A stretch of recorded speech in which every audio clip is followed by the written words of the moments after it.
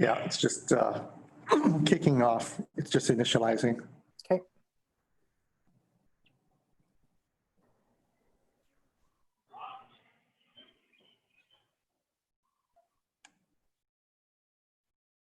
Let me know when. Okay, we seem to be up and running. Okay, great. Aloha mai kako and good morning. This is the June 24th, 2020 Land Use Commission meeting, and it's being held using interactive conference technology, linking conference participants and other interested individuals of the public via Zoom internet conferencing program to comply with the ongoing state and county official operational directives during the current COVID pandemic. Members of the public are viewing the meeting either via Zoom or via the YouTube streaming that is going on at the same time. I will remind you, as I did last time, for all meeting participants, please be aware that unlike in-person meetings where our court reporter can voice that she cannot hear or ask for a repeat, or at least easily do so, in our Zoom meetings, this is hard. I would like to stress for everyone the importance of speaking slowly, clearly, directly into your microphone, and that before you speaking, you identify yourself for the record. Please also be aware that your participation in the meeting means that you are being recorded in the record of this Zoom meeting and on the YouTube platform as well, and your continued participation is your implied consent to be part of this public record of the event. If you do not wish to be part of the public record, please exit the meeting now. Our Zoom conferencing technology allows the parties and each participating commissioner individual remote access to the meeting proceedings via our personal digital devices. Myself as chair, Jonathan Scheuer, commissioners Axon, Chang, Okuda, and Wong, the LUC executive officer, Daniel Ordenker, support staff, including Scott Derrickson, and the LUC's Deputy Attorney General, Linda Chow, as well as the court reporter, Jean McManus, are all on Oahu. Actually, Commissioner Cabral appears to not be logged in yet. Mr. Ordenker, is Commissioner Cabral expected? Yes, she is. I was just trying to find out where she is, actually. Scott, she says she can't find the link. Could you resend it to her, please? She's stuck in traffic. So, Commissioner Cabral, we expect her to link in on the Big Island and will reflect in the record when she is logged in. Commissioner Ohigashi is here on Maui. Commissioner Giovanni from Kauai is excused from this meeting. We currently have 8 seated commissioners, of which 6 are currently in attendance and 7 will be in attendance when Commissioner Cabral has joined. The meeting minutes for June 9th through 10th, 2020 are not yet completed. Therefore, we will plan to consider them at our next scheduled meeting on July 8th and 9th, 2020, which is expected to be in person on Maui. Our next agenda item is the tentative meeting schedule. Mr. Ordenker.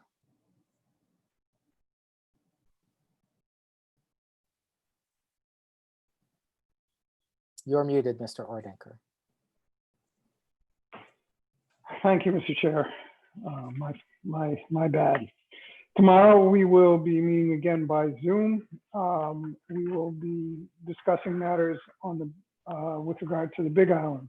DR 20-69, which is submitted by the city by the county of Hawaii and Linda Rosehill.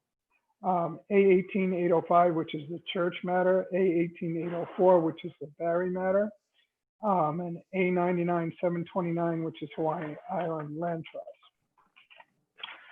On July 8th, the current plan is for us to travel to Maui to resume the Koanaulu Ranch motion to dismiss and the Maui RNT Park matters. On Thursday the 9th, we will also be on Maui for the Central Maui landfill matter, Lanai matter, Pulalahele adoption of order, Pulelehua, excuse me, adoption of order. On July 22nd, we will again take up this matter, location yet to be determined. On July 23rd, we will be on Hilo for the University of Nations matter. On August 21st, we will again be in Hilo for the University of Nations matter if necessary. On the 13th, we will again be on Hilo for Hawaii Island Land Trust and the Meaton family motion to amend. On August 26th, we will take up any remaining matters with Honolulu Ranch. On Maui, on August 27th, we will again be on Maui for the Sea Brewer bifurcation matter and the Kihei High School. On September 9th, we will be on Maui again for the Sea Brewer bifurcation matter if necessary, as well as September 10th, we will also take up the motion to amend in the Honohono matter. On September 23rd, we have set aside, assuming things go well with this matter, the Hawaii Memorial Park adoption of order. And that takes us through the end of September. I would remind again the commissioners again that we do have a number of pending matters that we have not as yet scheduled, but we anticipate October and November to be quite busy as well. Thank you, Mr. Chair. Thank you very much, Mr. Ordenker. Commissioners, are there any questions for Mr. Ordenker at this time? If there's none, I'm going to actually ask for a few-minute recess until we can have Commissioner Cabral join us. So I'm going to go into a brief recess right now while our staff, Scott Derrickson, gets Commissioner Cabral on screen. We're in recess.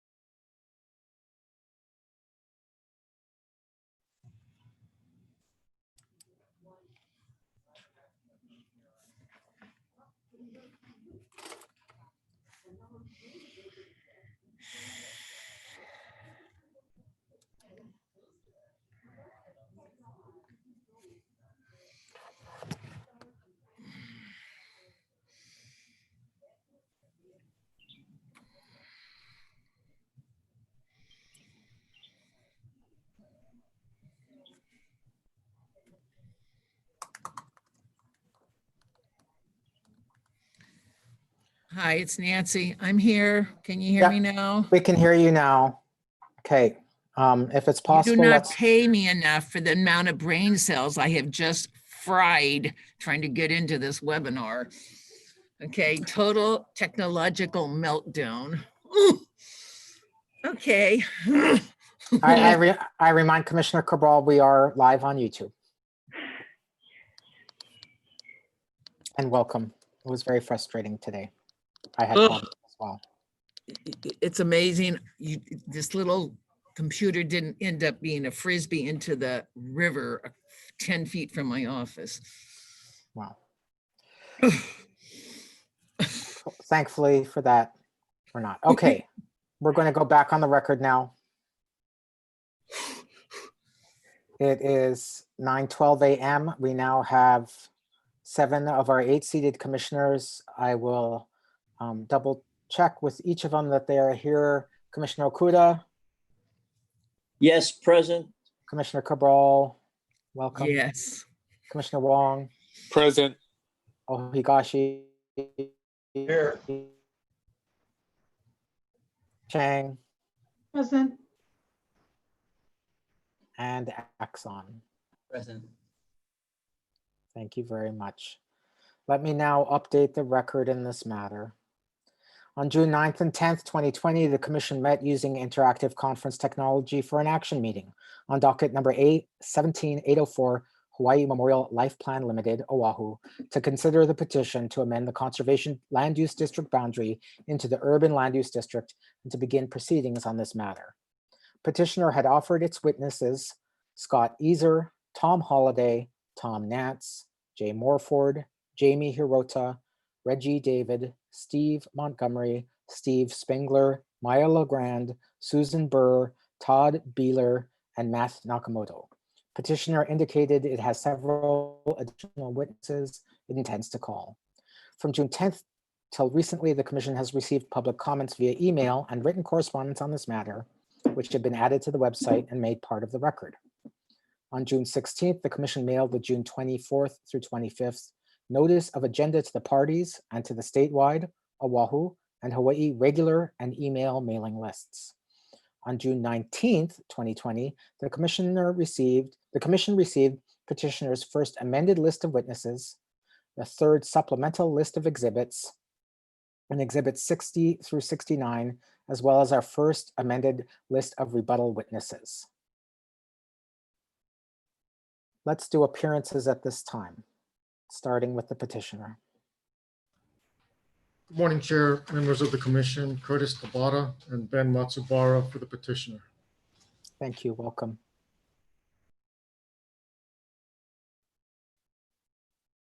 City County, you're muted. Can you hear me now? Yes. Okay, Dwayne Pang, Deputy Corporation Counsel on behalf of the city. Thank you, Mr. Peng. Good morning, Deputy Attorney General Donna Puna on behalf of the Office of Planning. Welcome. Good morning, this is Grant Yoshimori, and with me is Rich McCready, or interveners pro se. Mahalo. Let me now briefly run over for all the parties and the commissioners our procedures for today. First, I will, as I have already done, recognize the written public testimony that's been submitted in the matter, and then I will identify the person or organization who submitted the testimony. At our last hearing on June 8th and 9th, the commission allowed oral public testimony as there had been a significant time gap since the initial hearing on this matter. After all public testimony had been heard on June 8th, as chair, I made it clear to all parties public testimony on this matter was then closed in order to move forward with the evidentiary portion of the docket.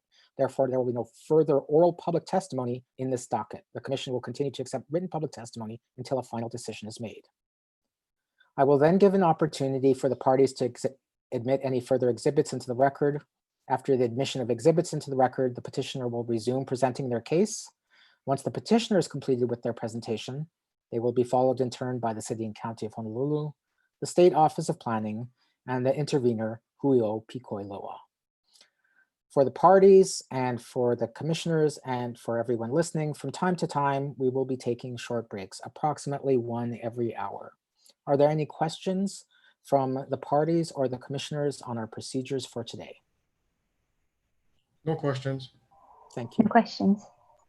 No questions. Thank you. No questions. Commissioners? Okay. I will now recognize the written public testimony that's been submitted in this matter since our last meeting. Richard and Donna Perkins have submitted written testimony, as well as Lokahi Cuban, Eden Buffington from Mililani Group Incorporated, Sarah Hoftailing, Vanita Ray Smith, Pane Meatoga III of the Hawaii Operating Engineers Industry Stabilization Fund, Senator Jarrett Keohokalole, Kara Wong Miyasato, Kalama Wong, I believe, Alec Wong Miyasato, Teresa Chow, Kathleen O'Malley, and Paulette Tam. Mr. Derrickson, have any further written testimonies been received by the LUC this morning? No. Okay. Next, I will call on any parties to provide any new written exhibits to be considered into the record. Mr. Tabata, will you first go and describe the new exhibits you have that you wish to be admitted? Thank you, Chair. Petitioner is requesting that exhibits 60 to 69 be admitted into the record. Exhibit number 60 is a Rockfall Historic Properties map. Exhibit 61 is a conservation easement map. 62 is the text of Article 11, Section 1 of the Hawaii State Constitution. 63 is the resume of Lance Wilhelm. 64 is the written testimony of Lance Wilhelm. 65 is the city storm drainage standards 2017. Exhibit 66 is Article 12, Section 14 of the revised ordinances of Honolulu. 67 is the Department of Health Community Noise Control Rules. 68 is the Department of Health Noise Permit application. And Exhibit 69 is the guide for filing a community noise permit application. Thank you, Mr. Tabata. Are there any objections from the parties to admitting these onto the record? The city has no objections. No objections from the state. Interveners have no objections. Commissioners? Hearing none, petitioners exhibits 60 through 69 are admitted into the record. County, do you have any additional exhibits? City has no further exhibits. Okay. State? No exhibits. No additional exhibits. Thank you. Mr. Yoshimori? No additional exhibits. Thank you. Okay. Thank you for that. Now, Mr. Tabata, can you give us an overview of what remains in your presentation and begin? Thank you. Our next two witnesses will be Rosanna Thurman and Dr. Tricia Kehaulani Watson. And Mr. Matsubara will be conducting those examinations. Okay. And where are they available? I believe they are ready HMP2? now. Rosanna Thurman should be listed under her name. Okay. Rosanna. Yeah. I will admit her in as a panelist. She should be coming on screen now. Ms. Thurman, if you can unmute yourself and allow your video to come through.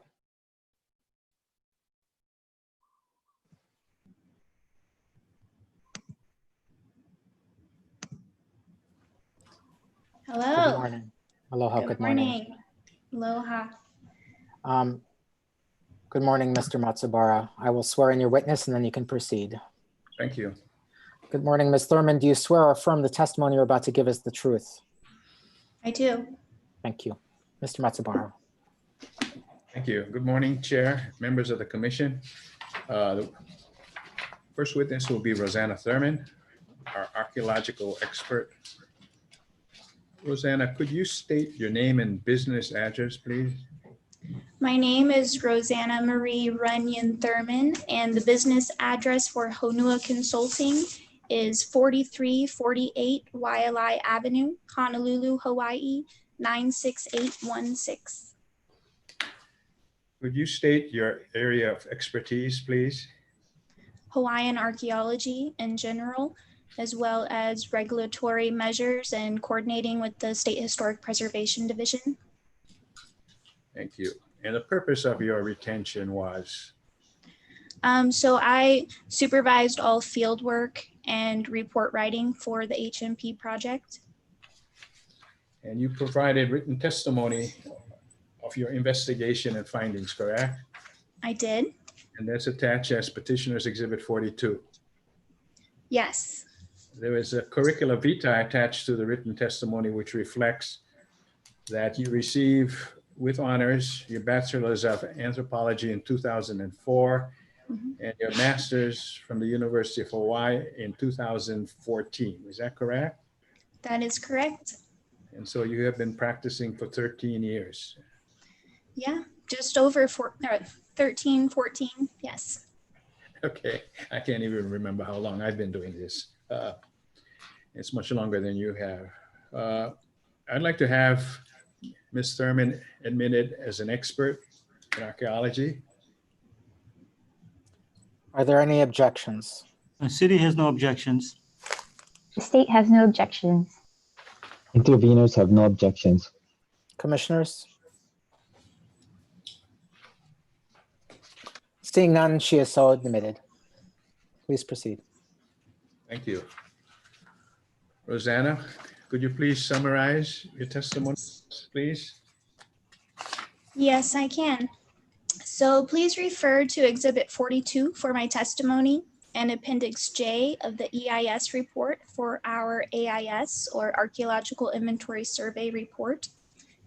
My role on the HMP project was to oversee archaeological inventory survey fieldwork and reporting for the 53-acre project area, and to coordinate with the SHPD to ensure our methodology was appropriate and guidance and recommendations regarding our findings were communicated. In general, an AIS is conducted to assess what sites and site types exist within a project area, evaluate their integrity and significance, and that is based on Secretary of the Interior guidelines. So when you're assessing a site, you're looking at how old it is, if it's over 50 years old, and the integrity is based on the location, setting, design, materials, workmanship, feelings, and association. And significance is based on 5 criteria. A, associated with important events. B, associated with the life of a significant person.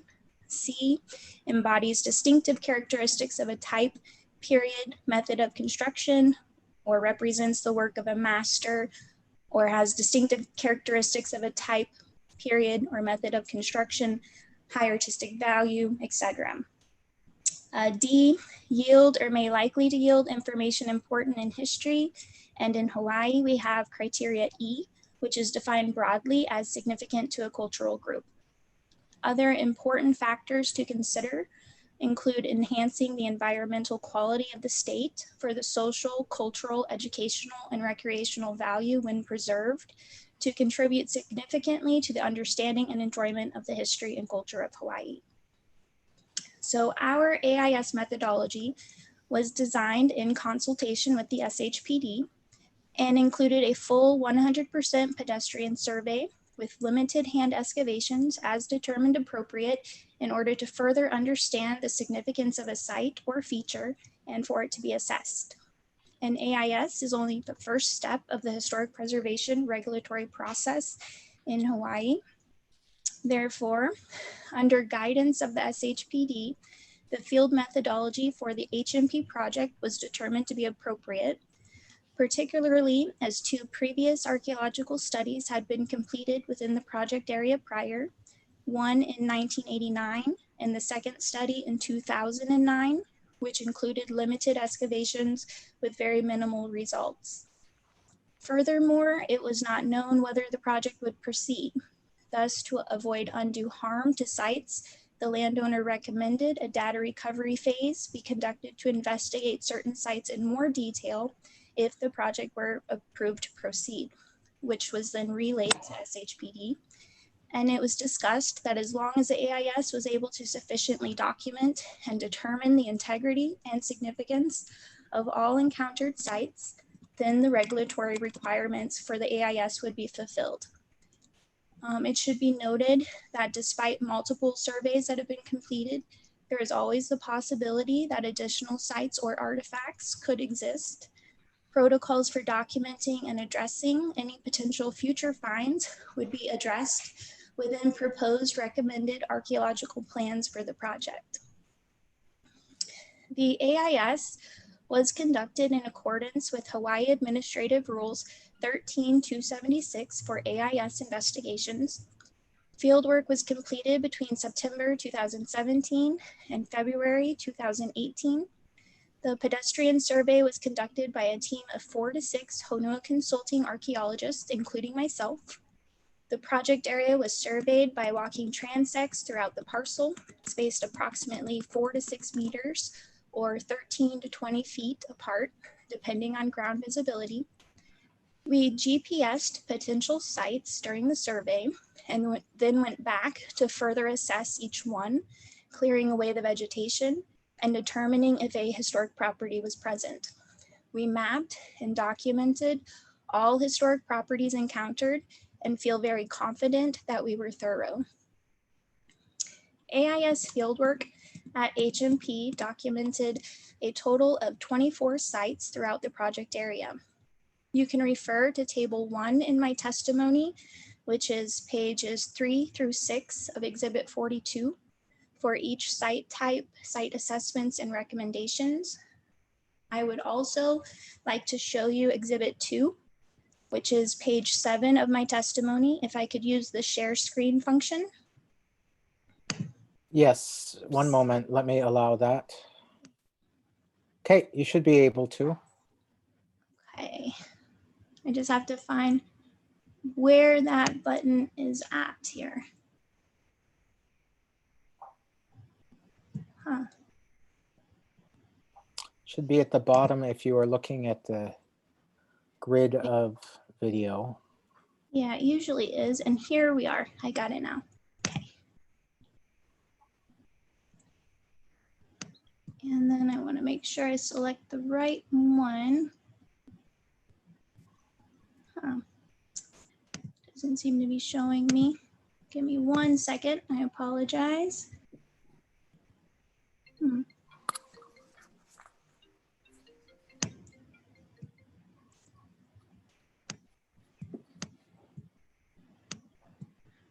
Well, what I can do is share this. Rosanna, after you select it, you have to press share, okay? Okay, let me see if I can go back in here and say, can you see my screen right now?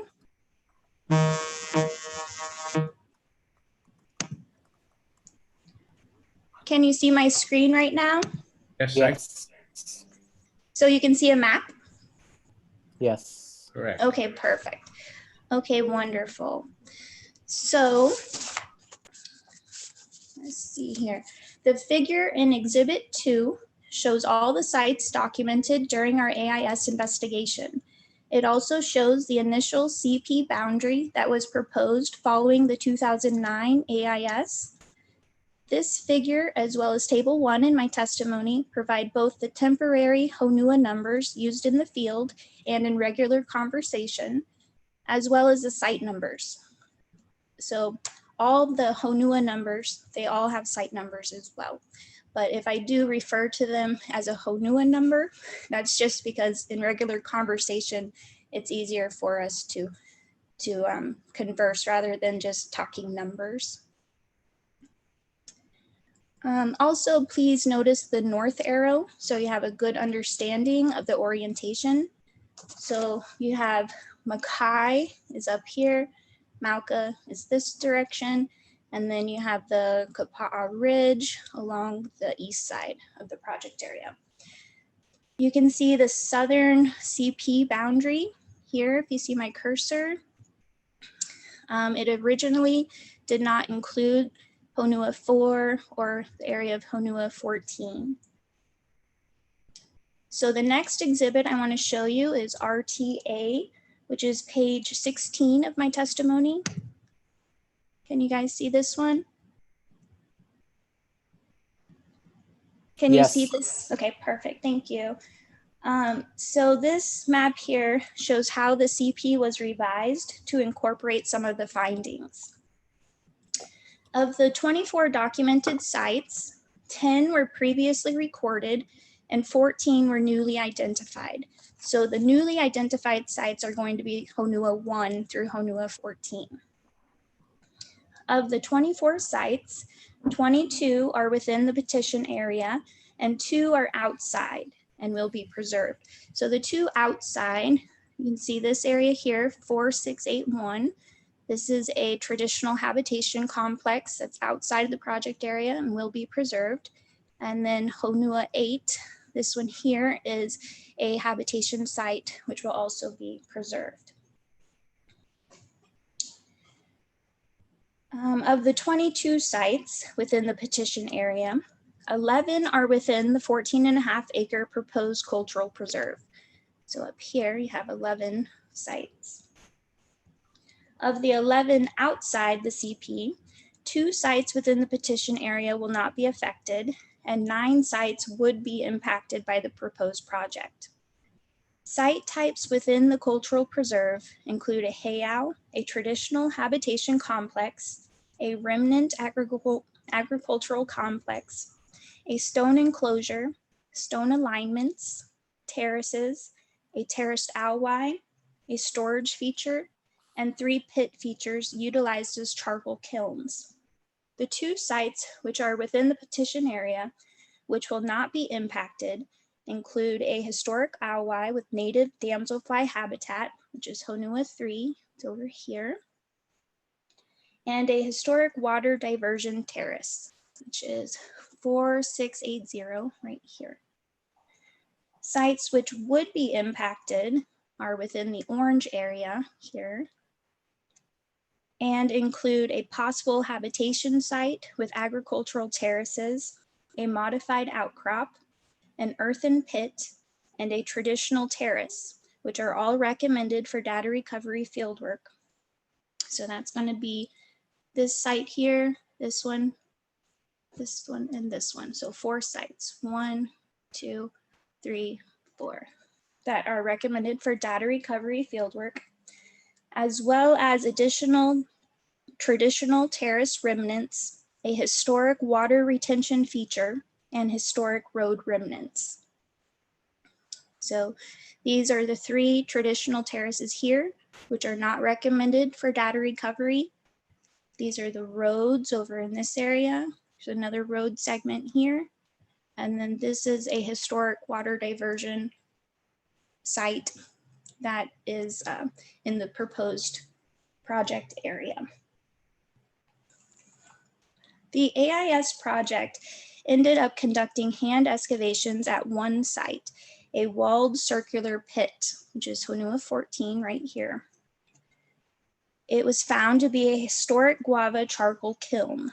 This site was excavated for 2 reasons: to understand the site's function and significance, and because it was located on the boundary of the cultural preserve, and therefore the landowner as well as SHPD recommended we be clear on its significance and preservation value to provide appropriate mitigation recommendations. All parties agreed that the site had integrity and was significant and had ample educational value to warrant being included within the cultural preserve, and therefore the CP boundary was amended to include the site. The boundary was also amended to include the terraced alwai, here, Honua 4. No other excavations were deemed necessary during the AIS. However, recommended mitigation measures outlined within the AIS include a data recovery program, completion of a preservation plan, and a monitoring program. The AIS report was accepted by the SHPD in April of 2019, and you can refer to Exhibit 1 for that review letter. So let's turn our attention now to Exhibit RTB, which is page 12 of my testimony. So these photos are meant to explain what we look for when determining integrity and significance. We determine these characteristics by standards of individual site types and applicability to being eligible for nomination to the state or national register. A site may be argued to retain integrity and/or significance, but still may or may not be deemed eligible to the registers. Even within a broader cultural landscape, the individual sites or character defining features of the site's history must possess historic integrity and significance. The top row of the exhibit shows several site features within the CP, which include well-defined, nicely stacked stone terraces, an enclosure, a terrace within an alwai, and a charcoal kiln. They are well built and their forms are easily discernible. They retain integrity and significance and hold a high social, cultural, educational, and recreational value. These sites shown in the second and third row are newly identified by our study and have been chosen because they represent portions of sites in the best condition within the area proposed to be impacted. You can see the terraces are in very remnant condition. heavily disturbed by natural erosion from rainfall on the steep hillsides, causing significant loss of soil and stone facings. These sites are typically 1 to 2 courses tall and are not recommended eligible for nomination to the state or national registers. So just so you guys see it clearly, I would just want to use my cursor so you can see within the CP, you have these really well-defined, nice terraces. This is an enclosure. You can see the wall here. The wall continues up here. And this is what we call facing, where the wall is very vertical, very well built. This is the Hawai or ditch feature, where there's some real nicely built terraces that go across the feature. And this is a historic kiln. This was the one we excavated. It's kind of a C-shaped structure. And on the Mauka side, back here is a real nice stone wall. It's a little dark, hard to see, so I just wanted to point that out. So for the sites within the cemetery expansion, they're also a little bit difficult to see because they are in very remnant condition. But my purpose here, I wanted to point out some of them that the sites are in very remnant condition, but there are small portions that still remain. So as an example, Honua 5, there's a little terrace back here, and you can see it's stacked between 1 and 2 courses of stone. This one here has basically 1 course of stone, and it's being held up by a tree. So the condition of the sites within the petition area, in the area that is proposed to be impacted, they are far more remnant in worse poor condition. You can see this one here, there's a little 1 course terrace that kind of comes down into this area. And there's another one up in here. This feature here is a little bit more intact. You can see where the stones are. It's kind of this general area here. So it is intact. It's very small though. And that one we are recommending data recovery for. This one down here, this is actually a terraced area right here. You can see some stones that are built into the side, little couple stones throughout this whole area. So it looks like at one time this was kind of supporting the edge or buttressing this area to have a level surface up above, but the natural erosion is really just kind of eating away at this hillside. And so it's also in very remnant condition. But so that's some of the sites in both of those areas. So I just want to also point out that the captions below these photos, they say if they're determined to have no further work because we've already documented them, we photographed them, we mapped them, and we've documented them to a level where we say we recommend no further work. They're not, they don't rise to a level to recommend preservation or anything like that. Where the third photo on the second row and the bottom photo, those two we do recommend data recovery for. So just to explain this a little bit further, the first 2 sites on the second row here, they are not recommended for data recovery because they were determined to have low excavation potential, particularly because the terraces are only 1 to 2 courses of stone and they lack sufficient soil retention to obtain reliable results for pollen or radiocarbon analysis. The other 2 sites are more intact and are recommended for data recovery.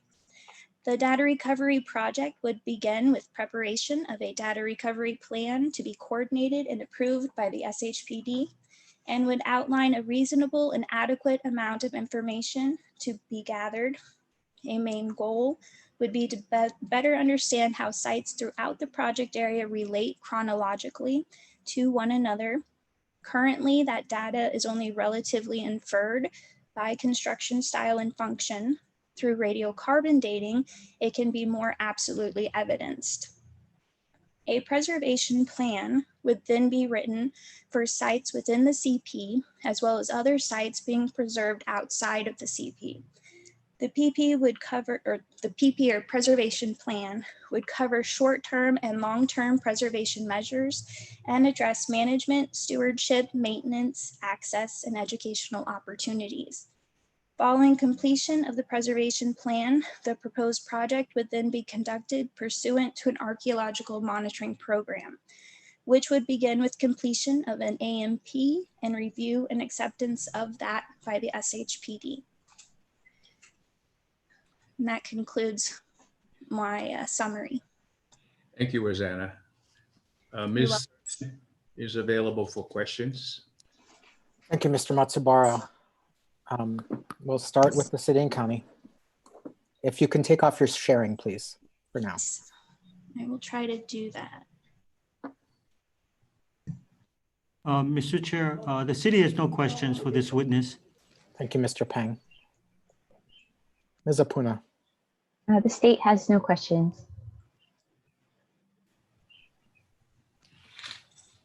Mr. Yoshimori. Thank you. Thank you for that testimony, Ms. Thurman. I did have a couple of questions. On Exhibit 2, can you confirm that 9 sites will be graded over for the proposed project? There are 9 sites within that proposed area for the cemetery expansion. Okay. And I don't know if this question is, if you'd be able to answer this question, but in the AIS, it mentions that there's going to be walking trails as part of the cultural preserve. Do you know if that's still in the plan? I'm sure that it is. So whenever the preservation plan becomes to be designed and written, then that's going to be more discussed. And so those things will become more concrete. But that's a pretty typical thing when you have a preservation plan. You want to have proper access and proper routes through the site so people don't walk on top of things unintentionally. And it's a preservation protection measure to make sure that the site is just protected long-term, because people will know how to treat it, how to act. So those trails will most likely go all the way to the topmost artifact that was found in the area. Is that correct? You know, I'm not sure. That will all be determined when we go to design the preservation plan. Okay, thank you. Those are all the questions I have. Thank you. Thank you, Mr. Yoshimori. Commissioners, questions for the witness?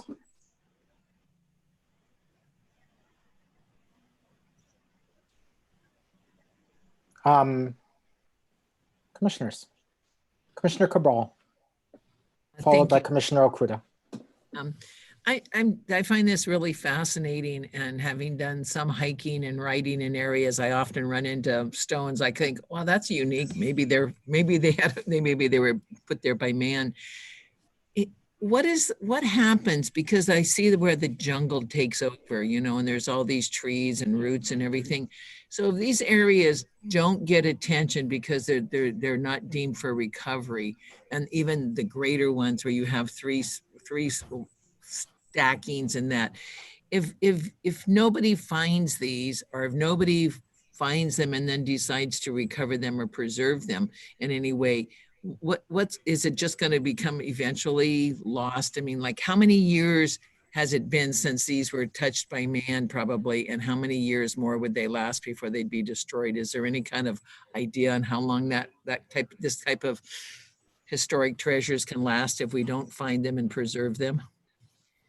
I think that's an interesting conversation. There is no set time limit, but I can say for the Heiau, there was a significant amount of clearing at one time. About 20 years ago, it was pretty well cleared, and it's pretty covered with vegetation now. So when we're talking about some of the sites, like I was showing you photos of those terraces that are on the steep slope, and there's only 1 to 2 course, where a lot of those features have already been crumbling quite a bit. It's hard to know exactly how long those would survive, but they are definitely being impacted greatly by the runoff of water and such. So Okay, natural thank you. process, yeah.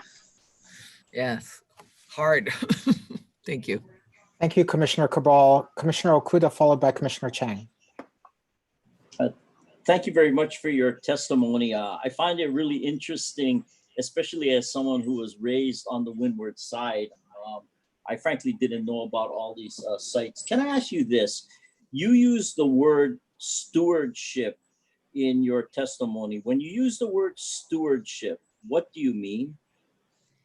I just mean maintaining and caring for a site. When you observe the historic sites or the sites that you documented in your report, besides the clearing of the heiau, which you said might have happened about 20 years ago, have you seen any evidence of stewardship by the landowner over the sites which you documented in your report? I don't believe the landowner was aware of any of the other sites out there, other than the ones that were already known in the CP. And as far as I know, I don't believe that the landowner had really touched anything, but I know that he had been active in helping to maintain the heiau.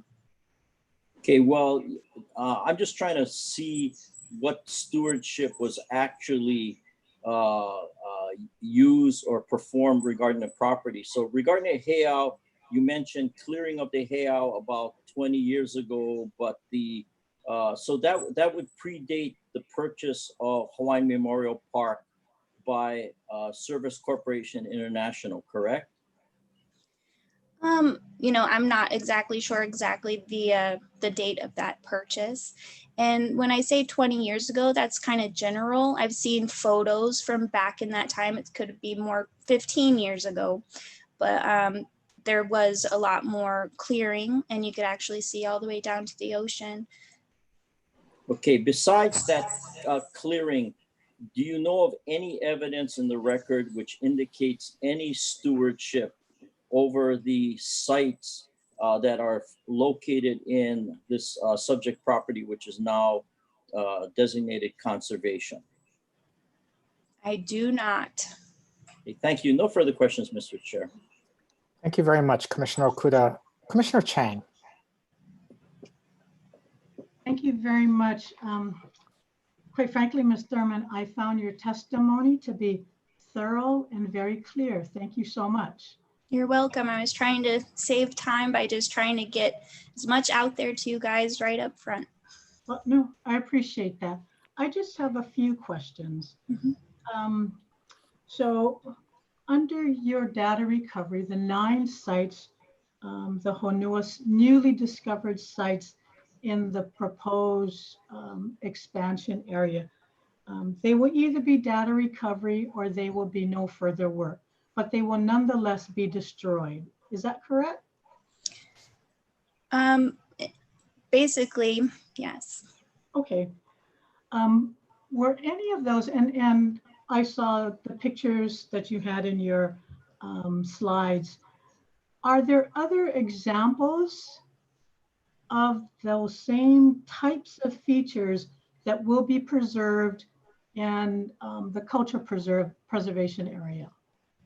That's a really good question.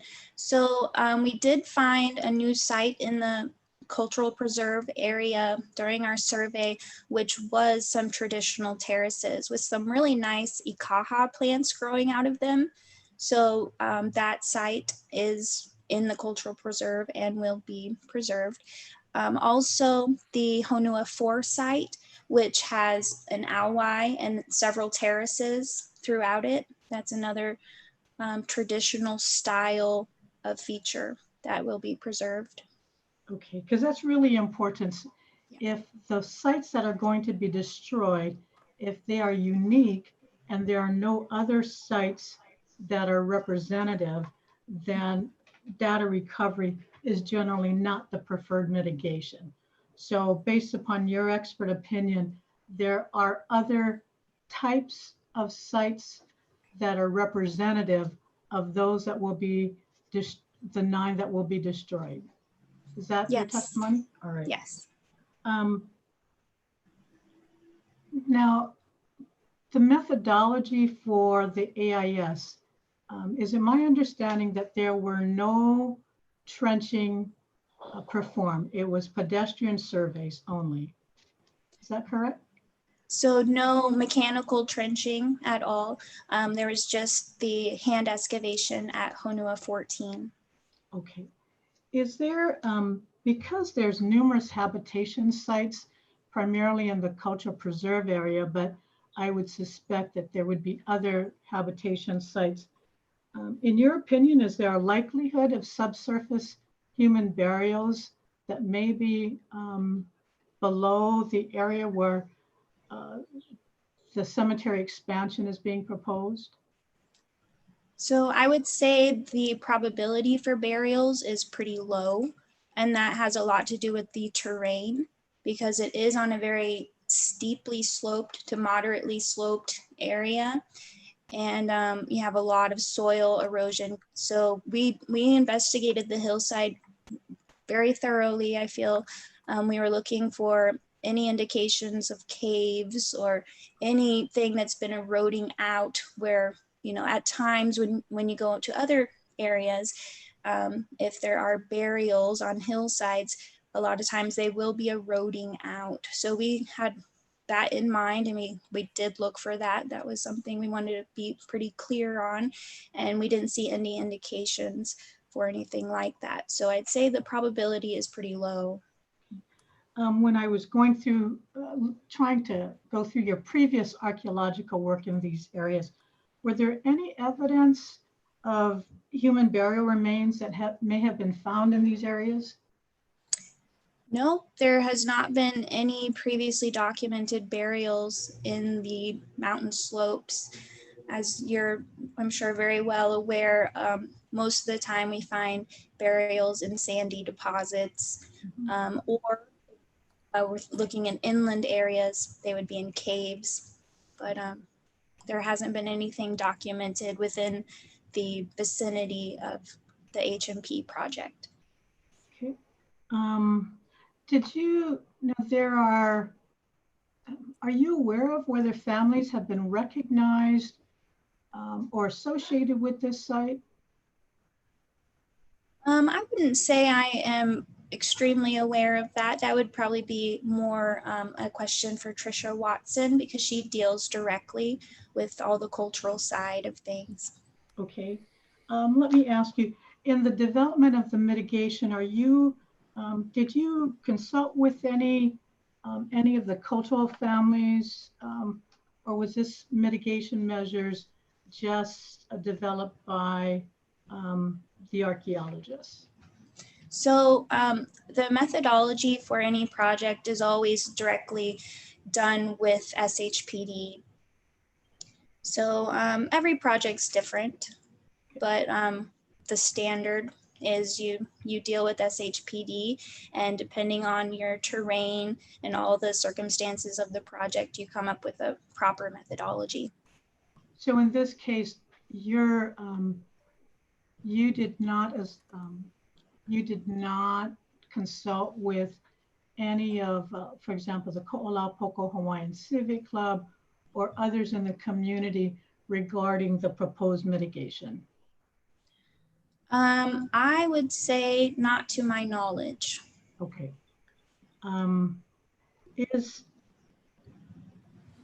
Now you have listed down for, you have a preservation plan. You have a list for proposed mitigation. Is it, would it be reasonable mitigation, since you are going to essentially destroy after you do the data recovery of those sites that are in the cemetery expansion area? Because there were some of those stone features, while they may not be totally intact, but there were some stone features still present. Is it a reasonable form of mitigation to relocate those stones to the cultural preserve area for future use as part of the cultural preserve area? That's an interesting question. So basically the levels of mitigation options that we typically go by, it's dictated by the Secretary of the Interior standards. So if you have a site that is kind of at the level of that you could recommend it for preservation, then you could then also be thinking about maybe a higher level of protection and mitigation. So you have rehabilitation, restoration, reconstruction. So I'd say reconstruction might be perhaps what you're talking about. And none of the sites within the petition area that are in that impacted area really rise to anywhere near the level of even preservation. So we wouldn't necessarily recommend that the landowner needs to relocate and reconstruct them. That's a little bit above and beyond. Yeah, and maybe I wasn't very clear. I wasn't proposing to reconstruct the sites that will be destroyed. It is more for purposes of relocating those stones to the preservation area for the possible use of some of the other sites, whether it be the heiau or some of the other features that are being preserved within the cultural preservation area. Because it is very difficult to find comparable stones that have been used for rock formations. And your cultural preserve area has quite a few sites that you are preserving that these, rather than destroying and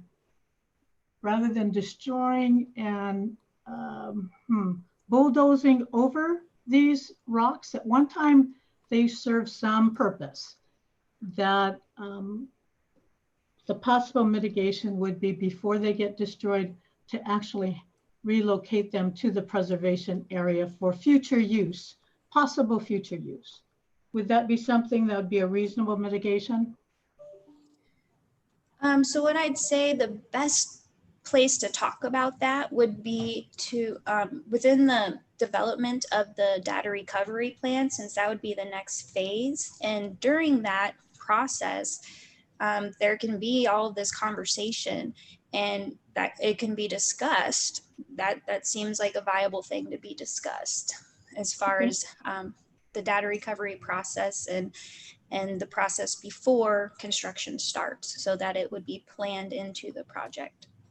All right, very good. And my last question has to do with signage, interpretive signage, because you have under here education and interpretive programs. Is that something that you're prepared to talk about, or is that something that Ms. Watson will talk about?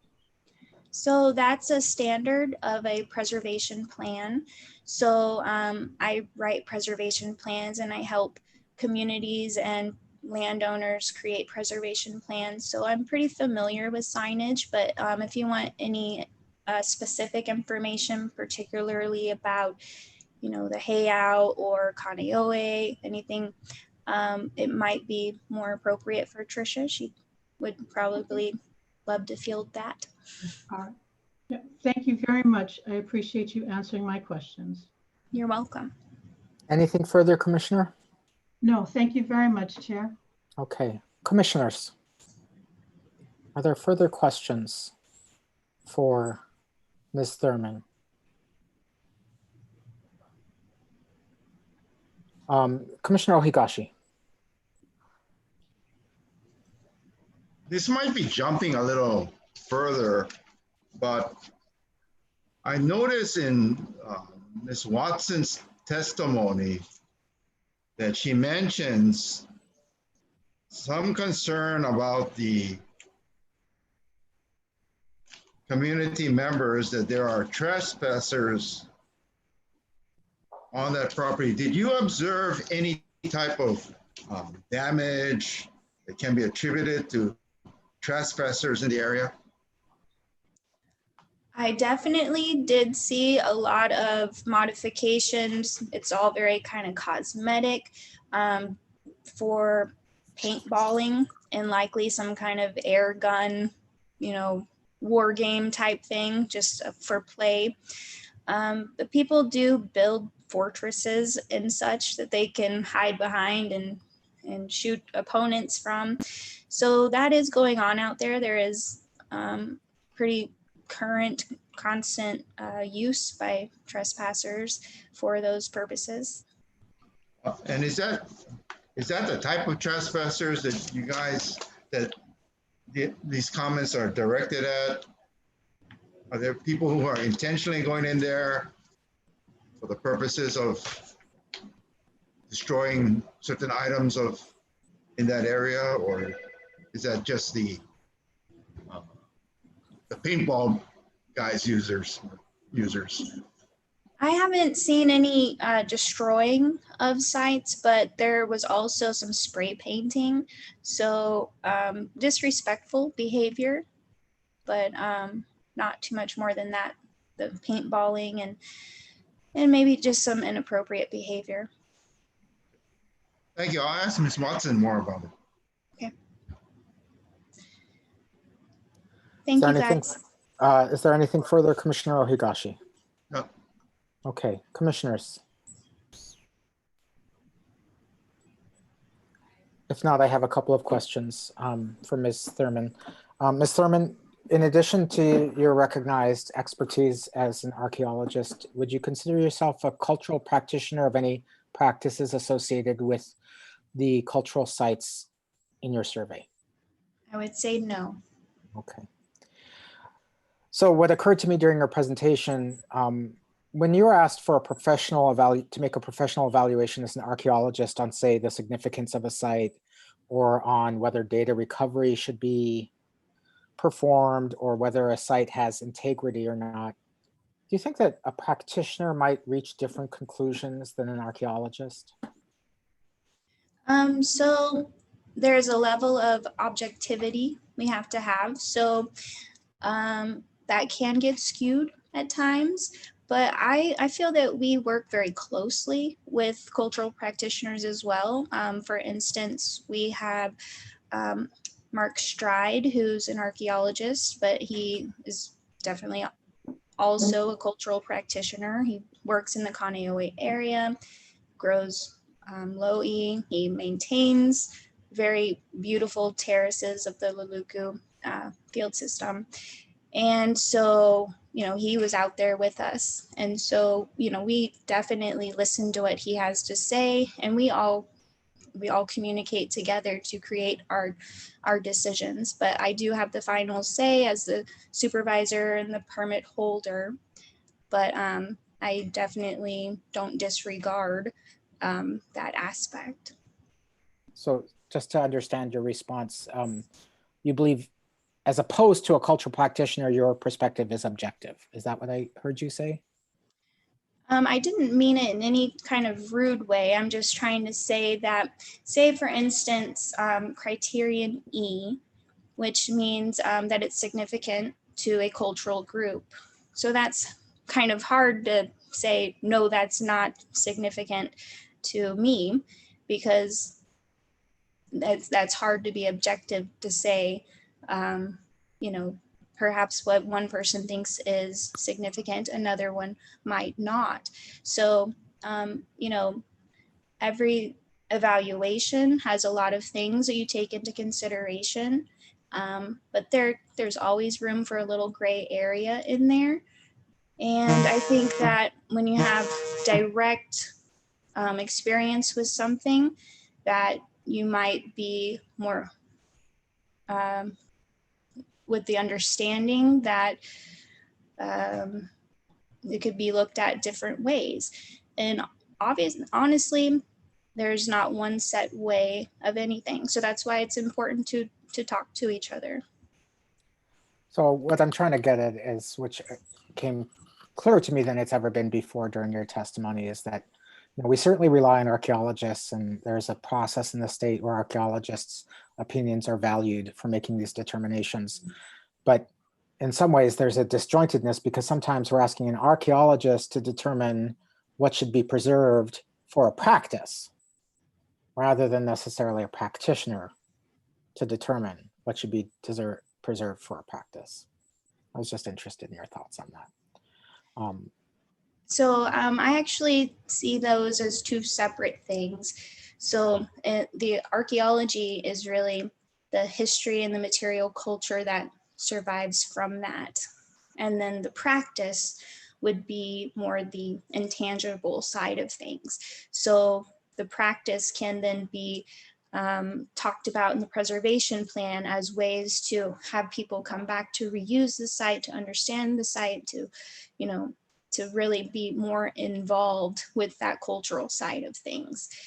So we do meld our approaches, but the archaeological side is very regulatory binded. So we really, our mindset is geared towards looking at the Secretary of Interior criteria and the Hawaii administrative rules and using those as our guides. I have nothing further, commissioners. Is there anything further? Mr. Matsubara, is there any redirect? No redirect. Okay, then we're done with your testimony, Ms. Thurman. It is 10:09 a.m. I suggest that we take a recess until 10:20 a.m. and we continue with your second witness at that time. Is that acceptable? Thank you. Yes, it is. Okay, we're going into recess. Thank you very much, Ms. Thurman. Thank you, Rosehill. Thank you very much.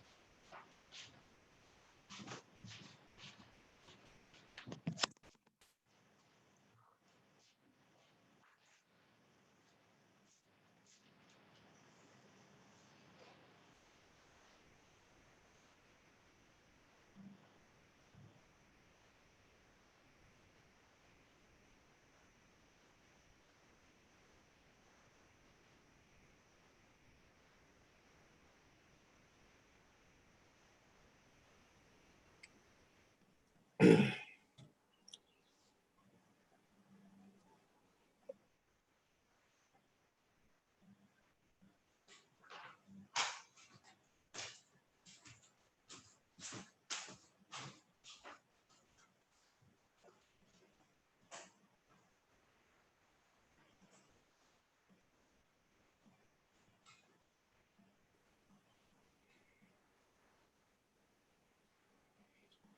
Scott.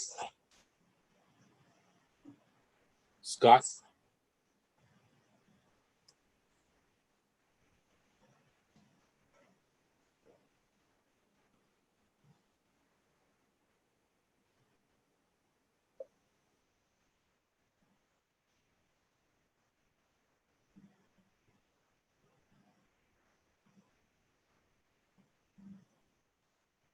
Arnold, can you hear me?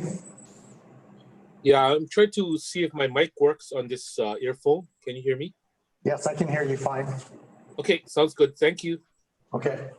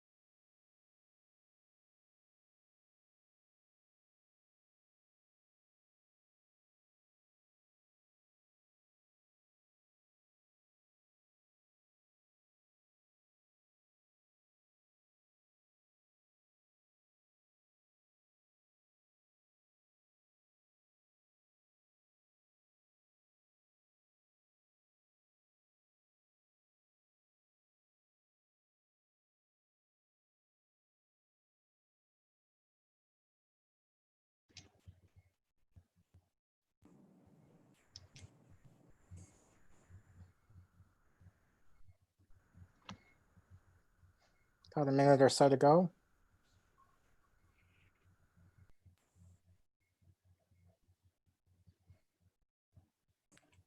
Mr. Chair, yes, we are.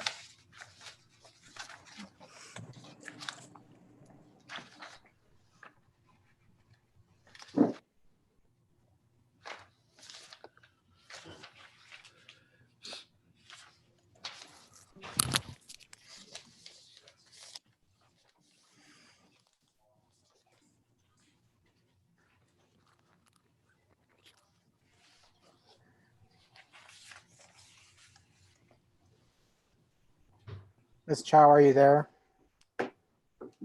Yes, I am. Okay. I know you're just checking to make sure I'm still paying attention, right? I thought you went golfing.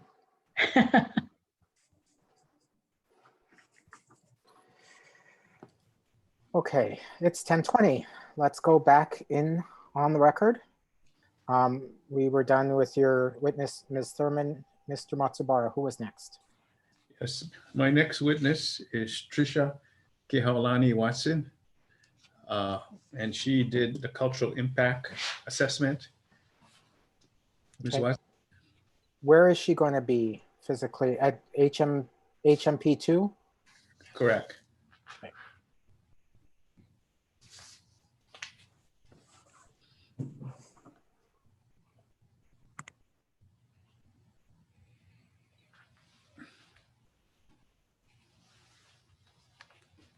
Good morning, Dr. Watson. Good morning, Chair. Aloha. Hello. I'll swear you in, and then Mr. Matsubara will proceed. Do you swear or affirm the testimony you're about to give is the truth? Yes. Please proceed.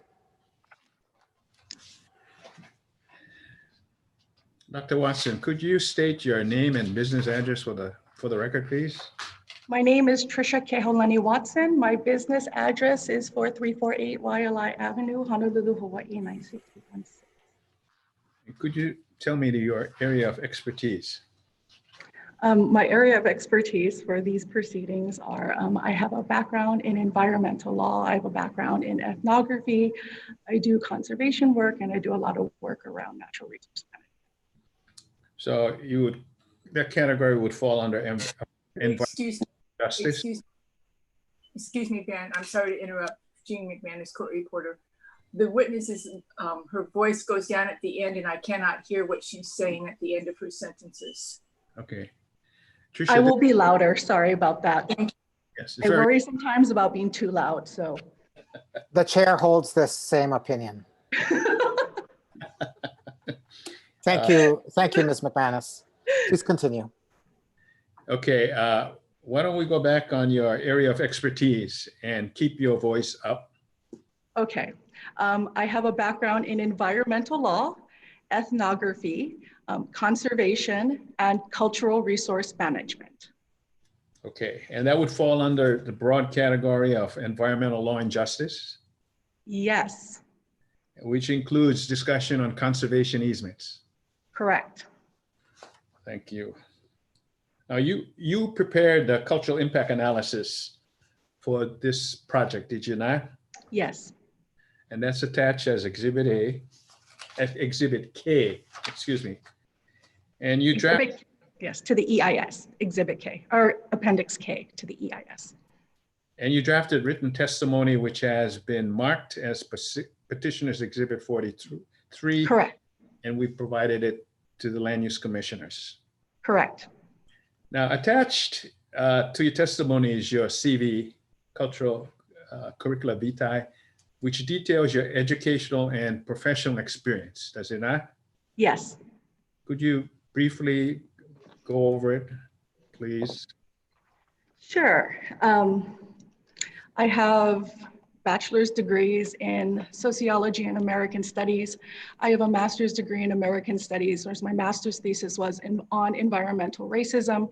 I have a law degree from the William S. Richardson School of Law. I am a graduate also of the environmental law program and have an environmental law certificate, which is a graduate certificate awarded by the law school. And I have a PhD in American studies, where I studied indigenous epistemologies, so native knowledge systems, and studied historic preservation. So you have a JD and a PhD. I really just didn't want to go into the working world. I wanted to stay in school as long as possible. I ultimately failed, but I Okay. tried. Okay, thank you. I'll ask you at this time to please summarize your written testimony. It's a minute. I will keep it brief. I know we are short on time today. We conducted a cultural impact assessment for the project. Our particular methodology for my company is we look at primarily 3 categories. We look at cultural resources, tangible resources. So those are things you can touch. We look at intangible cultural resources. So this is mo'olelo, this is stories, these are traditional practices. We do this through the conducting of interviews and through looking at resources in both English historic resources and Hawaiian language resources. And then we also look at natural resources. So what is somewhat unique. For the sake of the court reporter, I know you want to cover things as much I'll as be you. slower. Sorry. Keep telling me though. I'm very Portuguese. I can get fast. We also look at natural resources. So this is taking the botanical assessment and then looking at the cultural significance of the different flora and fauna identified within the area and looking for any potential cultural significance there. We conducted 11 new interviews for this. There was another cultural impact assessment previously conducted. We effectively completely did a new one. What we focus on in particular is interviewing cultural practitioners. So we look for hula practitioners, different types of practitioners who are from or utilize the project area.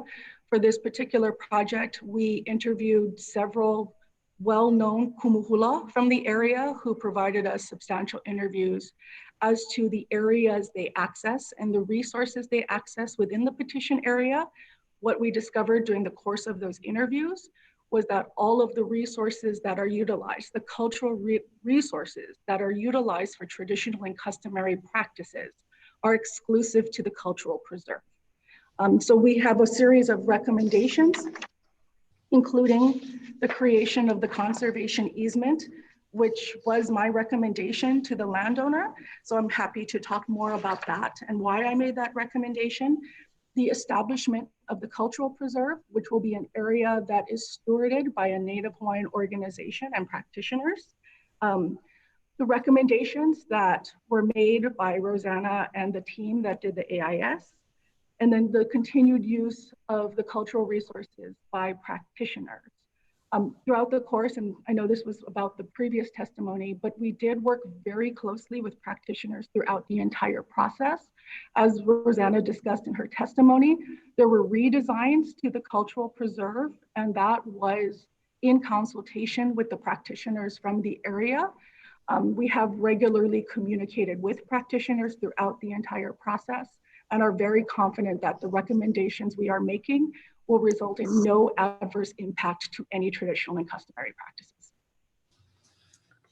Thank you. Let me do a little housekeeping. I have you qualified in your various areas in your curricula vitae, but I would like to have Dr. Watson admitted as an expert in environmental and cultural assessment and environmental law and justice, and in regard to conservation easements. Are there any comments or objections or questions from the parties? The city has no objections. State has no objections.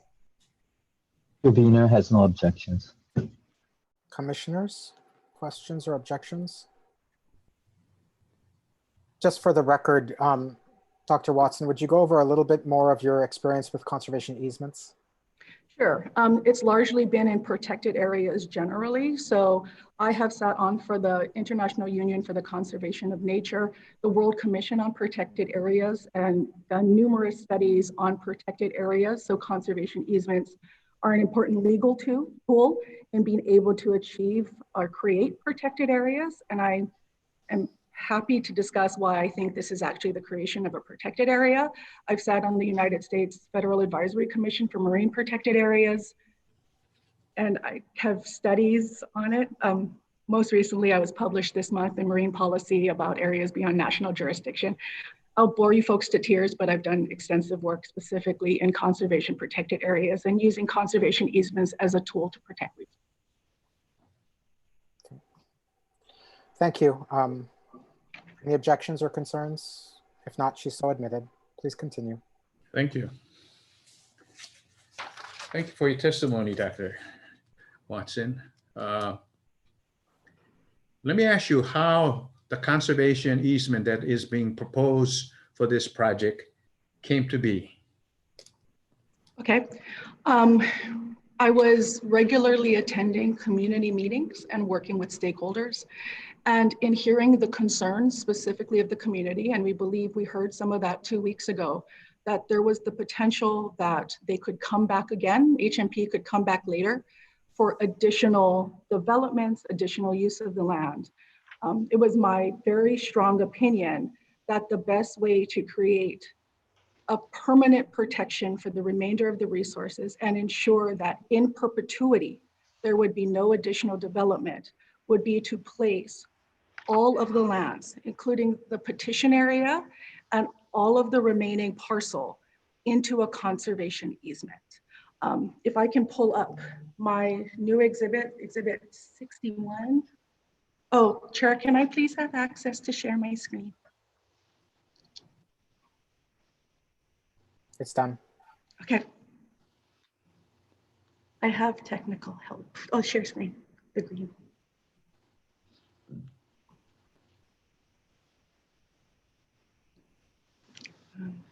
That one. 61. Not that. What's the next one? Oh, got it. I got it. Sorry, my teenager's better at technology than I am these days. Okay, so you should be able to see exhibit 61 in front of all of you. Is that correct?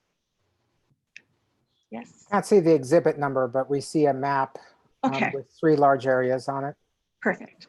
So if I may, the green area is the petition area. So this is what we're asking to have taken from conservation, so what is currently zoned conservation, and put into urban. The green is the expansion area for the cemetery. The blue is the cultural preserve. There are no cemetery expansion activities to take place here, with the exception of HMP giving to a Hawaiian organization 100 spaces for traditional Hawaiian burials. So the only reason the cultural preserve is part of the petition is to allow for this traditional practice to take place. The conservation easement would include this entire area. So all the way up to Pohainani, all the buffer area, all of this brown. So in recognizing the concerns of the community about potential expansion beyond this petition, we felt the best way, or I felt the best way to address that was to place all of it within a conservation easement, which would be held in perpetuity, therefore prohibiting forever any additional development of the land. Thank you. Let me talk about the preserve now in regard to the management of the cultural preserve. You've had discussions with Kolapoko Hawaiian Civic Club and other Hawaiian organizations in regard to management of that cultural preserve? Correct.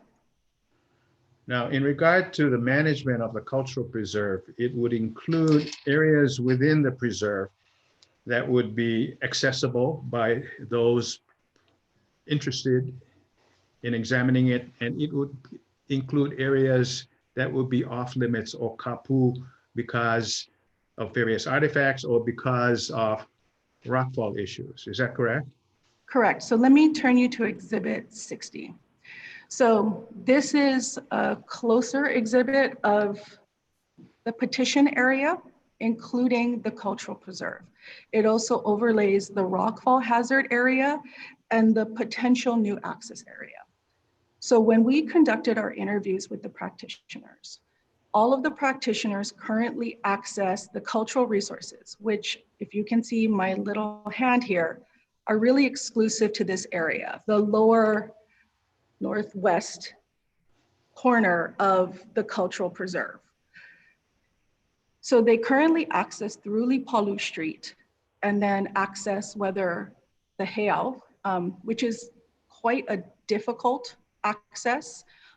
So there were numerous practitioners who commented on the difficulty of that access. And then the Lawa'e, which I'm just not going to show because we don't want everybody running in and stealing all the Lawa'e, but it is in this western portion of the cultural preserve. At no point did any of the practitioners, including the interveners practitioner, identify use beyond this area or the cultural preserve. What needs to be decided by the LUC is one, if we maintain this access, I do not believe the access itself is significant. It has always been identified as an access of convenience because of the location of Lipalu Street, or if we can move access to this area, which would come through the new expansion area, which would be a less difficult access for practitioners. Within the management of this area, first, access would be controlled.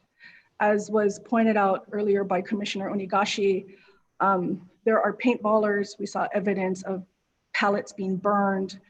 There was all sorts of damage that is very concerning to practitioners and community members. So access would be primarily to actively steward the heiau, and then for cultural access to the hula plants that are primarily in this area. We would recommend prohibiting any access within the boulder deposit area, which is here highlighted in yellow, and this eastern portion of the cultural preserve. This is in the cultural preserve, not because people accessed it, but when we went through the previous CIA, there was commentary recommending moving away from a model where we were looking only at the tangible resources, which is again, primarily the heiau, and looking rather at the plants, how the plants need to thrive. So this is the water route for the Lawa'e and Pala'a and other hula plants that exist in it. So we have the preserve because we are trying to preserve the landscape. We do not extend the preserve into this area because people actively access it. These sites that were identified as the new Honua sites, they're not actively accessed. We recognize that they are cultural resources, but they are not, there was no evidence that they are currently accessed for any traditional or customary reasons. And throughout all our interviews, nobody identified any current use, known use, or desire to access this eastern portion of the preserve. Thank you. So in terms of concerns relating to rockfall in that area, which has a low to moderate chance, the area would be closed off basically to prevent parties from going beyond that area that's designated as the rockfall deposit in yellow. I don't know if we would use the word prohibit. I think we would need significant justification as to why they would need to be accessed for traditional and customary purposes. And it would be on a very limited basis. We do not anticipate allowing regular access to that area at all. Currently, there's no management measures in place here. And we do know that, as we've noted, there are numerous trespassers that come through this area. So I firmly believe, and it is my expert opinion, that management measures would make this area far safer, and that the management measures we would have in place would be sufficient to mitigate any potential injury that could take place in that area. Thank you. Is there anything else you wanted to add? No, thank you. Thank you, Dr. Watson. You're welcome. Dr. Watson is available for questions. Thank you very much. If Dr. Watson, if your assistant can stop screen sharing. I may be fit. Stop share? I did it right. I did it right. Okay. We'll start with the city and county. Thank you, Mr. Chair. Dr. Watson, my name is Dwayne Pang. I'm with the City and County of Honolulu. I have a few questions. So the next step is to develop a cultural preservation and management plan? The next step, if the petition is approved, would be to move on the conservation easement itself. That would need to take place itself with a land trust. And then the land trust would hold the easement. And then it would be likely a 3-party agreement, likely an MOA, that would allow for the management of the cultural preserve. But the easement would have to take place first. Okay, the easement owner would not necessarily be the management entity. Is that correct? No, it would not be. It would be a qualified institution. So under state law, you have to be a qualified land grant nonprofit or government agency to hold a conservation easement. And we do not anticipate that the Native Hawaiian organization that would serve as the steward would be that entity. It would be 2 separate entities. Oh, okay. Let's go to the Native Hawaiian group. It's mentioned in a number of pleadings from Hawaii Memorial. There is that the Kola Poko Hawaiian Civic Club would be the intended entity to manage and the preservation plan. Is that correct? That is correct. Based on your experience and knowledge, do you believe that this entity has the experience and knowledge and experience to manage whatever plan you come up with? Absolutely. They regularly do stewardship throughout the Kaneohe area. They have long wanted to be able to have an area of their own to manage. They have advocated for the preservation of heiau and historic sites. So this would be something they've long been ready to do, and quite frankly, it's long overdue to have them have this area or an area preserved.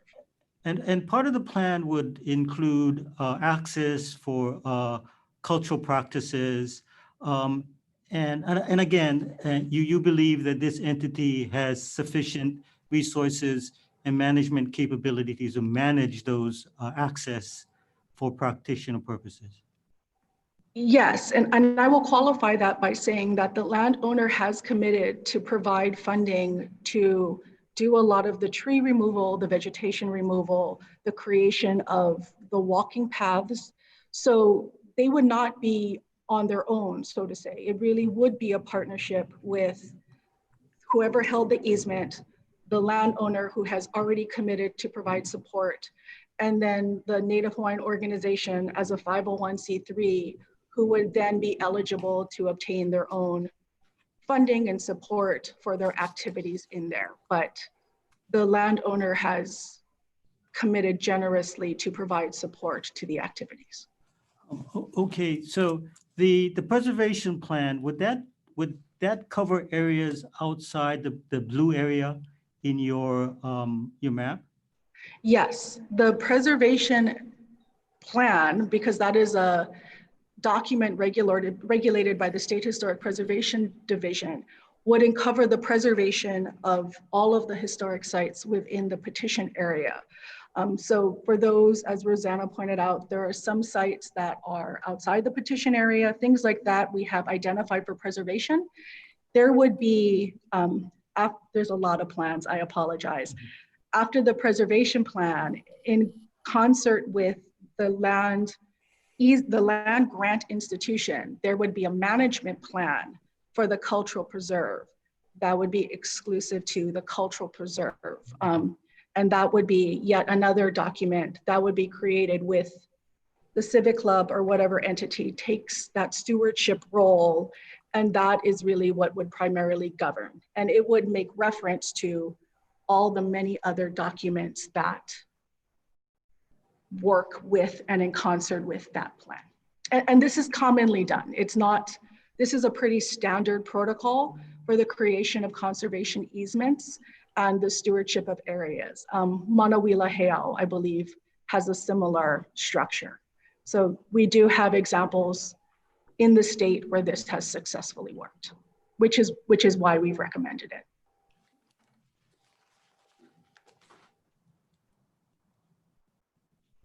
Thank you, Mr. Chair. No further questions. Thank you very much. State, Ms. Apuna. No questions. Okay. Interveners. Mr. Yoshimori. Hello, Dr. Watson. Good morning. I have a couple of questions to ask you. How long does it normally take to create and establish the conservation easement?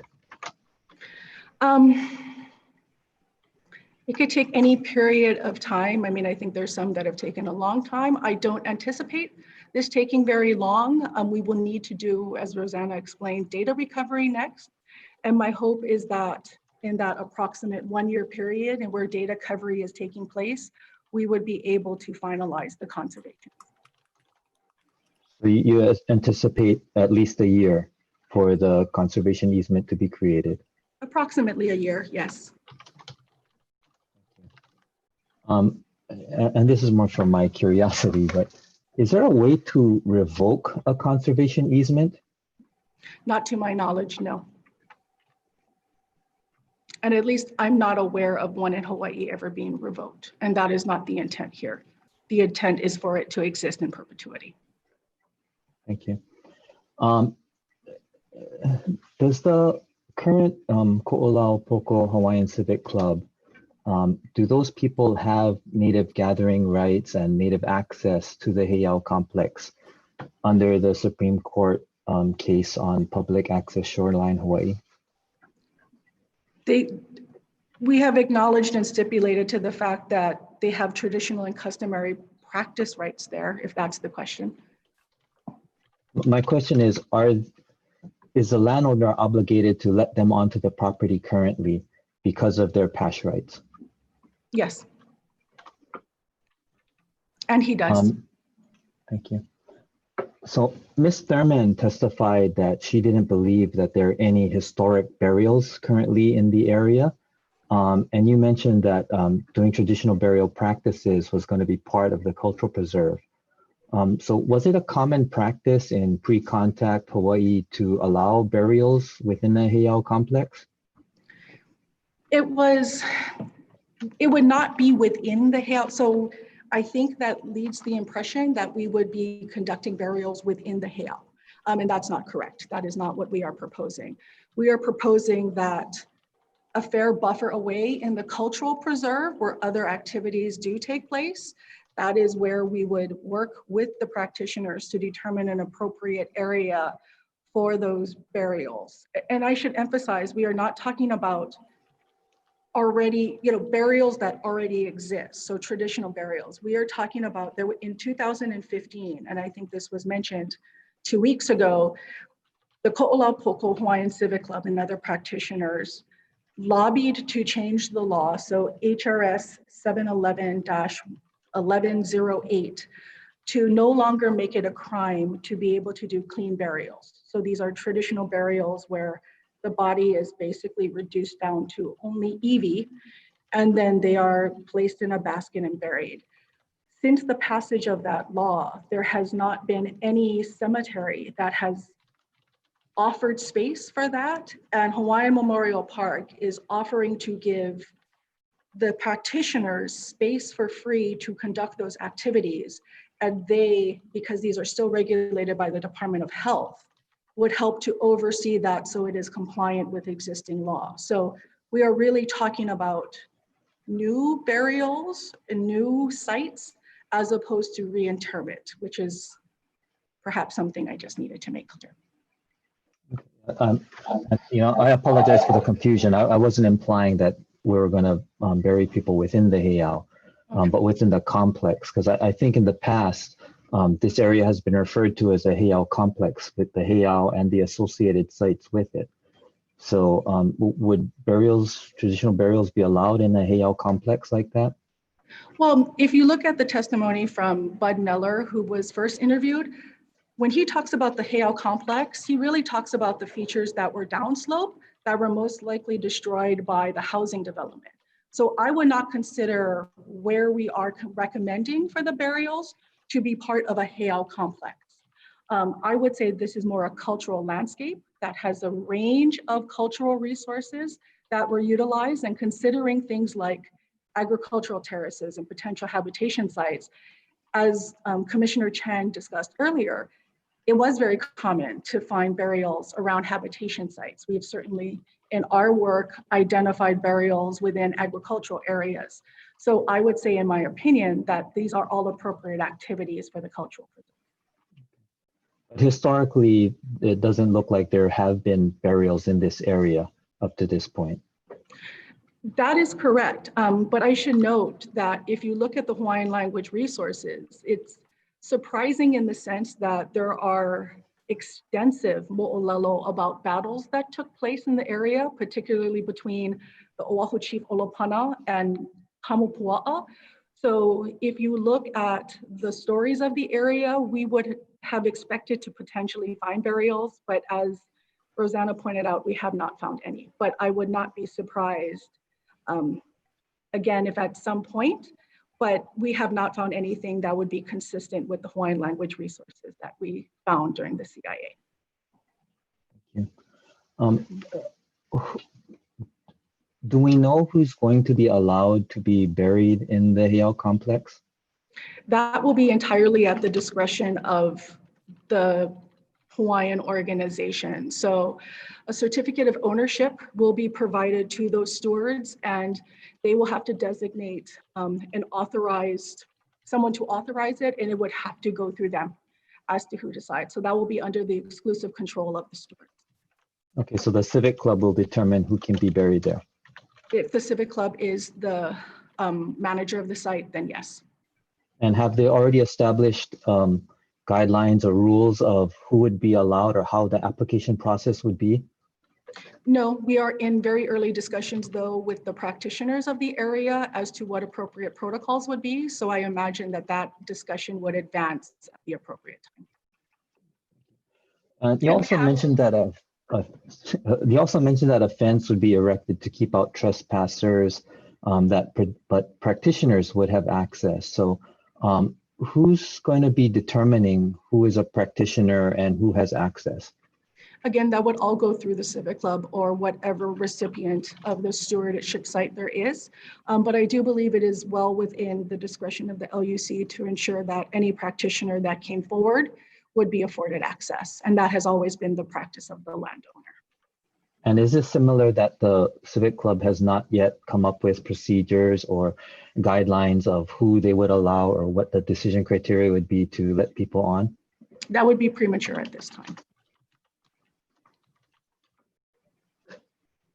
So the preservation plan and the, I think you called it, I forget what the other title was. The management plan. Sorry, the preservation and management plan, they have not yet been developed. Is that correct? We have a draft, a very early draft of the preservation plan that we have written in consultation with the practitioners. We have not started the management plan, but we have, as I mentioned, been in ongoing discussion about appropriate practice within the cultural preserve. Okay.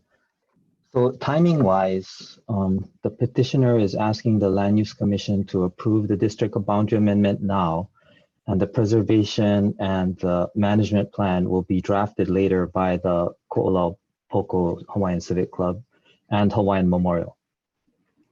And I imagine we would have a heavy hand in the technical aspects of those documents. Okay. In your written testimony, you mentioned the Supreme Court case of Kapa'akai versus the LUC. And, I looked it up, and in it, it says, quote, "The power and responsibility to determine the effects on customary and traditional Native Hawaiian practices and the means to protect such practices may not validly be delegated by the LUC to a private petitioner who, unlike a public body, is not subject to public accountability." So, the questions that we talked about that still don't have an answer to them, those won't be answered until after the district boundary amendment is granted. Is that correct? That's incorrect. It is well within the discretion and, to me, the appropriate authority of the LUC to find in their findings of fact and conclusion of law where, again, the identification and scope of, quote, valued cultural, historical, or natural resources in the petition area, including the extent to which traditional and customary Native Hawaiian rights are exercised in the area. And I believe the CIA more than provides sufficient information to answer that first question of Kapa'akai. The second question of Kapa'akai is the extent to which those resources, including traditional and customary Native Hawaiian rights, will be affected or impaired of the proposed action. I believe between the CIA and the cultural impact assessment, we again provide more than enough information for the LUC to make that determination in their decision and order. Specifically, there are cultural resources out within the petition area that will be adversely impacted. I believe that is a distinct determination from the impact of traditional and customary practices. As I have testified to, all of the traditional and customary practices have been identified for the cultural preserve, and I do firmly believe will not be adversely impacted by this petition, as they are being preserved and also enhanced. Therefore, the third part of Kapa'akai, feasible action, if any, to be taken by the LUC to reasonably protect Native Hawaiian rights, if they are found to exist, I don't even believe is applicable, because we are not adversely affecting traditional and customary rights. Thank you, Dr. Watson. Those are all the questions I have. Thank you. Thank you very much, Mr. Yoshimori. Commissioners, starting with Commissioner Wong, followed by Commissioner Ohigashi. Thank you, Chair. Dr. Watson, I have a couple questions. The first, you can hear me, right? I can hear you, thank you. Okay. The first question I have is, the previous testifier or witness stated that they're gonna, I guess, tear down some sites. Is that correct? I mean, that is correct. How does that affect, I mean, Hawaiian issues or Hawaiian rights? Okay, so again, I think we're talking about two categories. Okay. One is tangible historic sites. So these are historic sites, and there are culture, and so let's call them cultural rights for the discussion around Kapa'akai. Cultural resources. So there are cultural resources, historic sites, some loa'e, that will be adversely affected. So they are going to be removed by the project.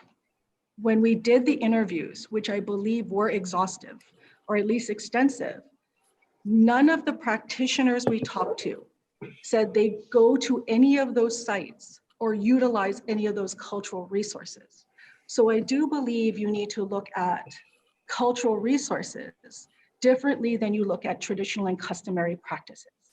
The traditional and customary practices that were identified through the studies were access to the heiau, and then use access to the loa'e and pala'a that exist in the cultural preserve for Hawaiian cultural practices.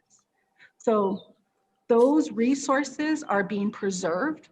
And in the case of the loa'e and pala'a, and if they use tea or any of those, they're actually going to be actively managed, and I will believe will be enhanced because of it. Additionally, by taking action to stop trespassers, the paintballers, the guys that burn pallets, we are further protecting these resources for use by traditional practitioners. And again, you folks will have to decide the access issue, but if we can provide a less difficult access through the cemetery, it will actually be easier for some of our practitioners who are reaching kupuna age to access some of those resources. So I do not believe traditional and customary rights as currently practiced are being adversely affected, but we do recognize that cultural resources will be impacted.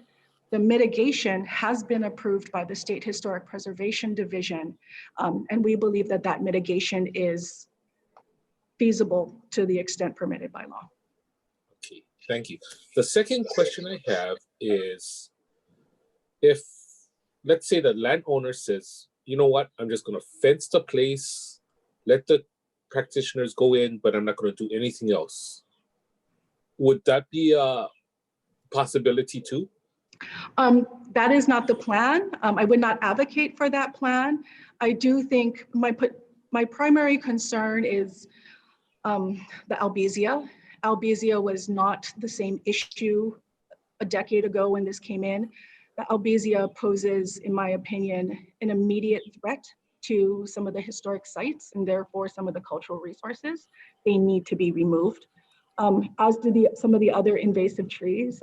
This area is primarily invasive trees that really do not belong there. So the landowner has committed, again, to creating a pathway to removing vegetation that poses a threat to resources. And then also, I mean, the Lawai and others are very healthy, so there's not really a threat there, but it would be appropriate to better manage the invasive species as to not become a threat to some of those. Okay, thank you, Dr. Watson. Thank you, Chair. Thank you, Commissioner Wong. Thank you, Commissioner. Commissioner Ohigashi. When I read your testimony on page 5, about the third paragraph down, it says here, as a result, the petitioner is considering erecting a fence around the petition area perimeter. Do you mean the cultural preservation easement?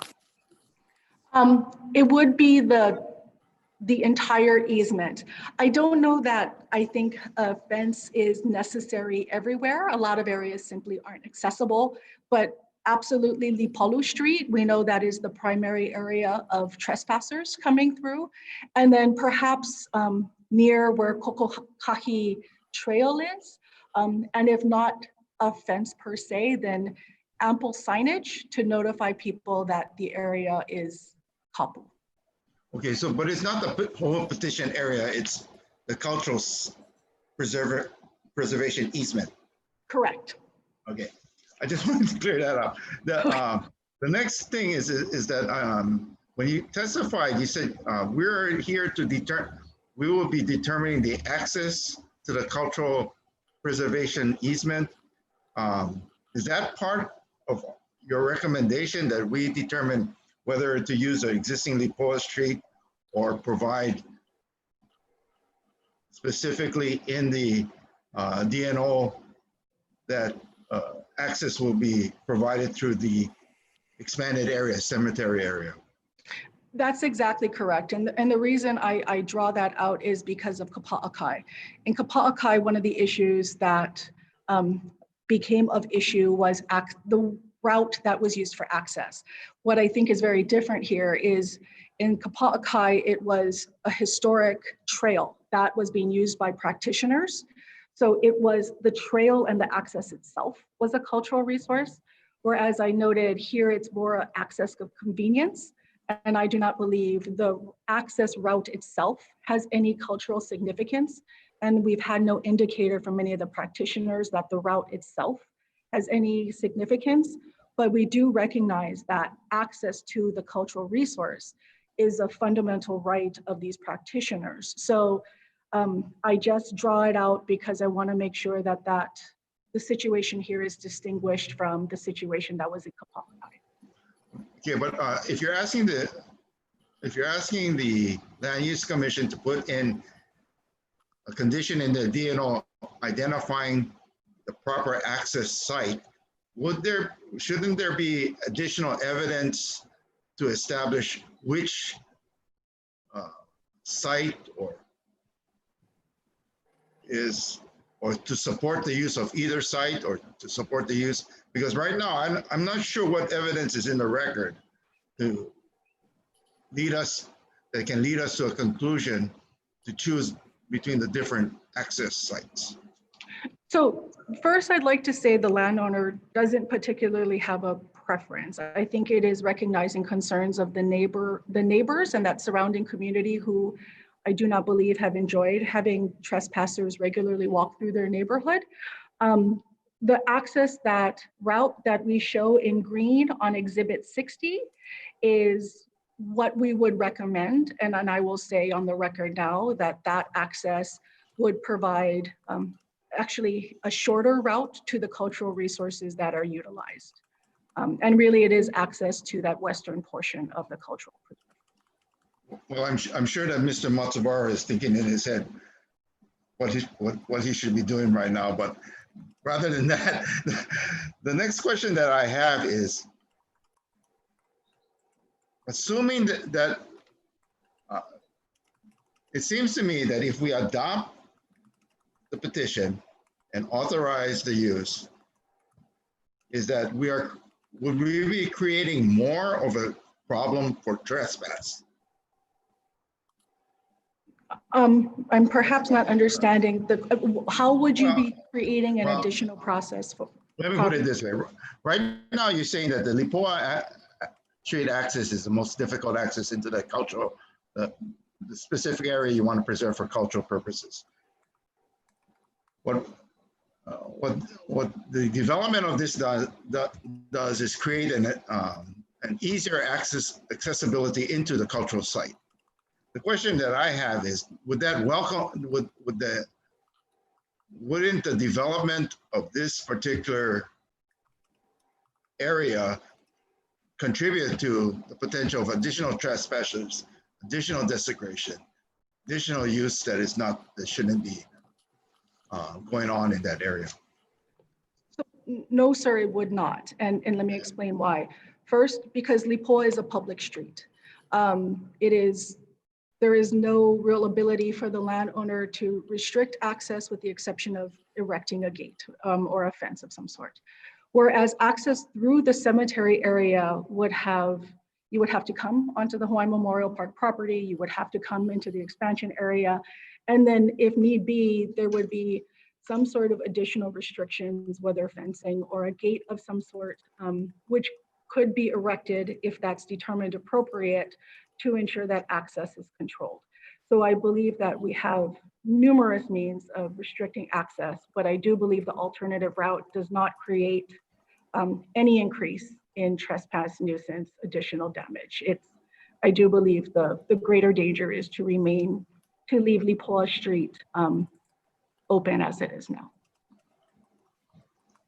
So my last set of questions deal with the cultural preserve easement. Essentially, what is being described to me, being described as an easement is a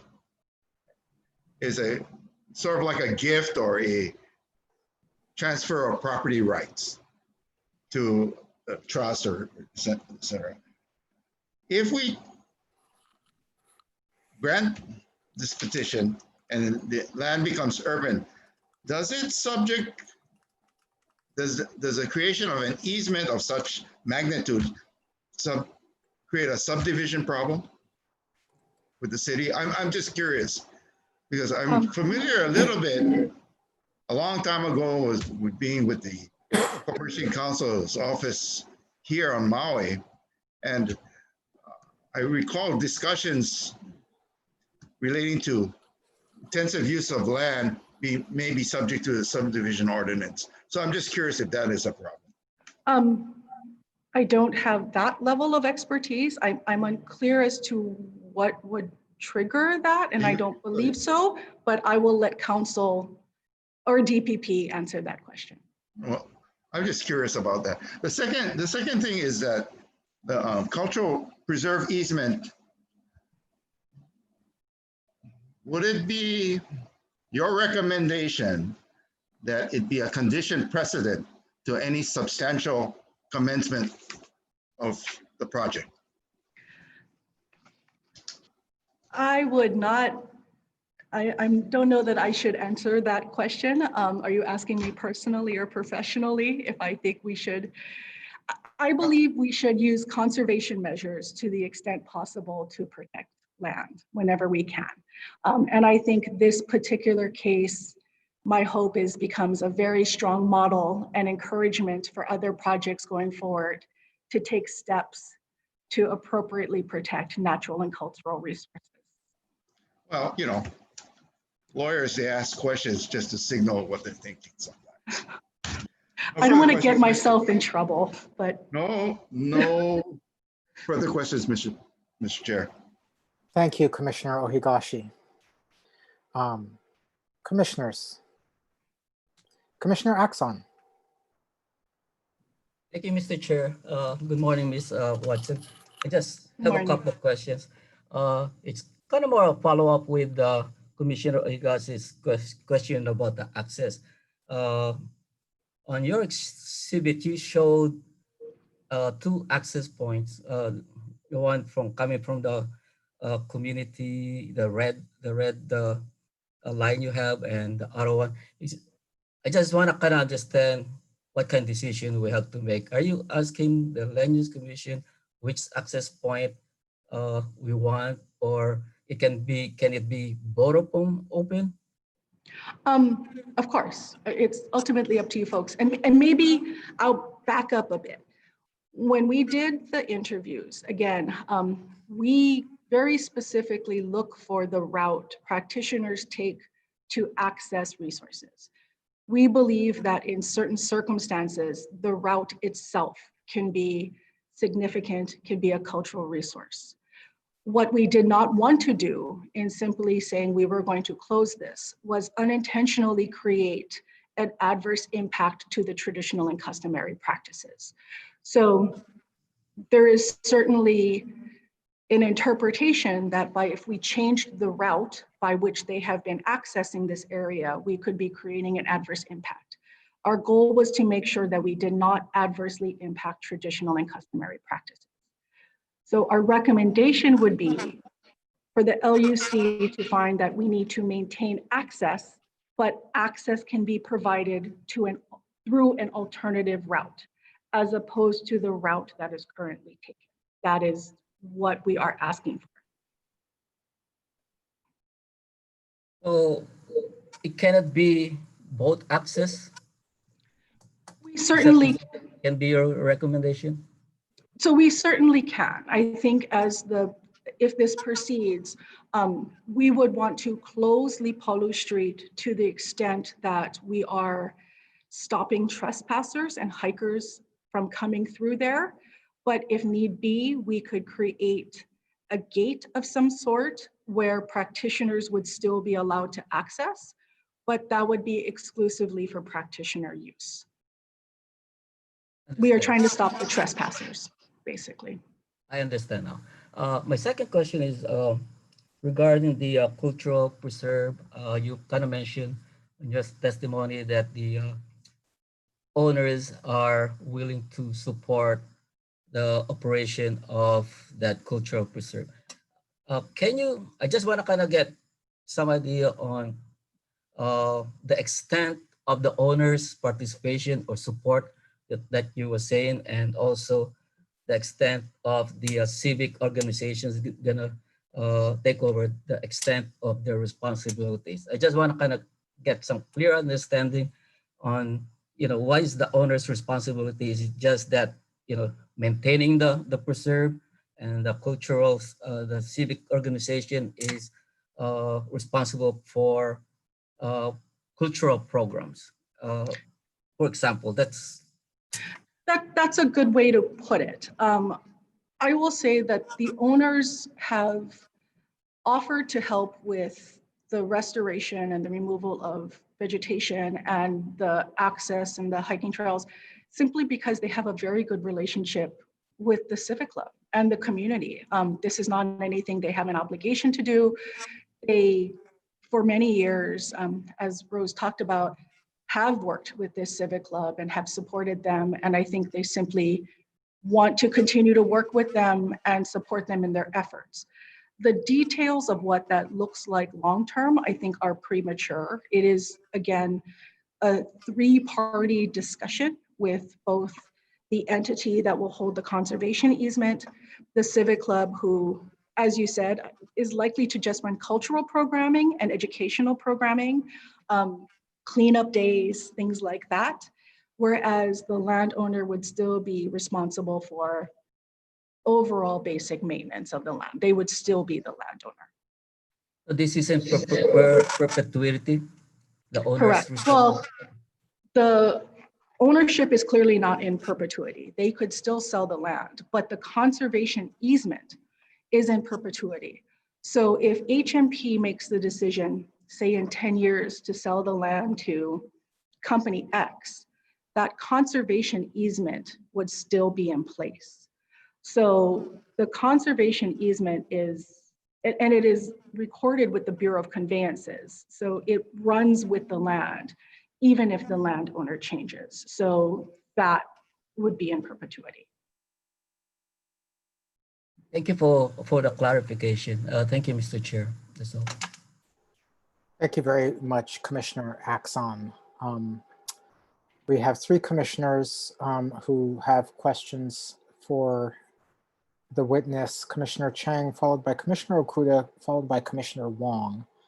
In terms of managing the proceedings and our time before lunch, are the three of you willing to give me a little bit of estimate of how, I won't hold you to it, but how many minutes of questions do you have? This is Commissioner Wong. I have only 2 questions more. Okay, Commissioner Chang? I have more than 2 questions.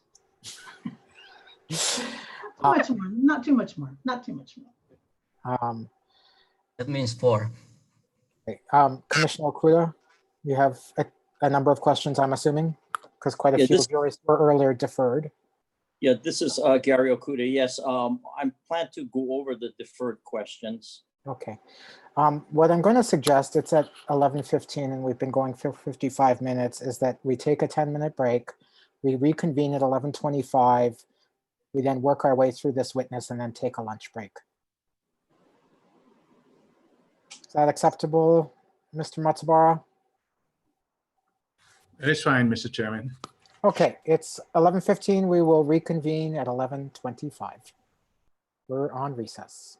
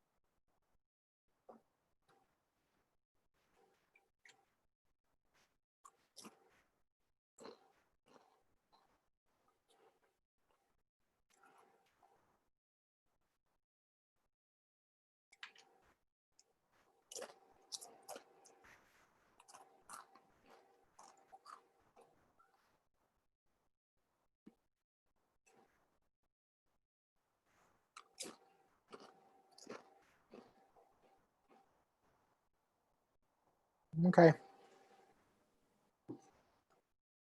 Let's get ready.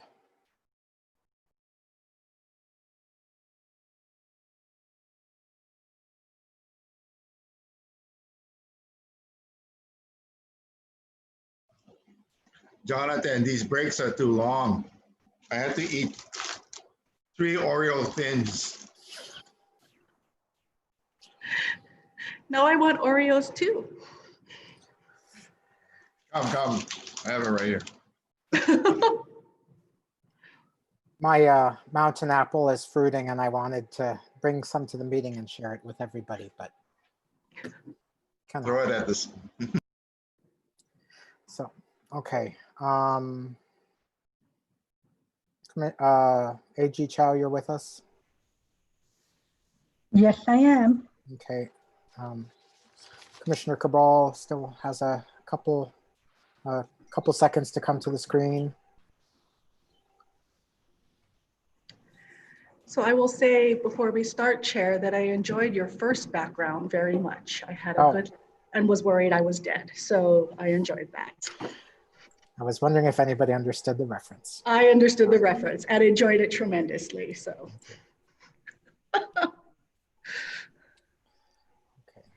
Commissioner Cabral.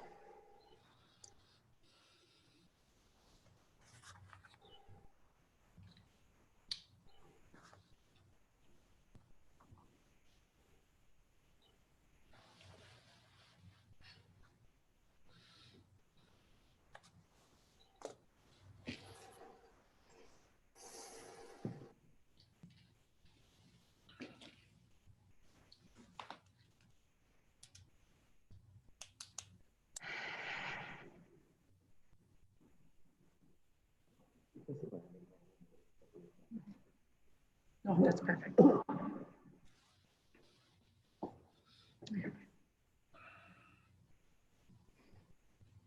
feel like I've moved in here. My stuff.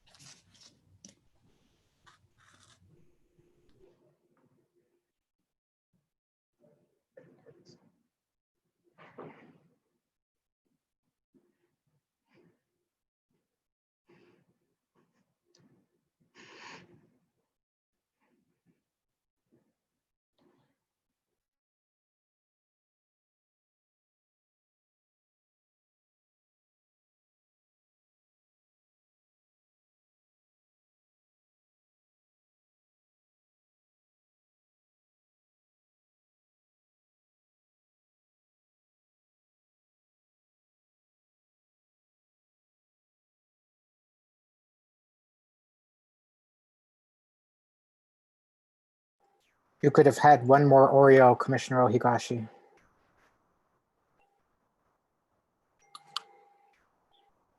You're muted.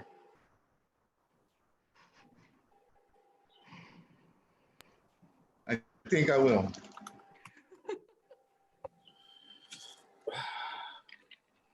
You're making me hungry, Lee. Me too. I bought this because it said thins. I thought it was dietetic. But if you eat 8 instead of 4, it doesn't work that way.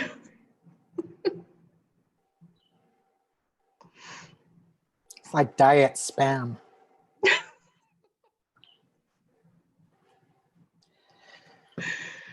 They make that now, yeah. Diet spam or spam. Commissioner Cabral is with us. We are back on the record. We are continuing with the questioning of petitioner's witness, Dr. Tricia Kehaulani Watson. I'm going to start with Commissioner Okuda, followed by Commissioners Wong, Ren, Chen. Commissioner Okuda. Thank you very much, Mr. Chair.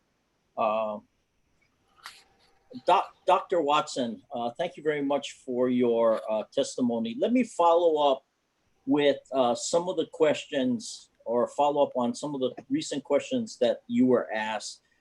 First of all, regarding the preservation plan and the management plan, do those plans exist in a draft written form?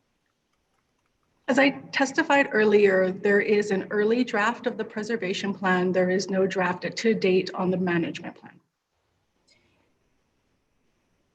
Can you please tell us who or let me withdraw the question.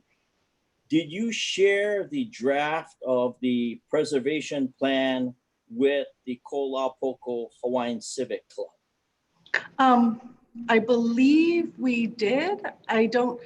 We've had, as I mentioned, ongoing meetings. So I think we have discussed the contents at various points, but I cannot recall if we officially submitted any draft to them. And that's premature. Okay, and Dr. Watson, let me just give a prefatory comment here. Please do not construe my questions to mean that I have prejudged or have even a inclination one way or the other in this proceeding. Frankly, I'm trying to take in all information and evidence, and these questions are intended to that. So please don't construe my questions to mean that I'm viewing this case one way or the other. I would never do so.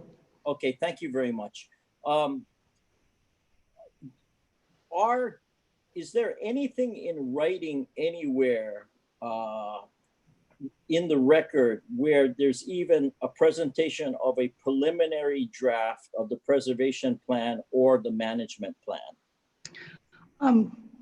That's a bit of a difficult question. So if you look both at the cultural impact assessment and the archaeological inventory survey, they identify in them areas for preservation and cultural resources for preservation. Much of those contents will be the same for the preservation plan, so there's going to be a lot of overlap. So to the extent that we strongly draw upon the existing technical reports in the crafting of a preservation plan, yes, a lot of the information is in the record. If it is structured in a draft preservation plan format, no, that is not in the record. And that would have been premature to put into the record because that would not be triggered prior to the approval of this petition. Okay, thank you. That's a very clear explanation. You gave some testimony about customary types of Native Hawaiian funeral burial practices, for lack of a better term, would be facilitated if this plan goes forward. And I believe you testified that it would be handled or facilitated by Hawaiian Memorial Park at no cost. Am I fairly stating your testimony? Yes, to some degree. So the sites themselves are being given to the stewards, whoever they will be. The facilitation of the burials themselves would be conducted by the stewards. So Hawaiian Memorial Park, as a regulated cemetery, still has an obligation to record those cemetery sites as required by the Department of Health. But the practice, I mean, it's not like they would be present or determine who would be buried in those sites. That would be facilitated by the Civic Club, and those sites are being given for free to the Civic Club. So it's a bit complicated, and we will have to continue to figure it out also because, again, this is the first time since Act 171 was passed in 2015 that we are able to do this, but that's the basic idea. Is they're still responsible from a Department of Health standpoint, but it will be owned and managed by the Civic, if that makes sense. It does, and I apologize, my question probably was not that clear. If there are miscellaneous actions that have to be taken because, you know, even though the statute was amended to allow this type of funerary process to take place, there still needs to be compliance, as you point out, with Department of Health requirements or possibly other requirements. Who will pay for those requirements or be responsible for compliance with those other requirements, whatever they may be, related to traditional burials? Will that be Hawaiian Memorial Park? Will that be the responsibility of the custodian, such as the Kola Poko Hawaiian Civic Club, or at this point, we don't know? I simply don't have enough familiarity with the Department of Health standards on recording that activity, so I would defer that back to the landowner. I apologize. I wish I had a better answer for you. No apologies necessary. I'm just asking the question. I'll ask the landowner later.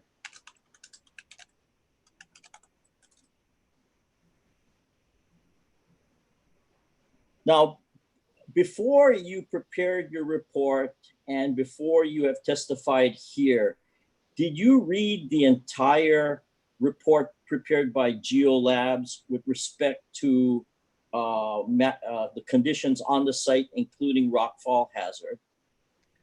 I read it. I don't think I could recite it verbatim for you, but I did go through the entire, I believe it is Appendix C of the EIS, and I do have it in front of me. So you reviewed Appendix C. I'm not asking you to recite verbatim or even less than verbatim. This is not a memory test, but you did review it before you've given your testimony, correct? I did. I even brought it with me today. Okay. And were you present when their engineer, Mr. Lim, was testifying regarding rockfall hazards? In January? Yes. Unfortunately, my grandmother died during that hearing and I had to leave, so I did not witness his entire testimony. Yeah, I'm sorry about that. And yeah, my mother, it was poorly timed. I'll talk to her about that. Yeah, I'm sorry to hear that. My mother also passed away around that period of time. I'm very sorry to hear that as well. Yeah, well, since then, have you reviewed the transcript of Mr. Lim's testimony? I have briefly read through it. Again, if there's a quiz coming, I may have to defer you to someone else. Oh, no. My final question regarding that is, with respect to rockfall hazards or the risks of rockfall, would you defer to the testimony and report of GeoLabs and their engineer? Not the testimony that he provided in January. I am familiar enough with the testimony that I do believe that I provided sufficient clarification as to how we can mitigate and manage for any potential hazards to individuals who may enter the cultural preserve.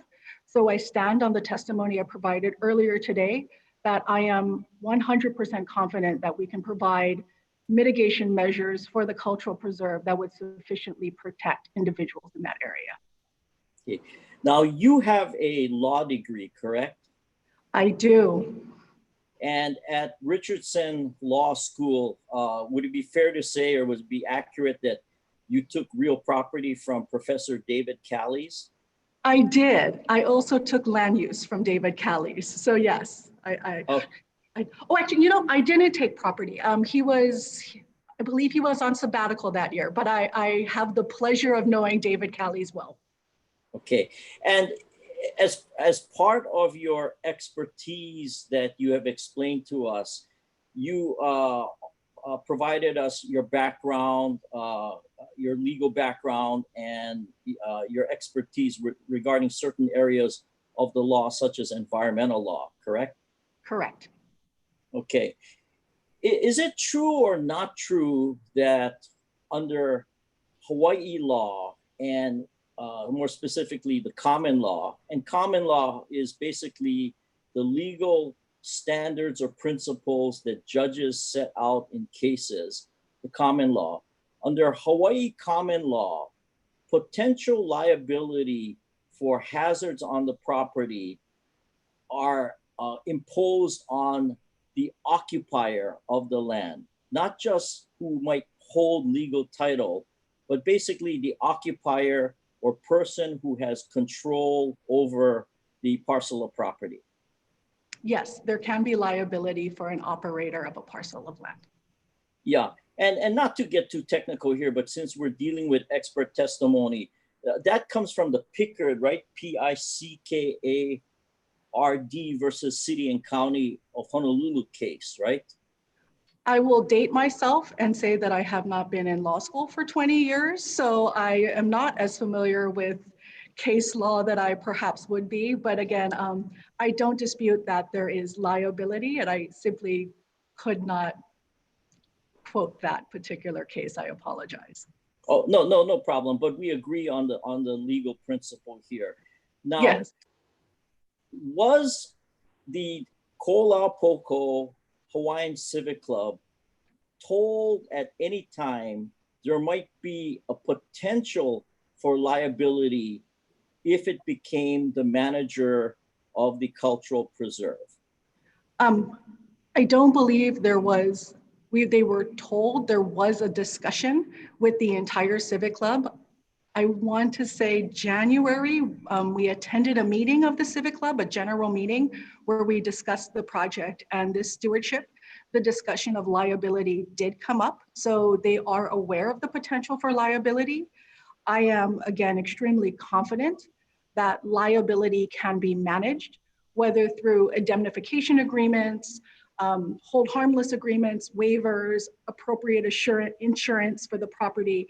This is something I have done for other projects with other nonprofits, and I am very confident that any concerns regarding liability can be fully addressed. Okay, so if we're talking about indemnification, just so that we are all on the same page and we try not to use these ancient Latin words which still have legal meaning, indemnification is basically a promise where one party, such as Hawaiian Memorial Park, if it indemnifies the Kolaupoko Hawaiian Civic Club, Hawaiian Memorial Park would agree to basically take on and protect and basically pay off any claims which the Kolaupoko Hawaiian Civic Club may become responsible for, correct? That is not correct. I think it is premature to have any discussion about what agreements or mechanisms would be in place to provide sufficient coverage for liability. Again, I am very confident that, and again, remember there's multiple parties here. So there's not only the Civic Club, but there's also the land trust and also, so you're really talking about three parties. So again, you're talking about constructing management mechanisms that I think would require discussions with multiple parties at the appropriate time. But again, I am confident that all of those discussions can take place to the satisfaction of the parties involved. Yeah, Dr. Watson, I wasn't asking about what the agreements might possibly be. I'm going to get to that later on because I frankly have a laundry list of points which I was told to defer to you. And so my only question was whether or not what I explained is an example of indemnification. I was not saying that, number one, that would be the agreement.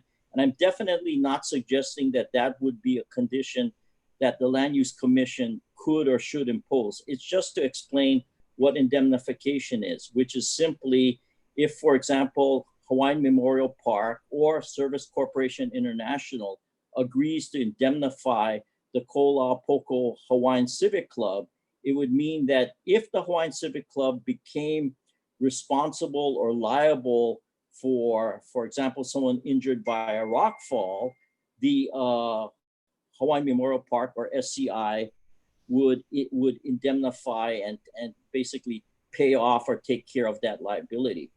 Just to explain what the concept of indemnification is that a fair statement of what the concept of indemnification is? That would be a fair description of what the concept of indemnification is, yes. Okay.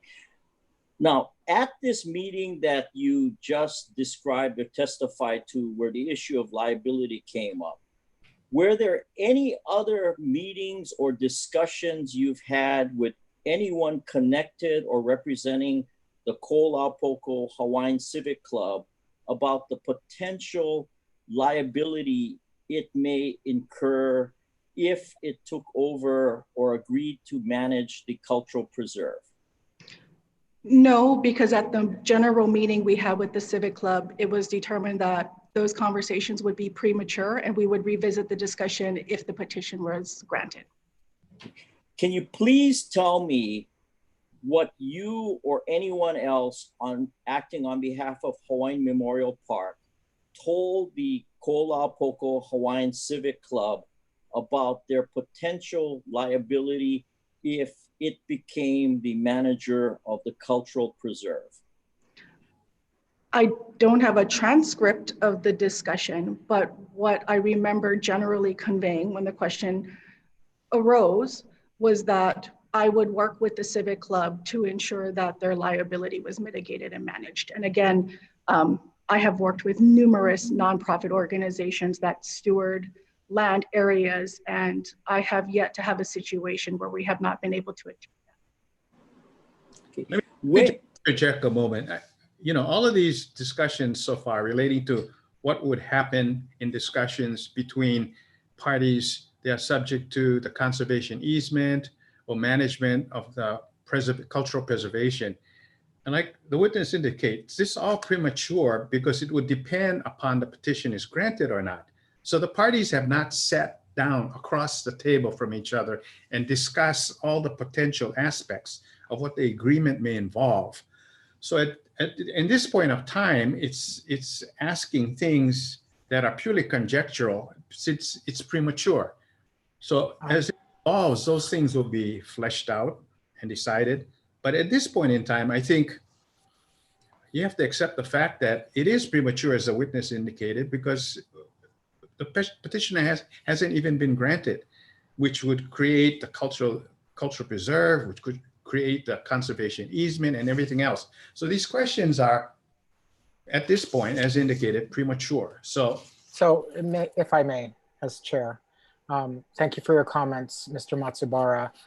I think that at this point in the evidentiary portion of the hearings, it is good for us to get onto the record information about what might or might not be included in any conditions should the petition be granted.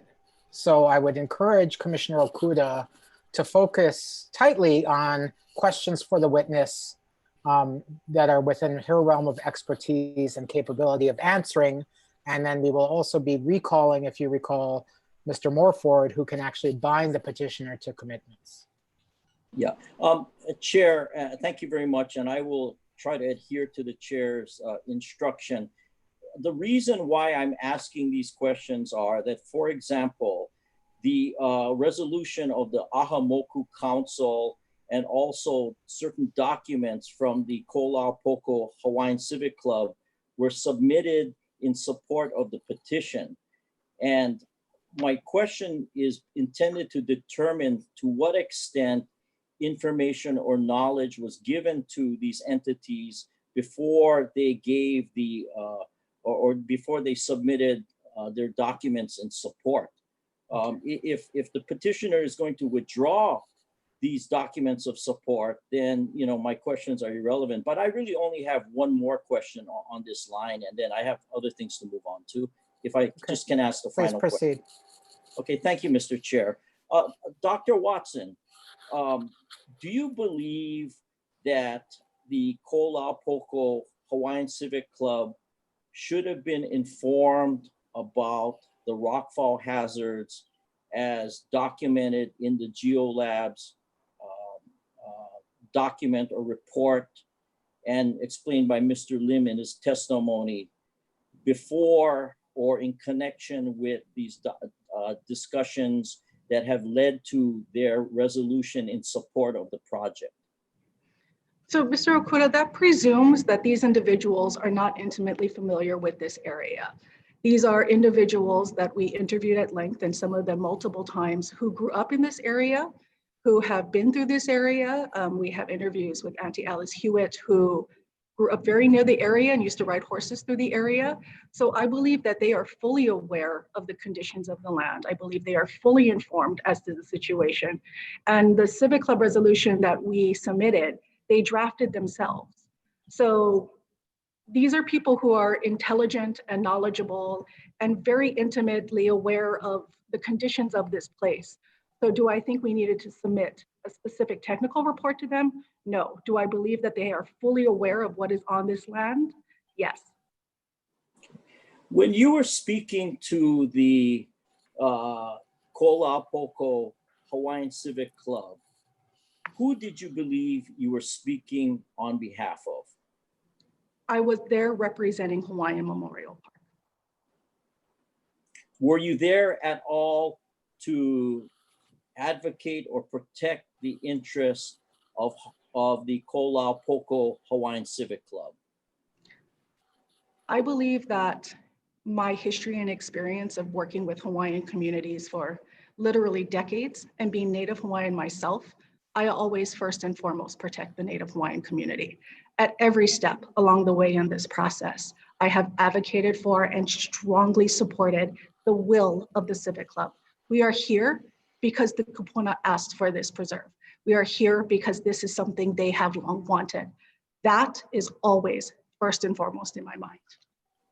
Okay, let me ask you these questions about which may go to whether or not certain conditions should attach to the petition. And again, by asking these questions, I'm not indicating any inclination whether to approve or disapprove the petition with or without conditions. I'm just asking whether or not this is something the landowner, Hawaiian Memorial Park, is willing to offer. And you can tell me, yes, to your knowledge, the landowner is willing to offer this. No, it's not, or you really don't know. And I'm not asking for whether or not there was an agreement with anyone in the community, whether it's the Kolapoko Hawaiian Civic Club or anyone else. I just want to know whether or not the landowner is willing to offer these things. So first of all,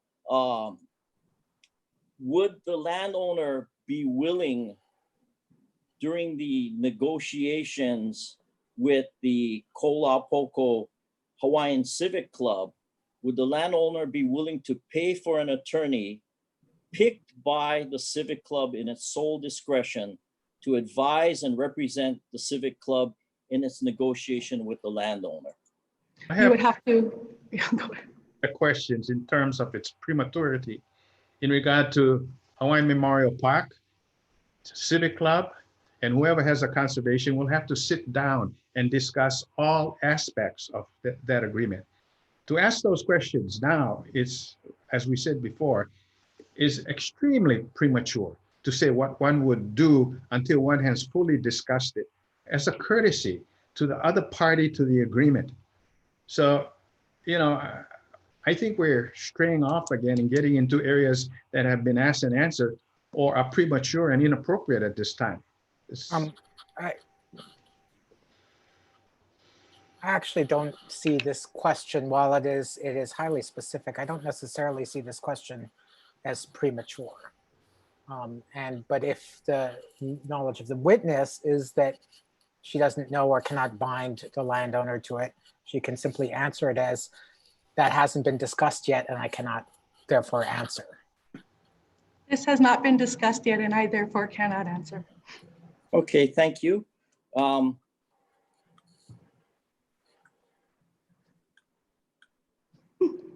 If the club agrees to become the manager, will the landowner offer to make that appointment or designation irrevocable? In other words, not subject to revocation or change, unless, of course, the Civic Club decides it no longer wants to be the manager of the cultural preserve.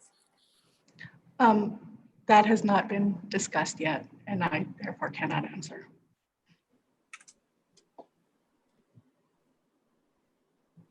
Okay. Will the landowner be willing to offer to pay for all the costs and expenses incurred by the Civic Club as manager of the cultural preserve? As I have stated before, the landowner has offered and agreed to consider to cover considerable cost. As to anything in perpetuity would be premature and cannot be answered at this time. When you say considerable cost, what is the dollar amount of the cost that the landowner is willing to pay for? There is no specific dollar amount. It is the commitment to, again, remove invasive species, create access trail, restoration efforts of that sort. So we have no estimate, and it would be incredibly premature to determine an estimate of what those potential costs would be, but they will be considerable. Is the landowner willing to offer to the Civic Club that the Civic Club, will have sole and exclusive control over the cultural preserve, subject possibly to the rights of the holder of the conservation easement? But except for that, will the landowner offer to the Civic Club that the Civic Club, will have sole and exclusive control over the cultural preserve? Again, that is a very complicated question because there are multiple parties, but they are intended to be the sole managers of the site. As you noted, there is a conservation easement. I mean, there's other considerations to take into effect, but they would be the lone managers of that property. What are the other considerations to be taken into effect? Again, the conservation easement. So again, we're having a very premature discussion. We need to have the land grant institution as part of that discussion.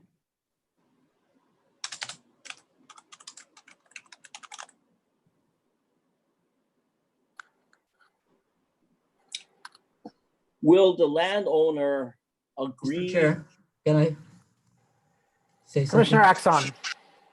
Sorry, Mr. Chair. I believe the landowner is going to be testifying again later. I believe those questions are better asked to the landowner who can commit to those questions. Thank you very much, Commissioner Axon. I've struggled during this line of questioning. On one hand, the witness has been offered as an expert, for instance, regarding conservation easements.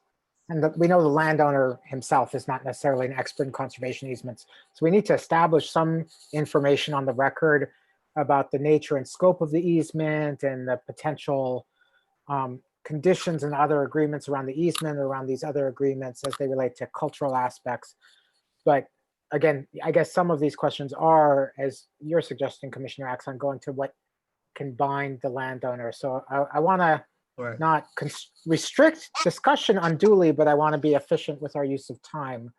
Commissioner Okuda, do you have Yes, if I can. thoughts? Yes, I started asking these questions of Mr. Mulford, and I was told defer it to Ms. Watson or Dr. Watson, and he would be brought back in the end so that if Dr. Watson couldn't answer them, we could go back to him. So that's why I'm just asking her basically yes, no, or I don't know questions. And if she doesn't know, she doesn't know. I'll take it up with Mr. Mulford. Yeah. Well, So respectfully, my recollection of the questions that were deferred to Dr. Watson were ones of a technical nature, and then we ensured that Mr. Morford would be here to bind any further representations necessary on behalf of the landowner. So I think the purpose of this witness right now is to, if you had questions about the nature of the easement or what could be or could not be included in things that's or could or not be concluded in certain agreements, that's fine, but we would okay, Chair, defer to binding. Yeah, I'll skip over this. My only concern was I don't want to be the ping pong ball later where he comes back and says you should ask Dr. Watson. There's no desire to do that, and if that happens, I would work extremely hard to ensure Dr. Watson be recalled if that happened. Okay, thank you. Let me just try to cut through some of these questions then. Dr. Watson, you testified about certain mitigation efforts with respect to liability issues, I guess, such as arising out of rockfall. Let me ask a follow-up question regarding that. Will the owner, the landowner, Hawaiian Memorial Park, pay for a liability insurance policy in a form approved by the Kolau Poko Hawaiian Civic Club, naming the club as the insured and protecting it against claims or liabilities or causes of action arising out of rockfall? Sir, with all due respect, I do think that's a question related to binding the owner and not necessarily a question related to the technical aspects of the cultural preserve. And I also would say that it is a premature question to ask for the point we are with the regulatory process.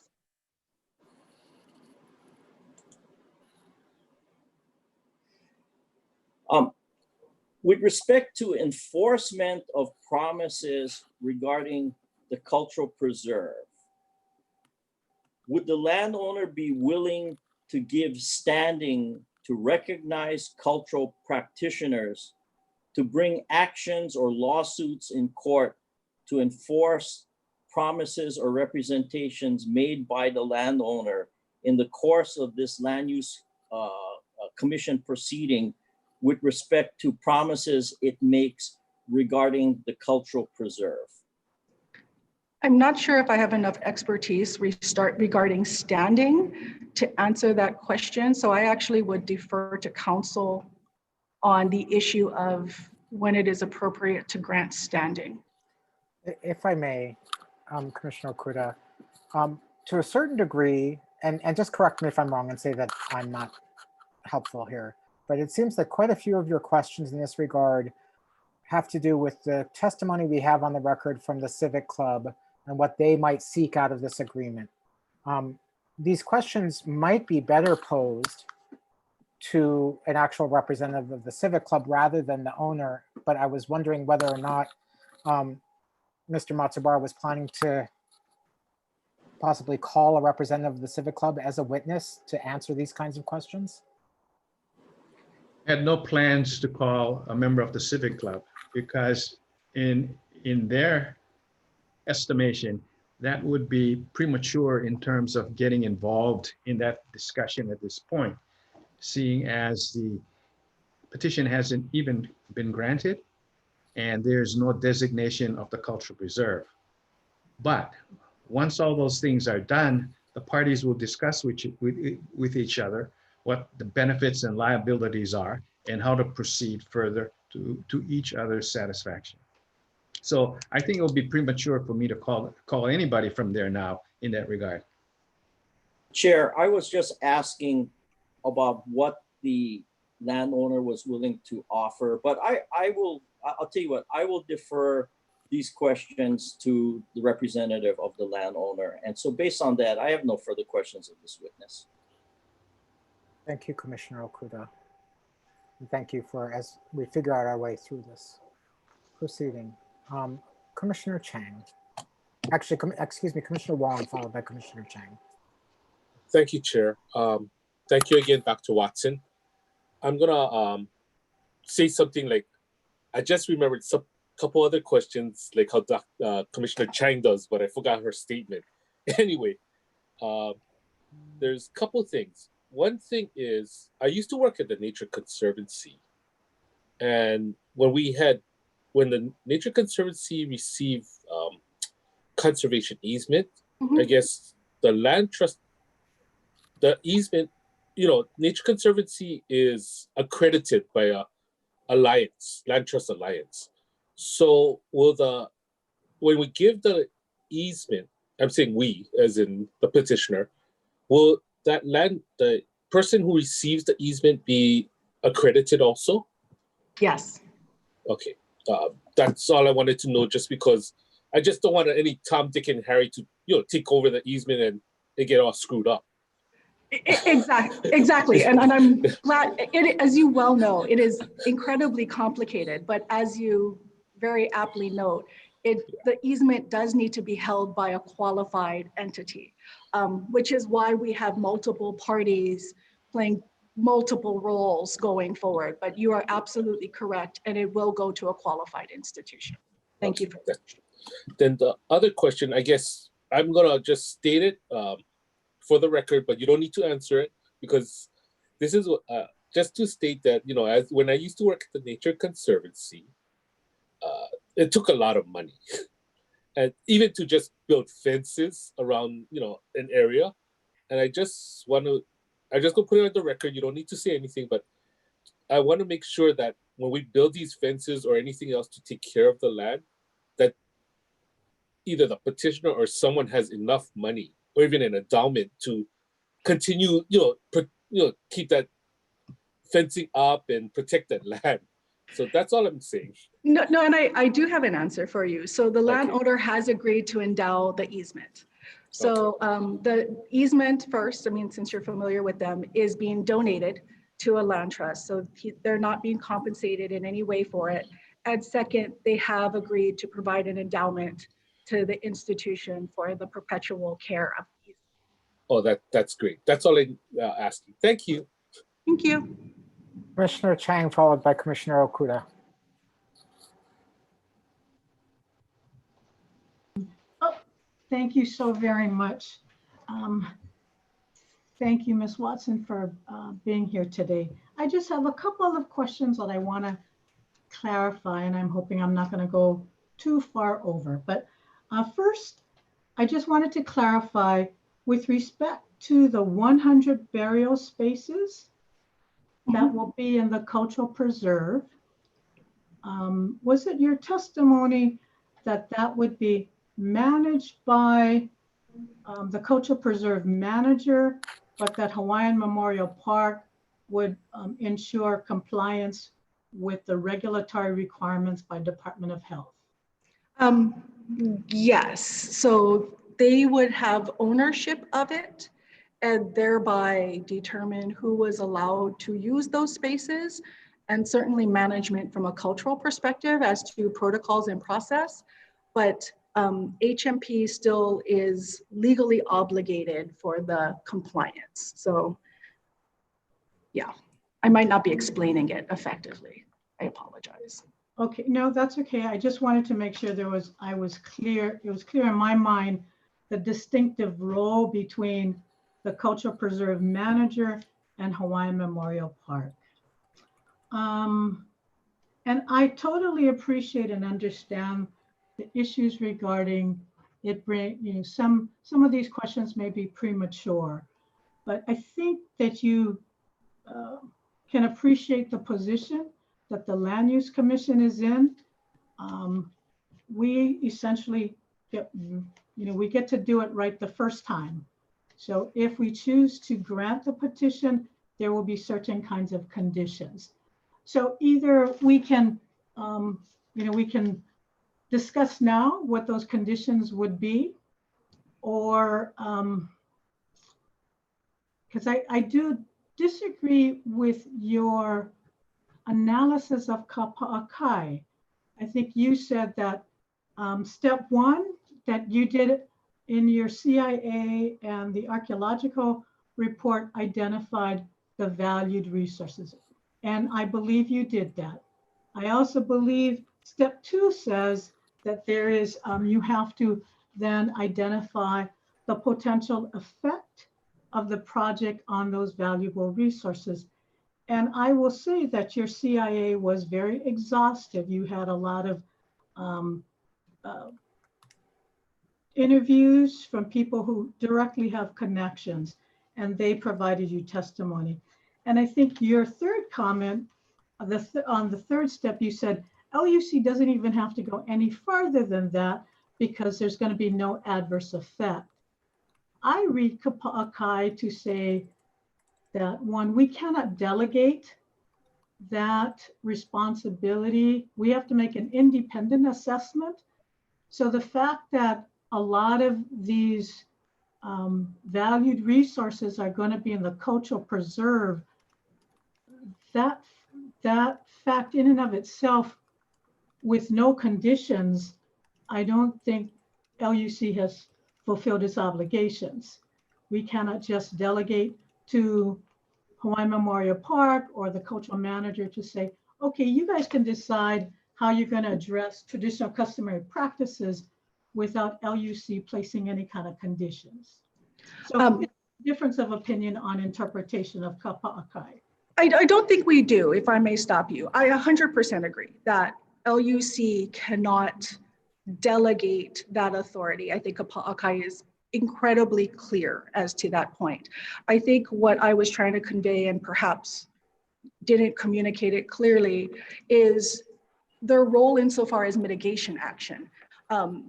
What I am saying is, I don't believe looking at mitigation for traditional and customary practice is necessarily applicable because there's not an adverse effect.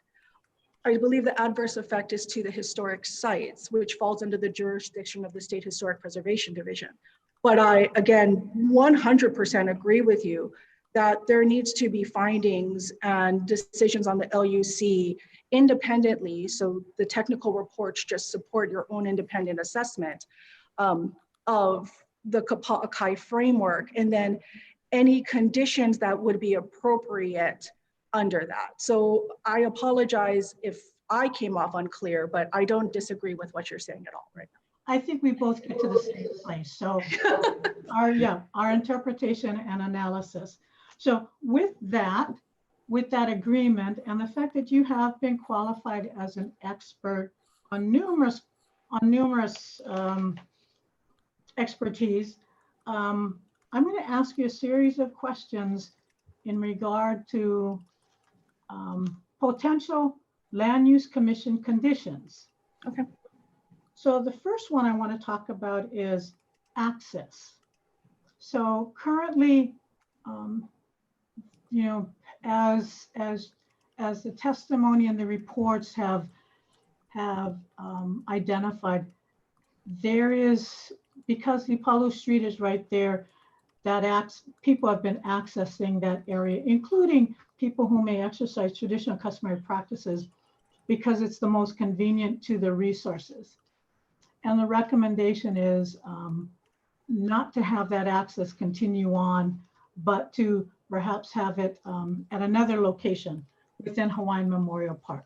So with respect to access,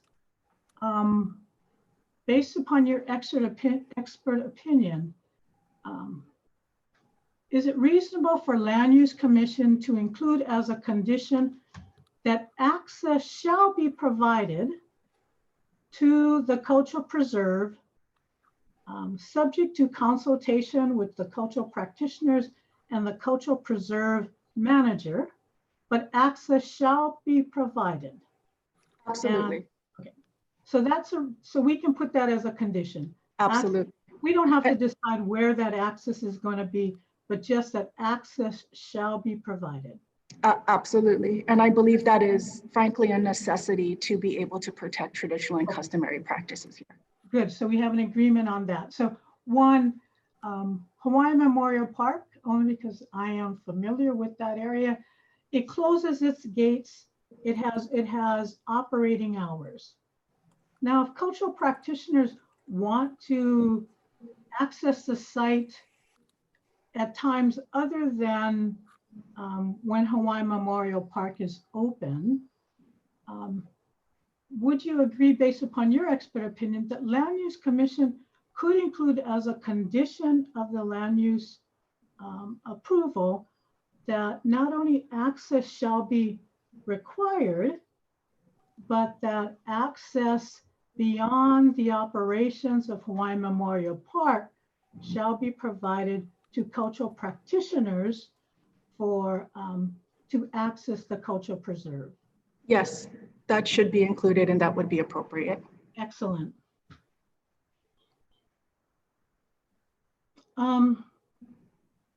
Is there a distinction between the preservation plan and the cultural preserve? Yes, in only that the preservation plan will include all the historic sites within the petition area. It will obviously lean heavily upon those within the cultural preserve, but it will include all of them. The management plan will focus more specifically and exclusively on the cultural preserve and the access that you're talking about now. So the preservation plan is more of a regulatory requirement under Chapter 6E, and the cultural preserve plan is specific to the establishment of the cultural preserve. That is correct. Okay. And based upon Dr. Thurman's or Rosanna Thurman's testimony, and I did appreciate her testimony, she did say that preservation plans and the work that she does under Chapter 6E, the Archaeological Inventory Survey, really doesn't take into consideration, cultural consultation or the cultural kinds of issues or concerns. So based upon your expert opinion, would it be reasonable for Land Use Commission to include as a condition of the land use approval, should one be granted, that the preservation plans that are required under Chapter 6E shall be made in consultation with cultural practitioners and the cultural preserve manager? We would appreciate that, and that would be our standard anyway, but we are very happy to have that as a condition.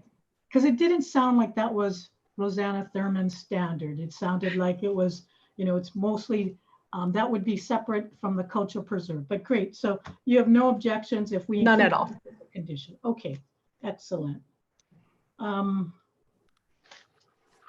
Now, with respect to For the record, this is more than 2 questions, as you were, She as you said stated. she had more than 2. She did say she had more than 2. More than 2. Yes, well, that was correct. Not too much more. Not too much more. But respect to the rock falls, based upon your expert opinion and based upon the testimony of, I guess it was Mr. Lim, there is a known dangerous condition. I mean, I think he said it is almost inevitable that there will be rock falls. And I think just in the reports that he provided. So based upon your expert opinion, would it be reasonable for the Land Use Commission to include as a condition of both the cultural preserve as well as the conservation easement that Hawaiian Memorial Park shall provide liability insurance and shall indemnify both the cultural preserve manager and the conservation easement holder from all liability limited to rockfall? Would that be a reasonable conclusion for Land Use Commission? I cannot bind the landowner in that regard because we have not discussed that issue, but I think that question is better asked of the landowner, who I do believe will be coming back up.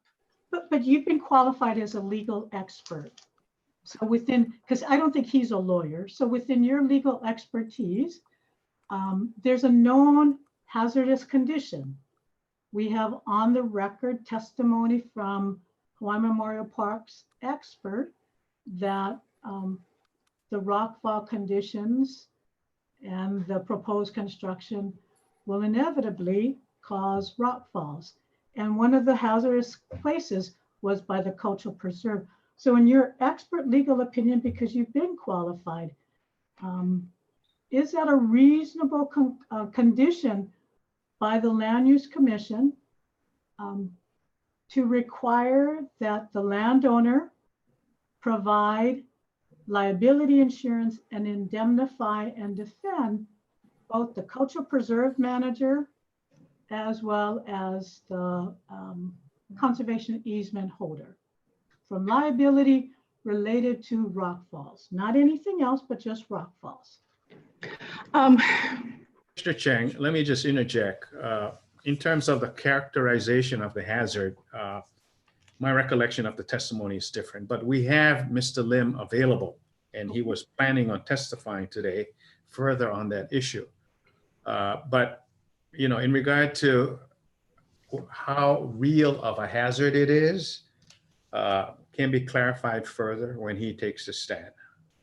A question that could perhaps get to the, Commissioner Chang, I think to get to what I believe or I'm understanding as your area of interest that would take advantage of the expertise of this witness might be something along the lines of what kinds of conditions could the Land Use Commission put into place that would balance the need to continue to provide cultural access with the hazards that are associated with accessing this property based on the witness's expertise? I'm trying to have a productive discussion. Forgive me if I've misstated. I thought my question was very specific because of the cultural preserve and the fact that you were qualified as a legal expert. Because I do not believe Mr. Lim is a legal expert. I do not believe Mr. Morford is a legal expert.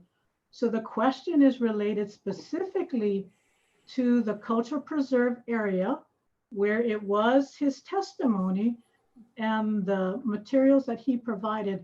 And while there may be a dispute as to the extent or the degree of the rockfall, but I do believe that it would be reasonable to conclude that it's a hazardous condition. That's why you've got mitigation. So I think my question is rather specific.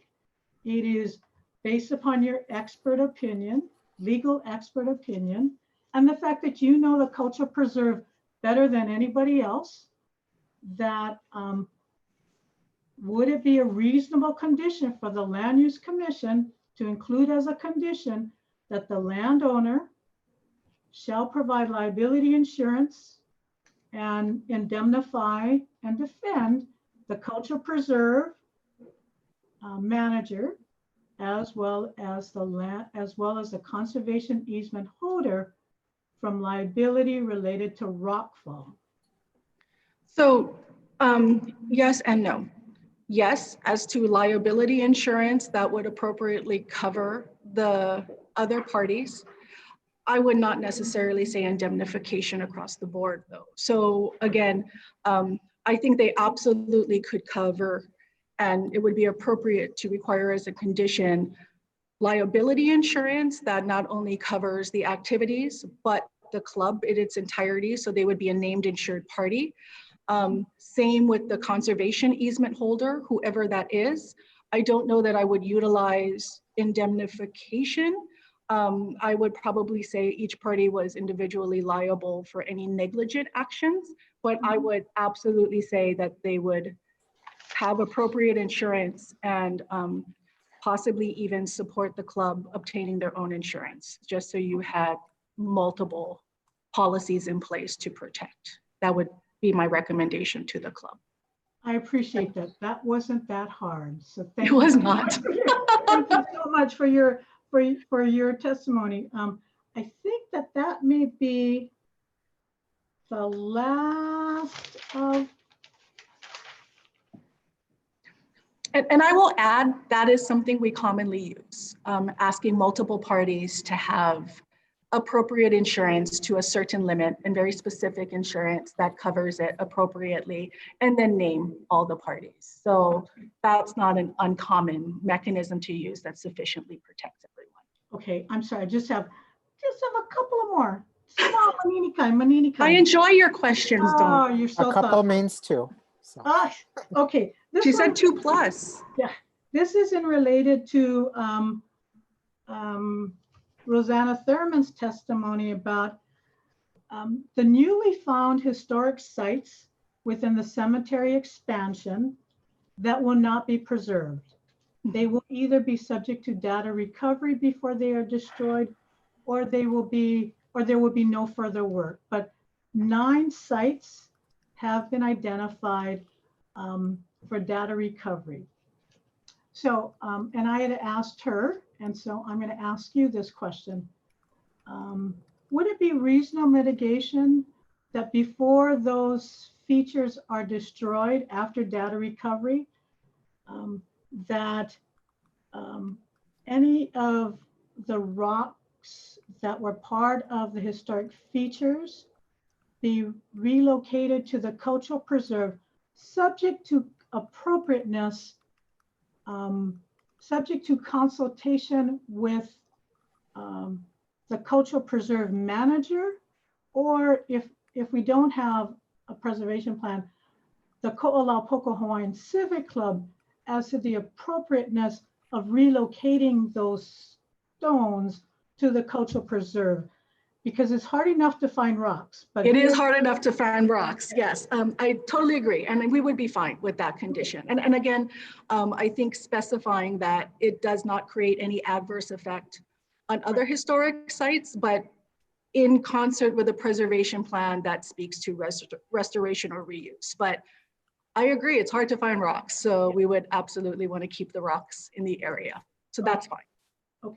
And my last question is involved to the mitigation plan, where you talked about interpretive signage. So is it a reasonable mitigation to specify that there would be appropriate interpretive signs in consultation with the cultural preserve manager, or if the cultural preserve is not established, the Ko'olaupoka Hawaiian Civic Club and other cultural practitioners, appropriate signage that could assist in understanding what these resources are? Absolutely, and we would encourage that, and that is something that has been asked for by the practitioners. The nuance to that being, so I'll first say there's likely to be two types of signs. One that just alerts passerbyers, trespassers, that this is not an appropriate area to be conducting recreational activities in. So basically, signs notifying people that it is a sacred and couple area. This is what we did at Kaniakapupu. So we have two types. One just is one sign over and over that says you should not be here. And then we have interpretive signs that provide history and culture on the area that are both in Hawaiian and English. The nuance to it being that we don't want to alert trespassers who might not be respectful of our kapu signs as to where certain features are. We have had to, on numerous occasions, remove directional signs to the heiau because there were people going. So I think I would strongly recommend signage with the caveat that it not create an attractive nuisance or create any potential adverse effect to the historic or cultural properties. And I'm assuming that that would be in consultation with the cultural manager or Absolutely. Hawaiian Civic Club, because I believe sometimes trespassers and people who disrespect, it's actually because they don't know any better. So I think it is our responsibility to provide some level of education. But thank you very much for your testimony. Chair, I have no further questions. Thank you very much, Commissioner Chang. Commissioner Okuda.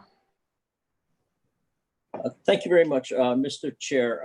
Three questions which I hope will remain short. Dr. Watson, you testified a little while ago about an endowment that the landowner is willing to endow. How much money is the landowner willing to place in this endowment? Again, that has not been, the amount of that has not been determined. It's actually determined by the land trust after they've conducted some baseline studies. So that has not been determined. It's just the commitment that's been made. Okay. And let me ask you this. Based on your expert opinion, as you've been qualified and as Commissioner Chang has brought out in some of her questions and commentary, do you believe that it is inappropriate for this parcel of property to remain in the conservation district under the standards set forth for conservation district properties? That's 205-2, parent small e as an elephant, close parent? Inappropriate is, I'm not quite sure why that word has been used. I believe the petition is asking to change it from conservation to urban for the purposes of being able to expand the cemetery and then conduct Hawaiian burial practices in the cultural preserve. In that regard, it is a highly appropriate change. But again, we are placing all of it within a conservation easement, which I believe more than meets the obligations to continue to protect this area as cultural resource, conservation area, and open green space. So, okay, but specific, my question is, if the Land Use Commission declines to adopt the petition, would that be an inappropriate, or would it be inappropriate to keep the parcel of property in conservation?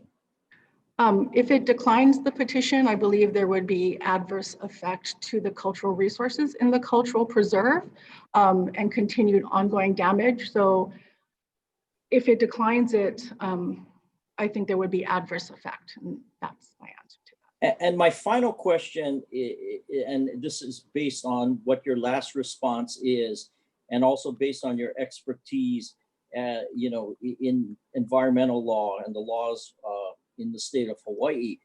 Is it true or not true that no matter what we might think is the moral or right thing to do, there is absolutely no legal requirement for an owner of conservation districted property to preserve or affirmatively preserve and affirmatively protect cultural sites on that landowner's property? In other words, if I owned a parcel of conservation districted property which had cultural sites, as long as perhaps I don't affirmatively damage those sites, I can just neglect those sites and I'd be within my legal rights. Is that a fair statement of your understanding? That is a fair statement. Yes, that is correct. There is no affirmative obligation. Thank you, Mr. Chair. No further questions. Thank you, Commissioner Okuda. Commissioners, are there further questions for Dr. Watson? I only have one question with 15 parts. Like Rodney Dangerfield? Yeah, no. I just want to confirm something I asked of Mr. Morford. Are you aware of any other place in Hawaii, since the law was passed that once again makes traditional Hawaiian burial practices legal within the state? Are you aware of any place that has been made available that those burial practices can be continued? To my knowledge, there is no place that has made it available, and this is not currently available in any other location in the state, to my knowledge. Okay, I guess I have one other question. As a legal and cultural scholar and expert, do you believe that the state of Hawaii and its agencies have an affirmative duty not just to not harm traditional and customary Native Hawaiian practices, but to enhance them where practicable? Personally, and in my opinion, yes, there is a duty to enhance them more practicable. I do not believe that is the current practice. And I think there are many people who would say that there is not an affirmative duty, but in my opinion, there is an affirmative duty to enhance them more practicable. Thank you. I have nothing further. Are there any other questions, commissioners? If not, I'll offer Mr. Matsubara the opportunity to redirect. I have no redirect, just to maintain peace with the commissioners way past the lunch hour. Okay.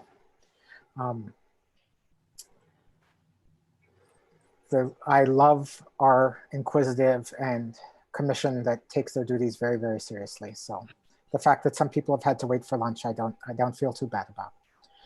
It is 11:30 or 12:33. I'm going to suggest a 45-minute, slightly over 45-minute break. We would reconvene for the afternoon at 1:20, if that's acceptable to everybody. Go on recess until then. Thank you very much. I enjoyed that very much. Thank you. Lovely. Mr. Matsubara, is this the last witness for the petitioner now, or who are you calling next? I have Lance Wilhelm, who testify next. Okay. Have Follow. two additional witnesses who testified before, but recent questions that the commission had. So if the commission is interested in that, I have Robin Lim, the geotech engineer, and Todd Byler, who was acoustics engineer, because there were questions, I believe, raised of them. So here to respond. We will reconvene at 1:20 for hopefully the conclusion of the petitioner's witnesses. We're in recess. Thank you.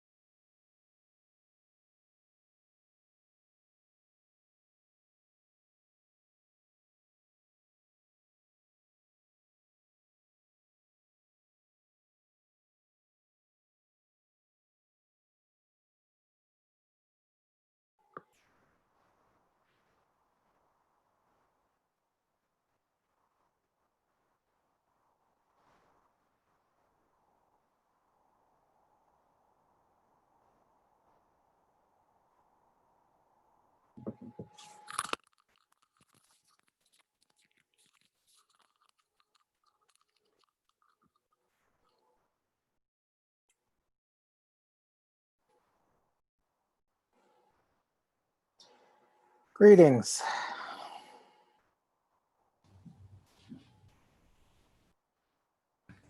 Okay, I hear you, Jonathan. I'll turn the recess off. Yeah. Okay, thanks, Scott. I thought I'd temporarily turn my video on so you'd know I'm here. Thank you. You're not just phoning it in from the beach. Nope, surely not.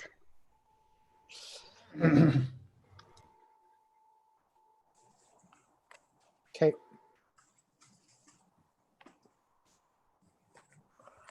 Well, I appreciate that. I'm here, John. Jean. Hi, Jean.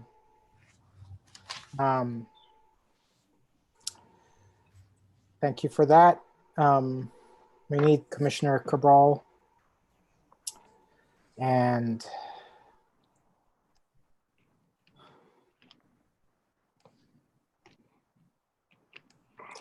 confirming that I can see Commissioners, Cabral, waving her hand, Okuda, Wong, Axon, Chang, Ohigashi, all present and accounted for. I will bring us out of recess and back in. Mr. Matsubara, your witness is ready? Yes, he's sitting down, right, bushy tail, waiting to testify. Good. Mr. Wilhelm, do you swear affirm the testimony you're about to give is the truth? I do. Thank you. Please proceed, Ben. For the record, Lance, could you provide your name and business address, please? Yes, my name is Lance Wilhelm. My business address is 1003 Bishop Street, Suite 765, Honolulu 96813. For the benefit of the commission, there's two exhibits which we submitted. Can I? One moment. Commissioner Axon. Mr. Chair, I just want to disclose, full disclosure, that I know Mr. Wilhelm through construction industry. He's very well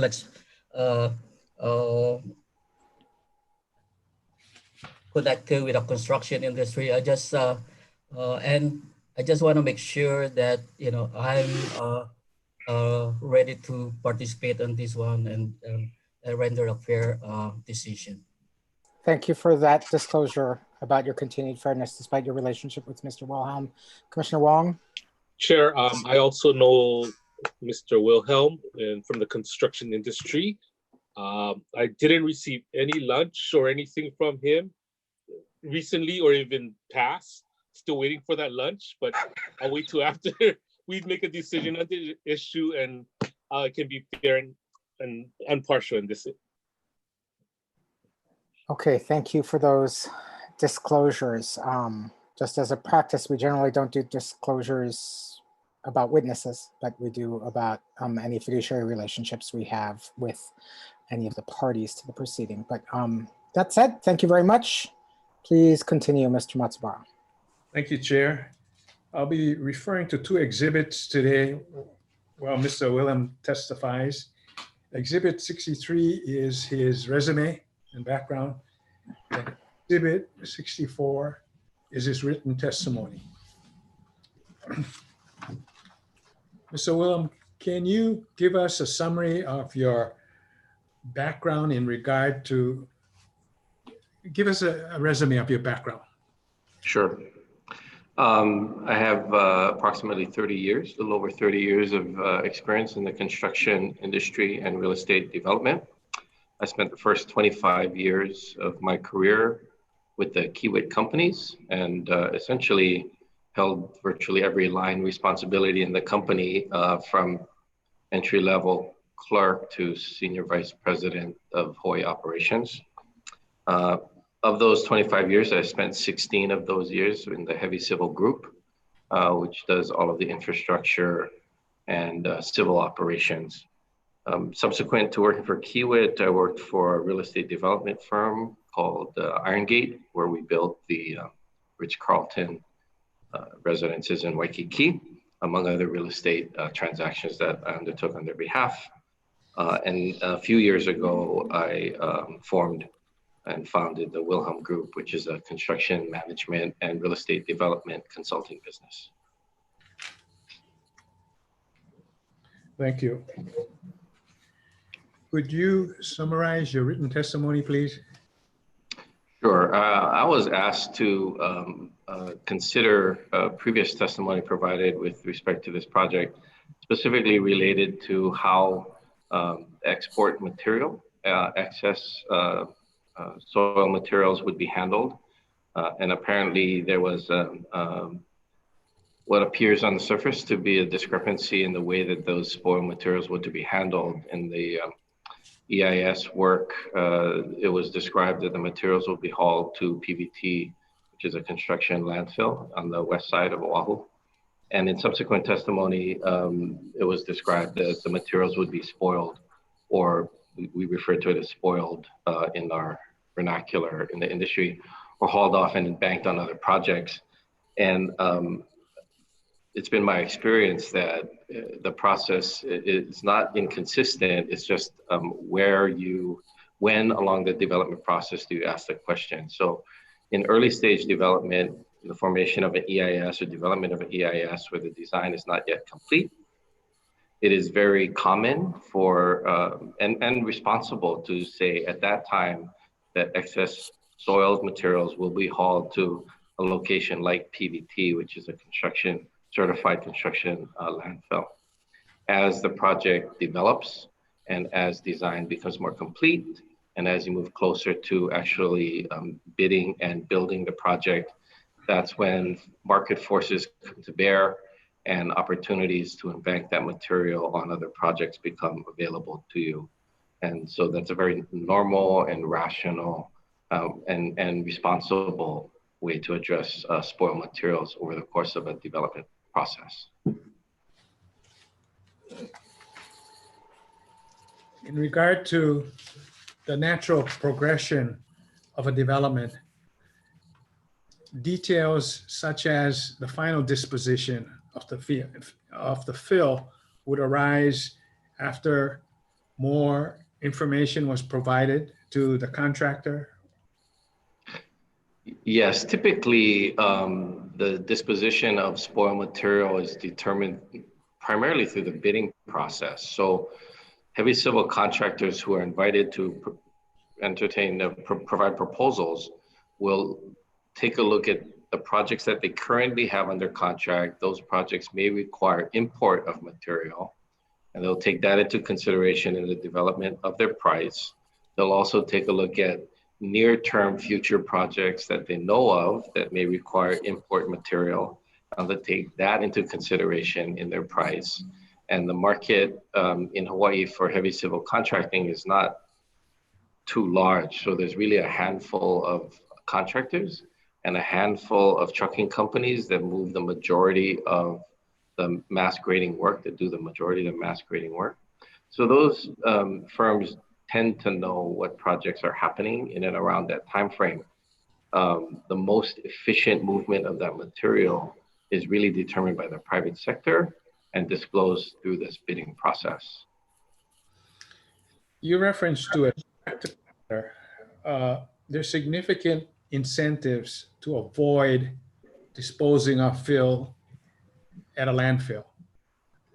There are other options available, such as other projects and so on. Could you discuss that aspect? Sure. The most expensive disposition of excess soil material, and we're talking here about primarily soil and soil type materials. The most expensive way to dispose of that is to haul it to a landfill and then have them embank it within the landfill process. It's almost always more economical to take that material to other projects, whether that project is in that neighborhood or in the district or just anywhere on Oahu. That's always more economical. The reason being, a project that requires import fill is likely paying for that materials in some way, shape, or form in their project. The project with the export fill is paying for the disposition of that material, and the contractors have an opportunity to make money by cashing in on both sides of that equation, charging the embankment job and then charging the excavation job. So it's the most economical way for the marketplace to react to a project like this.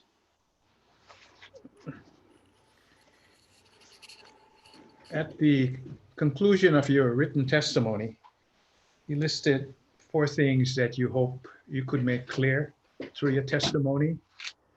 Would you care to go over those 4 points? Sure. So the reason you cannot do detailed design until after processes like the one being conducted today at the Land Use Commission is really 2 reasons. One, detailed design is very expensive and time consuming, and you wouldn't want to make that investment unless and until you knew that you had approval from a body like this. That's one reason. But the second important reason you wouldn't do detailed design first is because, as has been described in multiple testimonies here, there may be conditions placed upon the developer or owner that have to be addressed in the design, and you wouldn't want to have to do the design and then have to redo it later. So this is why, generally speaking, developers don't want to do final detailed design till after a process like that. Another point that I tried to make is that the Land Use Commission in this process and in your authority to make these decisions, it is certainly not the last place that's very technical, detailed health and safety and other considerations are taken into consideration. The developer and his design team will have to secure permits, building permits, grading permits, NPDES permits, which is National Stormwater Distribution type permits. All of that still has to be obtained subsequent to this action. So health safety issues are addressed there. Other agencies who have kuleana over those responsibilities also weigh in. So there's more oversight than beyond just this committee. So that's another point I wanted to make. I guess another element of my testimony is that it is really in the best interest of the project to reuse this material as much as possible. As I've said, hauling to landfill is the most expensive alternative in almost every case. And so the project is very incentivized to find alternative disposition for that material. And finally, I think it's important to let you know that the material we're talking about here is not construction waste material. It's not lumber, it's not concrete, it's not steel. It's really soils and clays and silts and soil material. Soil material is more of a resource than it is a liability. Projects need that material for all kinds of reasons, to embank, to create fills on other projects, to be dressed up. And sometimes when you cut slopes, you need to add material so that the landscaping has something to hold on to. So that material is really an asset. And as such, the marketplace will react to it and address it in their bids and in the way that they treat the construction. Thank you. Mr. Wilhelm is available for questions. Thank you very much, Mr. Matsubara. City and County.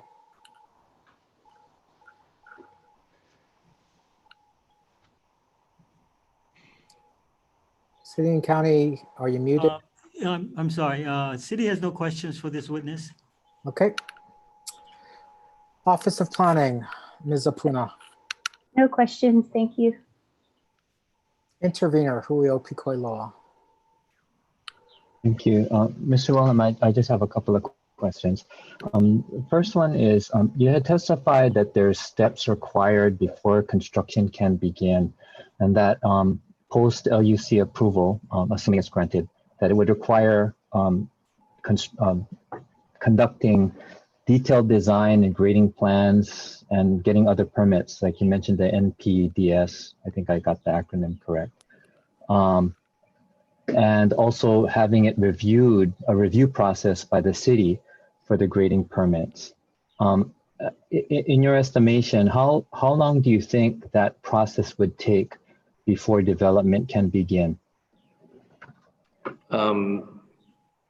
I have seen permit reviews take as little as a few months, and I have seen permit reviews take years. So a lot of it depends on the details of the project, the nature of the work, the amount of complexity in the work, and so it ranges, a fair amount.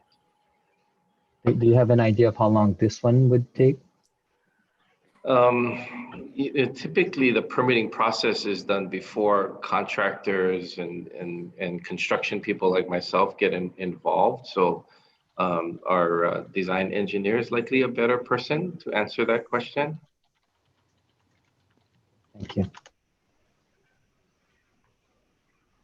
I don't know if you can answer this one, but Susan Burr from ACOS had testified with regards to the Clean Water Act, that she had testified that this area is jurisdictional waters, and that, quote, a more formal survey would be prepared for submission to the U.S. Army Corps of Engineers for review and jurisdictional determination, unquote. And also that, quote, Department of Army permit for the USACE would be obtained for grading plans altering the Lee Poudner Channel, unquote. So do you know how long that would take, that process would take? Yeah, that's another one of those permit processes that typically occur before a contractor or construction manager arrives to do their work. So she's probably a better person to answer that question. Okay, thank you for answering my questions. Those are all the questions I have, Chair. Thank you. Thank you. Thank you very much, Mr. Yoshimori. Commissioners. Questions for the witness. Commissioner Okuda. Thank you very much, Mr. Chair, and thank you, Mr. Wilhelm, for your testimony. And thank you for your service as a trustee of KSBE also. You consider being a trustee part of your wide range of experience in the construction industry, correct? I try to think about the various hats I wear as trustee of Kamehameha and Hawaii Pacific University and Island Pacific Academy and the various places. I like to think that I do all of that work with the same overall purpose, which is to try to make Hawaii a better place, just a little bit, in the small time that I have to make a difference. So in that sense, I think it's all related, but I don't know if that answers your question, but I try to do the best I can. Yeah, and I think everybody agree that you've done more than just a little bit to make Hawaii better. Can I ask you this just so that I can try to get some context? The environmental impact statement stated, and some other reports stated that a little bit over 57,000 cubic yards of material will be removed from the site. Have you ever been involved in any of your different capacities in a project where a little bit over 57,000 cubic yards of materials have been removed? I don't know the exact quantity, but I had the good fortune of working on some of the H3 projects, specifically on the Haiku side of H3 freeway. I don't know if you're familiar with Hospital Rock Tunnel. That's really short tunnels as you go up H3 freeway. So in order to build those tunnels, what we did was we actually removed the mountain. We built the tunnels and then we put the mountain back. So we moved a lot of material at that time. So I was a much younger man. I'll be honest about that. Yeah, I am familiar with that project because as a very much younger person, I was actually attending Windward Community College at the time, and I thought the work was pretty impressive. What was 57,000 cubic yards of material removed from the site, or was it just some of it removed temporarily and then replaced after the tunnel structure was built? I would be lying if I knew how much material was there, but I can tell you that most of the material was removed offsite. We did bank some material because it comes off of that tunnel and goes down into a cut situation. So we did bank a fair amount of it, but we hauled some of it off. Okay, besides that project, the Hospital Rock tunnels above Windward Community College and State Hospital, have you been involved in any other project where a little bit over 57,000 cubic yards of material have been removed to be disposed of or embanked or put somewhere else? I honestly, I cannot tell you the quantity of materials on any of these projects I've worked on. I will give you one example. We moved a fair amount of material, and I don't know the quantity again. If you're familiar with the Eva Plain, I had the good fortune of working on the projects where we built the Eva Beach Golf Course, the Eva Beach International Golf Course, and the Hawaii Prince Golf Course at the same time. And we had to move material from one project to the other because one was an export job and the other was an import job. So we did move a fair amount of material from one project to the other there. Could you give an estimate of how much materials were moved from one site to another site in that project? I really can't. I know it was several thousand yards, but I'd be lying if I said I knew the exact quantity. You know, I know that I may be asking a little bit of a crystal ball question, but are you able, and if you can't give an opinion, that's fine, but are you able to give an opinion on what percentage of the 57,000 cubic yards of materials will in fact go to other projects and not have to be disposed of, for example, at the PVT landfill? If you can't give an opinion, that's okay too. Yeah, I think it would be unfair and speculative at this point to answer that question. It is a crystal ball question. My crystal ball's not that good. Okay. Is there any data source or document or study from anyone that you are aware of which compiles potential projects on Oahu going into the future as far as determining how much fill or materials which could come from the Hawaiian Memorial Park expansion site, you know, how many projects there are in the pipeline right now or conceived to be thrown into the pipeline, and how much materials each of these projects would take? I wish there were, because it would be an awesome resource to have available, not just for this project, but for all projects, if that were the case. there is no central clearinghouse for that kind of information that I'm aware of. The good news for us in Hawaii is it's a relatively small community of builders and a relatively small community of legal haul truckers.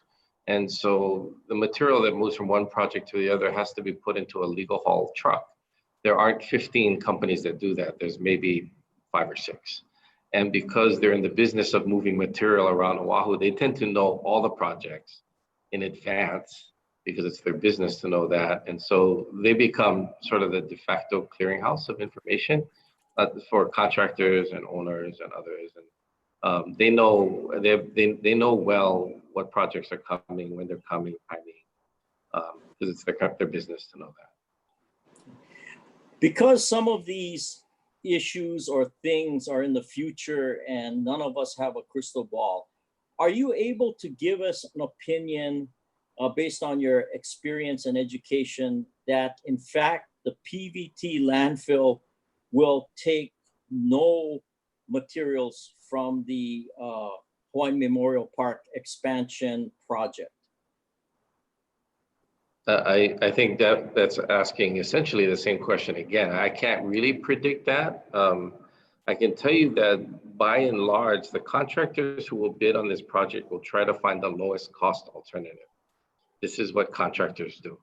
It is the typical low bid scenario. And so because PVT is not the lowest cost solution, the contractors are going to do their utmost to find other ways to dispose of the material. But if it turns out that there are no other ways of disposing the materials, those materials may go to the PVT landfill, correct? If there were no other locations for the materials, it would have to find its way to a landfill like PVT.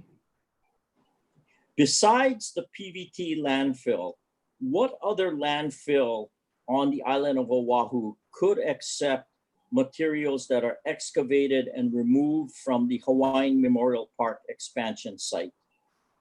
I don't know of any other landfills. I do know that there are occasions where quarries like the Kapa'a quarry or Grace Pacific's quarry in Makakilo, because they're quarrying out aggregate materials, occasionally need earth fill material as a way to buttress their work and refill some of their quarry areas. So they have on occasion in the past taken soil materials as well. Do you have an opinion on how much cubic yards of materials those types of installations or quarries could take or would take from the project at Hawaiian Memorial Park? You know, it's really a timing question you're asking, because it really depends on what they need at that moment. It can vary widely. So I actually do not have an opinion on that.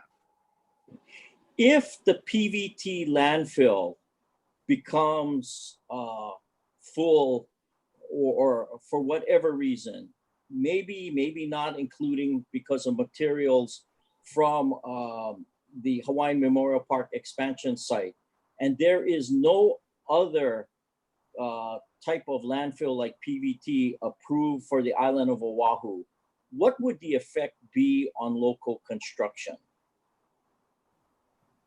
If there was no PVT landfill, what would be the impact on Hawaii construction? Or specifically construction on Oahu? You know, the PVT landfill is used for a wide variety of things, including recycling and other construction materials, concrete.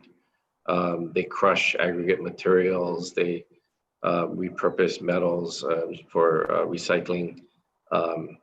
They do a lot of things for the construction industry generally. And a facility like that, I think, is important for Hawaii and our construction industry. So I hope they don't go away anytime soon, because I think the industry needs an operation like that. Because if there wasn't an operation like PVT, there is a substantial risk that local construction may stop, correct? I find it hard to believe that local construction would just stop. it would be extraordinarily expensive to move materials to another location or put it on a barge, or I don't know what would have to happen. Or you'd have to, someone will have to try to open a new landfill. I don't know, but it's, I'm waxing speculative here, but I think construction would be, it would be devastating to Hawaii's economy for construction to stop altogether. So I gotta believe we, as a community, find a way to keep working. Thank you very much, Mr. Chair, and thank you, Mr. Wilhelm, for your testimony, but more importantly, thank you for your service to the community. Thank you. Thank you, Commissioner Okuda. Commissioner Chang. Aloha, Lance. Good to see you. Aloha, Don. How are you? Very good. Thank you. Thank you for being here today. I just have one question to ask you. In light of the line of questioning by Commissioner Okuda, essentially your testimony was that it's very speculative to know what the future potential projects, development projects could take the spoil material. So based upon your expertise and the fact that it is speculative, in your opinion, is it reasonable for the Land Use Commission to include as a condition of any land use approval that Hawaiian Memorial Park shall exhaust all alternative measures to dispose of the soil material before going to PVT? Is that a reasonable land use condition? My personal opinion is I think that will occur naturally, whether it's a condition placed on it by the Land Use Commission or not, because the marketplace will tell us what is the most efficient way to address that material. And the marketplace will look for every alternative to utilize that material before taking it to PVT. So I think naturally it will occur. And I suspect that you are correct because of your own experience, but because we've got potentially, I won't say inconsistent testimony by the various expert witnesses for this project. One who's at the EIS stage who says the material will go to PVT. Then we've got people who are in the industry like yourself who are saying very unlikely, as that material is going to go to another development project first. So rather than relying upon the market, I mean, is it reasonable to include that as a condition that we want the owner, the contractor, and it sounds like it's in their best interest, to exhaust all other alternatives to dispose of the soil material before going to PVT? In terms of conditions you as a commission want to employ here, I think maybe our civil engineer may be best able to answer that question because they're more in tune with the timing and the requirements and the soils, et cetera. I will say my general feeling here, and it's not specific to this case or this issue, is that our construction industry and our marketplace is quite efficient, and that it is really, in my honest personal opinion, unnecessary to place some such conditions on there because the marketplace will address it. The owner here cannot move that material without licensed contractors. Those licensed contractors can't embank material without permitted projects elsewhere. And so all of that will take place. And that's just my personal opinion though, Don. I don't think it's necessary. All right, thank you so much. I have no other questions, Mr. Chair. Thank you very much, Commissioner Chang. Commissioner Cabral. Yes, thank you for all this information. I'm a cowgirl at heart, and I just have a question because we have done it elsewhere, and I don't know whether anyone on Oahu does it, and maybe there's laws or rules to prohibit it, which would be, in my opinion, silly. But when you're grazing cattle or horses, you want more surface space. So we've done it to where we've had people that take, and they'll take it not to fill a space, but to create a bump or a hill or something, because you could take 5 acres and create it into 5 flat acres, and you give it enough rolling hills, you've given it, you know, bumps and rolls and stuff, and now you can create more surface space for grass to grow and for your animals to graze. So I don't know whether you've ever heard of that, or that's certainly low tech, but I have friends in up Waianae area that would probably be more than happy to take that windward soil from you. So just, but have you ever heard of that before as a professional? Yeah, I gotta be honest. I spent most of my life making rolling hills flat, so yeah. I'm familiar with that concept. Well, think of it now. So there's a second way to go with all that fill dirt, especially that gorgeous soil. You don't want it to go to the dump. Thank you. Okay, thank you. Thank you, Commissioner Cabral. Commissioners, is there anything further for this witness? Commissioner Axon. Hello, Lance. Aloha. Yeah, you mentioned that, you know, before this project come to start, there are several permit process and several agencies the contractor has to go through before they can start this construction. So maybe you can walk us through on a construction process to answer some of the community concerns about traffic and also the noise. There was some kind of a discussion about seeing 100 trucks on a road coming from these projects at any given time of the day. I kind of walk us through on how construction project does this, because I know there's a limitation on how many trucks, or, you know, a trucking company has only certain amount of, you know, of trucks available, and maybe one truck goes to the projects 5-6 times a day. So it's not really, you're not seeing 100, you know, trucks lining up on the street. Yeah. Secondly is concern about noise, about the neighborhood complaints about noise. As a contractor or a developer, how do you address those, you know, issues? Not only the noise, but also the dust, any going on at a construction site. Can you kind of walk us through on a construction process, how you guys do the construction to kind of answer or, you know, alleviate the community concerns? So specific to the permit requirements, you know, our civil engineer will have a better answer for the specific types of permits are required and the level of detail contained in those permits. They often will include the requirement to install mitigating measures, such as silt fences, such as dust barriers, such as water, how much water to spray on open fills so that you know, you mitigate dust.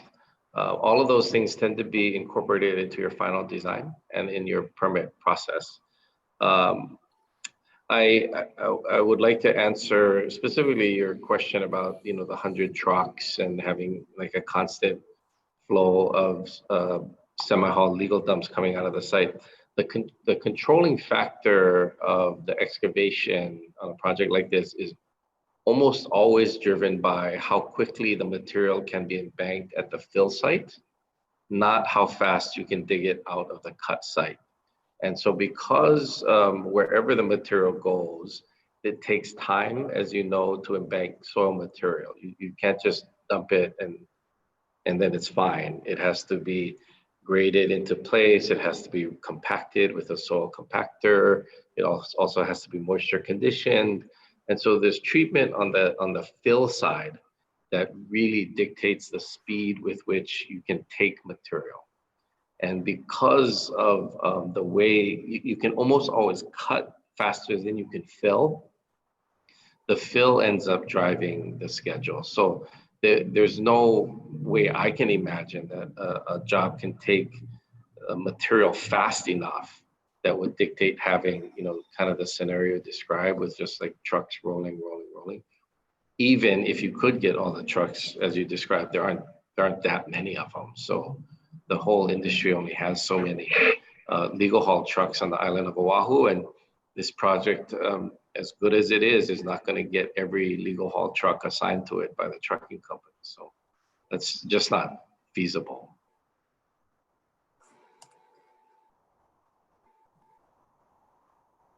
Commissioner Axon, you are muted. There's also a mention of the equipment on the job site running simultaneously. For example, if there's a 10 heavy equipment on the job site, is it necessarily the 10 equipment running at the same time all the time? Again, I really have faith and trust in the efficiency of the contractor. The contractor will only bring enough material to do the work that is necessary. Having excess material, excess equipment on the site doesn't make money. It's not cost effective. So they'll only bring the equipment they need. The nature of the design will determine what kinds and what quantities of equipment you see. Deeper, steeper cuts require a certain piece of equipment. Shallower but bigger areas require a different piece of equipment. All of that will be determined by the design, and then the contractors will interpret that and then bring the least amount of equipment to run the least amount of diesel possible to move the material as required. One last question about the noise. Who regulates the if there's a complaint? Who regulates that? Department of Health, and contractors can seek noise permits if they so desire, or they have to otherwise operate within the regulatory limits. So, is there a maximum noise level on that permit? There are requirements and regulations, and other consultants besides me are probably better situated to answer that. I'm really just a dirt moving guy. So. You're the dirt guy, eh? So, well, thank you very much, Mr. Will. Thank you very much, Mr. Chair. That's all I have. Thank you very much, Commissioner Axon. Commissioner Wong. Thank you, Chair. Thank you, Mr. Wilhelm. I'm going to say you're not just a dirt moving guy, but I'm going back to your old life when you were in construction. Okay. And you used to do estimations. Yes. And so most contractors will look for will bid to make money and not to overspend. They don't want to change orders or anything. Is that correct? That's correct. So as you stated, when they cut out that mountain and if all that fill, they're going to try sell it to make money too. Isn't that correct? If they can find a buyer. Yes. So in reality, we don't know if anything is going, or some, because they're going to try and make money, correct? That's generally what most for-profit industries do. Yes. Okay. So I'm just going to leave it at that most contractors will not try and dump it in a dump or a disposal facility, but rather make money by selling good fill. In a low bid environment, obviously every contractor is trying to get to the lowest reasonable price so that they can win the work. So the competition in the marketplace is what really helps to drive that efficiency. I do want to take exception to the fact that you said I never bought you lunch. I'm pretty sure I bought you lunch at some point. That would be 10 years ago, if anything. Maybe, but for the record, I bought you lunch. But thank you, Lance. Thank you, Chair. Thank you very much, Commissioner Wong. Commissioner Okuda. Thank you very much, Chair. A follow-up question, Mr. Wilhelm, about your testimony about the fill driving the amount of excavation. Do you have an opinion on what the amount of time or time frame, a general time frame that it would take if none of the fill was going into the PBT landfill and the contractors were hauling it off to some other location? I mean, what would you think the amount of time it would be, taking all factors into consideration, to dispose of the 57,000 plus cubic yards of materials? Yeah, I'm going to say that's a pretty hard question to answer because you don't know, I don't know as I sit here today when that material would be best suited to haul off. So for example, there's going to be some material that you take from a cut to a fill on site, and there's going to be some material you haul away. When you do which operation is a function of the design, is a function of the efficiency of the operation, is a function of other work. There's so many factors. So I cannot really tell you how long it would take because there's not enough detail in the design, and to some degree it becomes a question of the contractor's means and methods, and their own operations will dictate some of that. So I'm sorry, I can't really answer that.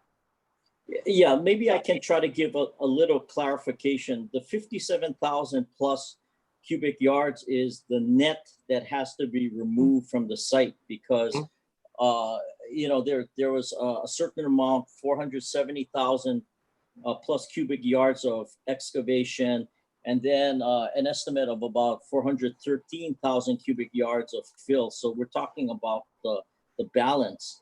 Would you be able to give a range based on your experience on how long you think it would take to basically find and dispose of that difference in materials, the 57,000 plus cubic yards of materials in some site other than the PBT landfill? Yeah, sure. Maybe I didn't answer that very well. So here's the challenge. It's not going to be the case where a contractor will move all the material that will stay on site first and then haul away all the other material. That won't happen. Neither will it be the case that the contractor first hauls off all the spoil and then embank everything else on site. I can tell you that won't happen because that's not physically possible usually. So what will likely happen is that the contractor may haul some material away for a period of time. Say they have a certain quantity going to a certain location for a 2-week period. Then they're going to do work on site and no haul off will happen for a period of time. And then haul off will happen again. And then no haul off will happen for a period of time. And that can last the whole duration of the project. It just really depends on where the cut is, how steep, how deep, the kinds of materials you're encountering, et cetera. So it's just really hard at this point to tell you how long it will take. It requires just too much speculation. Okay, thank you very much. Thank you, Chair. Thank you very much, Commissioner Okuda. Are there further questions, commissioners? Commissioner Axon. Just a quick follow-up. So it is your testimony that as a contractor, the contractor is gonna send the excess material first to other sites than the PBT. So is it your testimony that PBT is the last resort for contractors to send the excess material? I would say because it is my testimony, it's the highest cost alternative that PBT would be the likely last resort for a contractor. Thank you. Thank you, Commissioner Axon. Commissioners, are there further questions for Mr. Wilhelm? Seeing none, if I may, 3 brief questions for you. Thank you for lending your expertise to us today. First question is, if I understand, or if I'm intuiting from your testimony that the contractor on site and all the managers are going to try and balance between optimally getting all the material offsite, but at some point there might be a trade-off between slowing the project down and not having a place to sell the material to, and that's how this decision ultimately gets made? No, I wouldn't say that. I would say that the decision to haul and then stop hauling, haul and stop hauling, it's really a function of the excavation and the work. So there will be times where it is optimally efficient to haul material away. There'll be times where it's optimally efficient to use the material on site to go to an embankment. Because the site is quite large and you're moving materials around a wide area, you're going to do it for optimal efficiency. You're unlikely to pause because you don't have a place to put material offsite. You're more likely to operate just as efficiently as you can with the movement of material.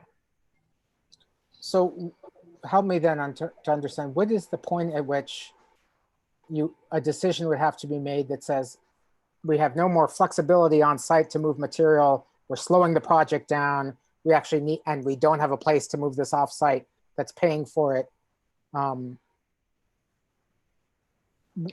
When does that arise? Yeah, and that's a real world game time decision. So you'll do that maybe a few weeks in advance of an operation.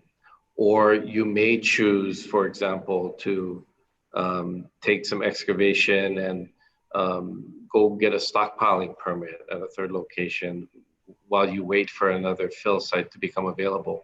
And you'll price out those options and you'll find the most optimal path. And that's what you do. It's often a real game time kind of decision. Okay. To follow up on a question of Commissioner Chang's, but a modification of it, do you think that a condition, there's generally speaking, the Land Use Commission asks for annual reports on compliance with conditions. Do you think a condition that did not actually state where the landfilled material should be, but simply asked for reporting on where the landfilled or where the excavated material went would be a reasonable condition? I think it's a reasonable thing to ask for, and it's readily available because the grading plans, both for the excavation site, our site, this site here, and wherever the material is going, it also has a grading plan and a grading permit. And so they will be a record of the movement of that material and where it was embanked and how much and when. There will be a record of that. Okay, thank you very much for your responses. Is there anything further, commissioners? If not, is there any redirect, Mr. Matsubara? No, no redirect. Thank you, Mr. Thank you, Mr. Wilhelm. Okay, thank you very much. Okay. Mr. Matsubara. The next witness will be Robin Lim, the geotechnical. Is he at the same location or no? Pardon me? Where Yes. will he be? He'll be at the same location. HMP 2. Okay, we'll just wait for him to come on.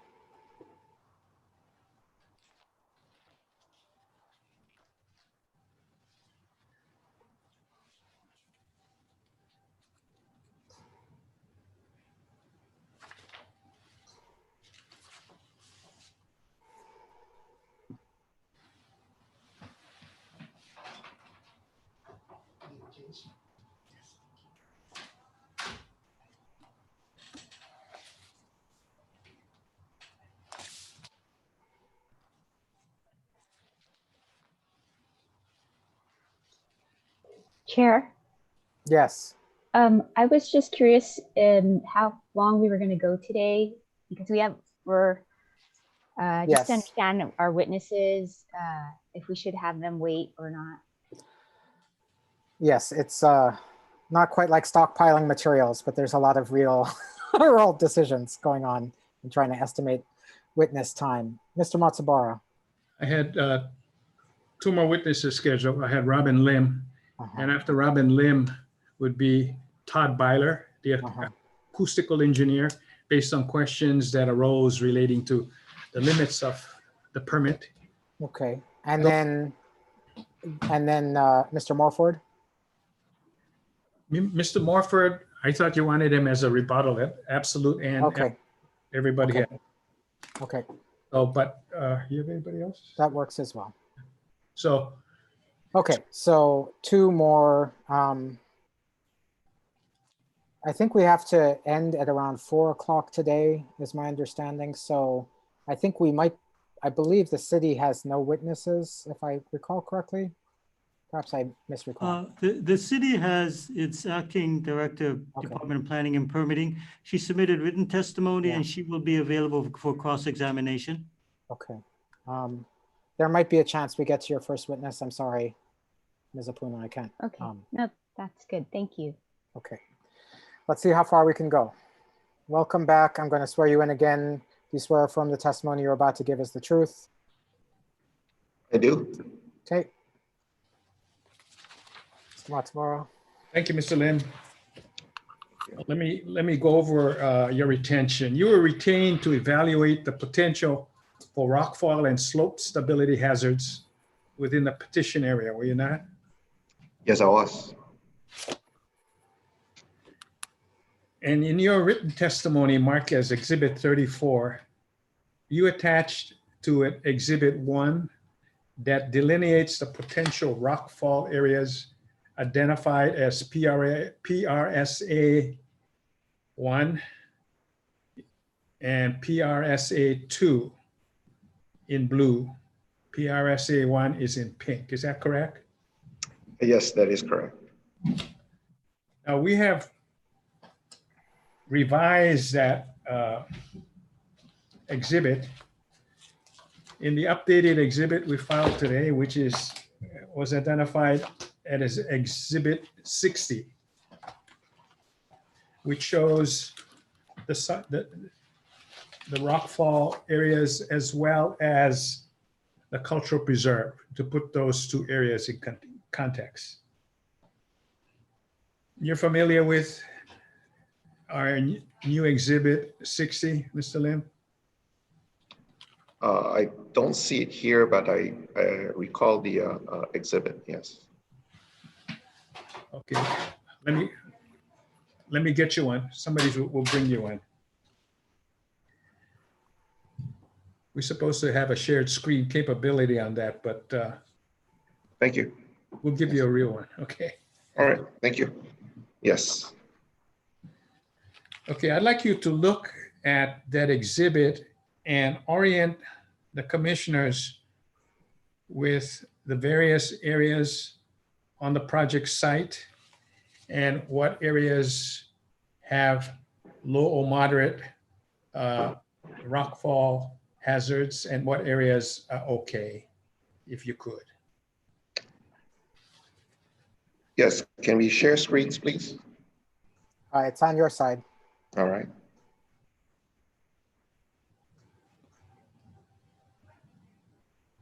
It's not this one.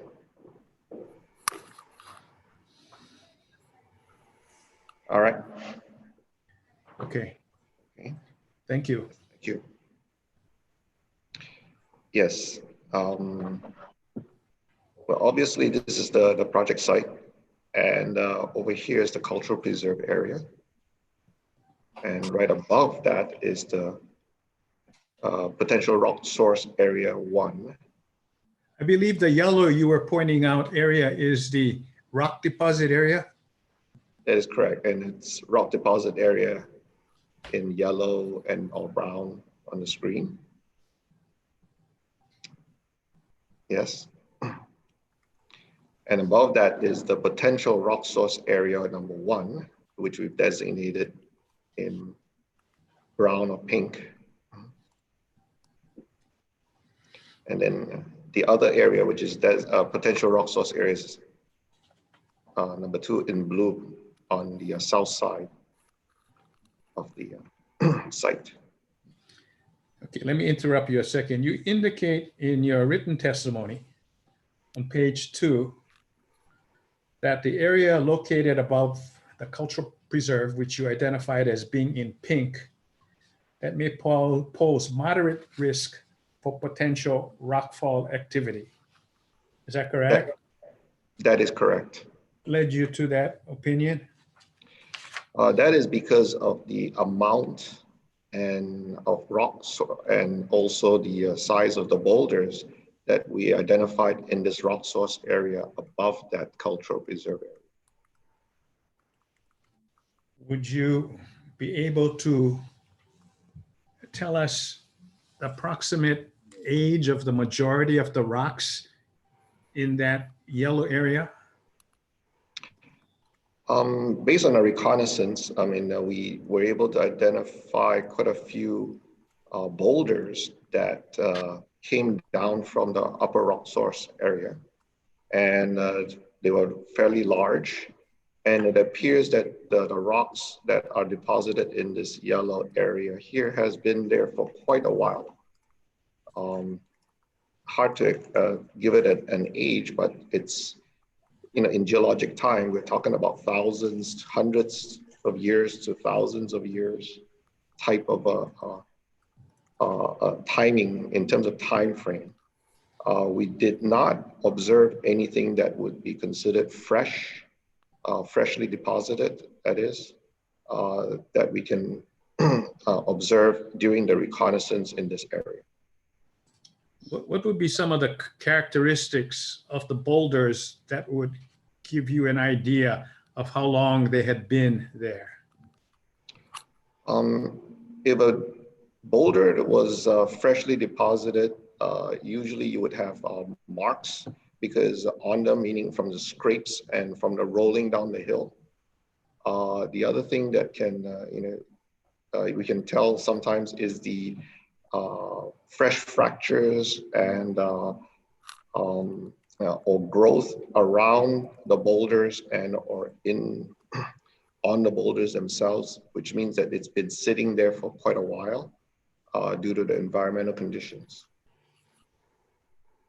So on your reconnaissance there, you determined based on those factors that the boulders had been there quite a while. That is correct. Now, on page 2, you then describe the center portion of the cemetery expansion and indicate it has a low to moderate potential for rockfall encroachment due to the reduced number and size of existing route outcroppings. Is that correct? That is correct. The central portion of this expansion area, the rock source above it is in this blue area. And from what we can tell from our reconnaissance and observations, the size of the rocks are smaller. And generally speaking, there are fewer rock sources that could fall onto the site from this blue source area identified on this map. You've also proposed in your design to have a rock catchment ditch. Could you That is correct. That's identified here in this L-shaped. Okay. That should further mitigate against a rockfall hazard.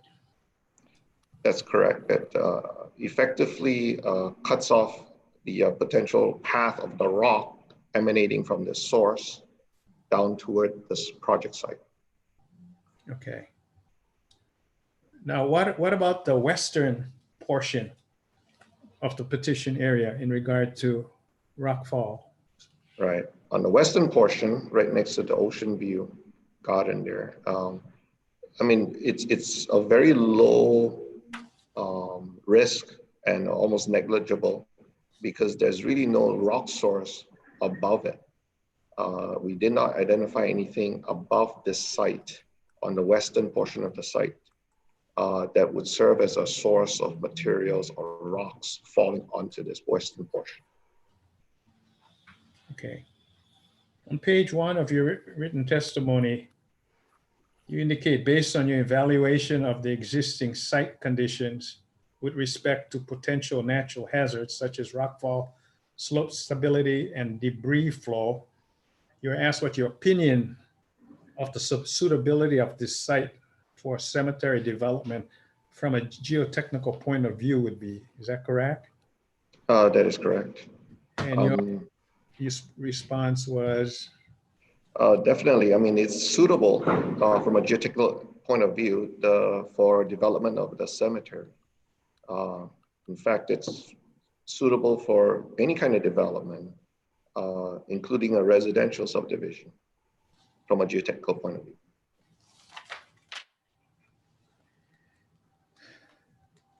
Okay, thank you. Mr. Lim is available for questions. Okay, thank you very much. Sydney County. Mr. Lim, if you can stop your screen sharing, please. The city has no questions for this witness. Thank you. Great, thank you. Office of Planning. State has no questions. Thank you. Interveners. Hi, Mr. Lim. This is Grant Yoshimori. I have a couple of questions. First one is, I think you indicated that the highest risk of rockfall is in the preservation area. Is that correct? Yeah, in the area that we evaluate, that would be the highest. Okay. And in your written testimony, I think on page 3, you had said that 86% of the simulated rock falls would pass into the preservation area. Did I get that number right? That's about correct, yes. Okay. And I think in the last hearing, or I guess in January, I think you stated that the mitigation for the preservation area rockfall was to put up signs indicating and warning of rockfall hazards. Was that the proposed mitigation? Yes, given the usage of that area and lack of humans traversing the area, we felt that we did not need to do much other than keeping it, advising people who need to get into this area that there's a potential risk associated with that entry. And that's it, yes. Okay, thank you. Those are all the questions I have. Thank you. Thank you, Mr. Yoshimori. Commissioners.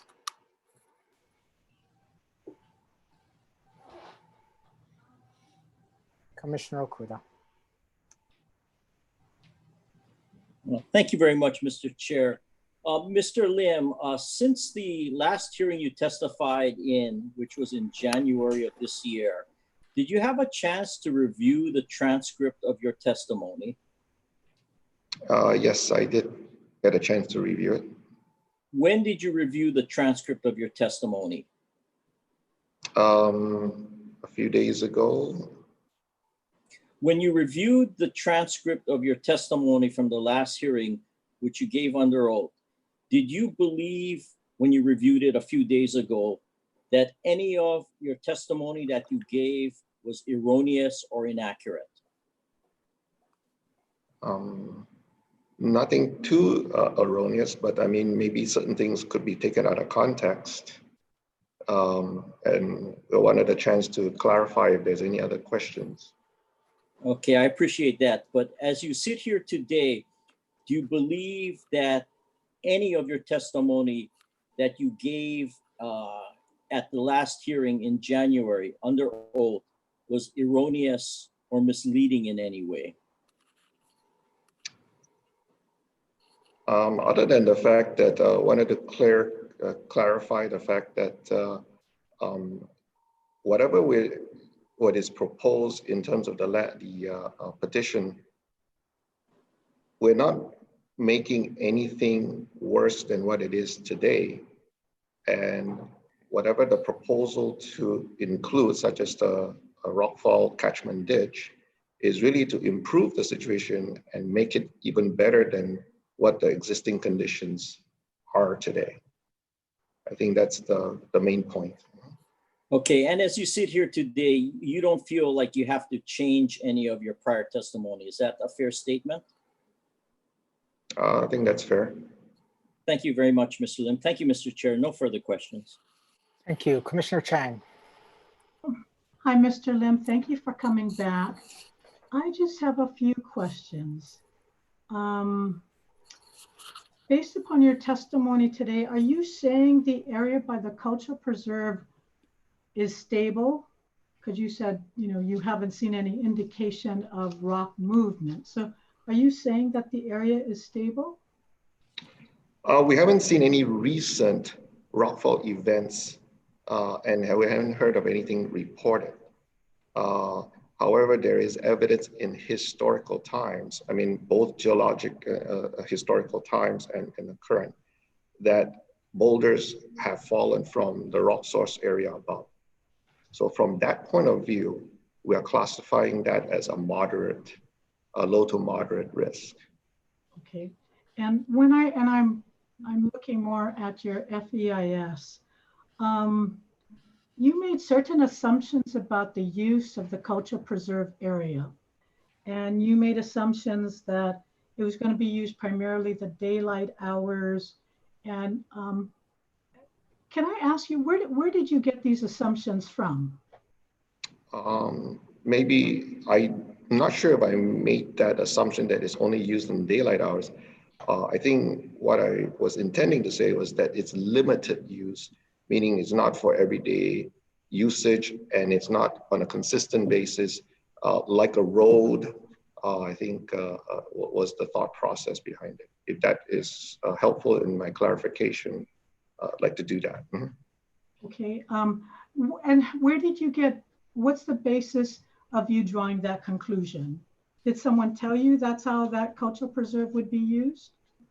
Yes, I believe that it's supposed to be a controlled environment or a controlled access. And from that point of view, it is limited. Controlled access, but it's my understanding from previous testimony, and I don't know if you were listening, but the management of the cultural preserve would be left to the cultural preserve manager. And at this time, they're looking at Ko'olapoko Hawaiian Civic Club.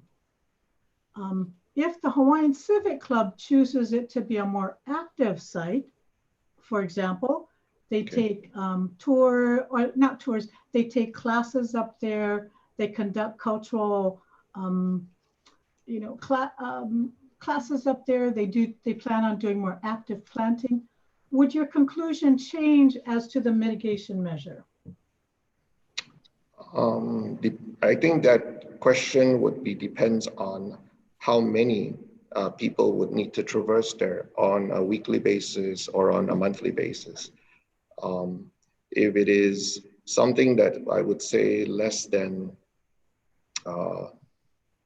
a few hundred people or in a day traversing that area, I would think that that's still considered limited usage. And we also had a lot of testimony that the actual agreement is too speculative because we haven't approved or taken action on the LUC petition. So normally in your practice, is your practice to go on the more conservative, to use a more conservative projection or to use a more liberal projection? Well, I'm an engineer by training, so people tend to say that the engineers are more conservative. So from that point of view, one can say that we can be conservative in our estimations. But if the Hawaiian Civic Club decided to make this a much more active cultural preserve area, because there are a lot of really good cultural resources there, I guess I'm wanting to know, would your mitigation measure, which is only signage, be different? I would have to know a little bit more about the number of uses. Let's say they're going to have several hundred people. I'm sorry. Is it several hundred people a day? Yes, let's say several hundred people a day. I don't know. It's too speculative to know at this time what they'll use it for. But, I guess I tend to be, when managing risks, I tend to look at it in the broadest sense, rather than being conservative, being extremely broad, just in case you never know what could happen. Correct. The way that I equated this was more like a typical roadway. like I think I explained in my previous testimony about the rockfall hazard rating system, which is specific, normally used in a roadway. That's based on thousands of vehicles per day. And I think I did not envision the usage of the cultural preserve area to be like a roadway with 1,000 vehicles passing through every day. Yeah, I don't know what the use would be, but I'm assuming that it would, I think it's fair to say there could be young people, there could be old people, there could be children. I mean, we don't know. They could require a very large workday to clean the heiau. But I guess my only point is, you, at what point in time would you change your mitigation measure to only signage? And what would be the next mitigation measure above signage? Because you've said this is a moderately potential for dangerous rockfall activity. Mm-hmm. Yeah, I think we'll look at the areas of concern, where the traversing areas might be, and at some point along that site, it might be appropriate to have a fence or something of that nature up, or in a more traversed areas. But until the specific areas are made known, it would be hard to say so at this point. If we know exactly where the areas are, then we can definitely come up with a mitigation plan. Is normally your recommendation for mitigation when an area has been identified as moderate potential for dangerous rockfall activity, is that normally your mitigation measure, signage? Like I said, it all depends on the usage. It is not just a matter of having the risk. The other question, the other aspect of it is what is the usage and how frequently it gets used. So all those things come into play in the final decision on mitigation measures. Okay, let me ask you one final question, Mr. Lim, because you are an expert in rockfall mitigation and rockfall. Would it be a reasonable land use commission condition, given the uncertainties of the proposed use, the level of activity, the type of use, but the fact that it will be used, it's not going to be a natural preserve, it will be used. Is it a reasonable condition by Land Use Commission to require that there be liability insurance for this? Anybody who, to protect the, for example, the cultural preserve manager. Is liability insurance from rock falls, is that a reasonable condition? I'm not familiar with that on the liability insurance for users. Well, not users, I should clarify, for the manager of the cultural preserve, because there'll be a manager like Ko'olau Poko Hawaiian Civic Club. So is it reasonable that they would get liability insurance? Yeah, I think that's something that's outside my area. I mean, as a rockfaller, we're more interested in sources and protection, and at what level we need mitigation. Mm-hmm. Okay, thank you. I have no other questions, Mr. Chair. Thank you, Commissioner Chang. Commissioner Wong and Commissioner Okuda, my intention is to then, if there's any redirect, do that, and then take a break for 10 minutes and then continue through to 4 o'clock after the break. So, Commissioner Wong. Thank you, Chair. Question, Mr. Ye. Does rockfall mitigation come under any permits that the contractor have to do or the owner has to do that you know of? Usually it falls under the grading permit. Okay, so in reality, it will come up at the end after everything's done and after we either approve or disapprove this, correct? That is correct. I think there's another level at the point of applying for the grading permit and giving the slope conditions out here. There'll be a study necessary in support of the grading permit application. Okay, so I just wanted to know that there is another level that we have that has to go through besides us. That's all. Thank you. All right. Commissioner Okuda. Thank you, Mr. Chair. But Mr. Lim, if there is no grading that's going to take place in the cultural preserve, there will be no grading permit application, correct? Yeah, well, specifically to the preservation area, yes, that is correct. If you don't have any, the grading permit won't be covered for that area. Okay, and if I can have a follow-up question to the questions or the line of questions that Commissioner Chang was asking. Is there anything physically on the ground, on the ridge line above the cultural preserve that would prevent or preclude the landowner from constructing the same type of rockfall mitigation measures that the landowner has stated in the final environmental impact statement will be constructed above the expanded cemetery site? Maybe I need to better understand your question in terms of location. Can you repeat that again? Yeah. Above the expanded Hawaiian Memorial Park expansion site, you had recommended rockfall mitigation measures, correct? Right. And these mitigation measures included trenching, fencing, in general, correct? Correct.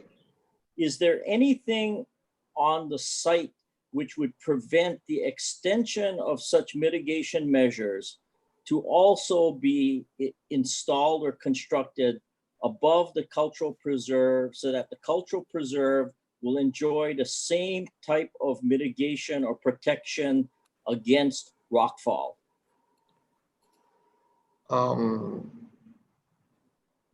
I think the only thing I can think of that might preclude it is the fact that it is in conservation district, and therefore technically you cannot erect anything in there at this point in time. Well, your client is asking us to change the boundary designation to urban, so my conclusion is that shouldn't be a problem. So aside from that explanation, which might be correct or not, is there any other reason why the same type of rockfall mitigation that is intended to be constructed above the expanded cemetery site cannot be similarly constructed above the cultural preserve? No, I think things can be constructed in that area to help mitigate rockfall. Yes, things can be done. Yes.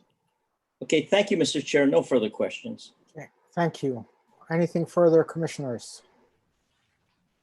Seeing none, any redirect? Yes, Mr. Chair. Mr. Lim, you've had discussions with the cultural expert, Dr. Watson, in regard to the cultural preserve and measures that would be undertaken in regard to the use of that area? Yes, I did speak to Dr. Watson. Yes.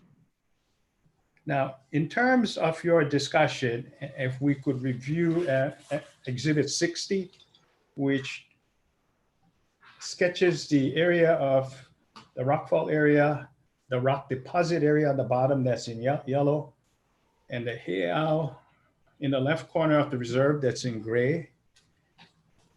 Was there discussion as to the extent that boulders would fall or roll as opposed to hitting people on the head, as one question was phrased? Right. I mean, Given the size of the boulders that we observed, it is unlikely that it would be flying through the air and hitting somebody on the head in that manner. The more probable way that the boulders would be it would be rolling on the ground and down the hill and eventually stopping in this yellow area. Did you have discussions with Dr. Watson regarding the management of that cultural preserve and the areas individuals would be permitted to visit or go beyond, and under what conditions? Yes, my understanding is that it'll be a fairly controlled access and limited usage from that point of view. And maybe 20 people, 10 to 20 people a month type of usage is my understanding. But even if it was a few hundred people in a month, it still would be considered limited usage from my point of view. And is it your understanding that these individuals would be asked the purpose of going beyond the yellow area, and it in regard to any preservation activities that they may want to undertake? Yes, yeah, my understanding is that they, any prospective users of this area would be asked of what they were doing, and again, very limited usage or access into this area.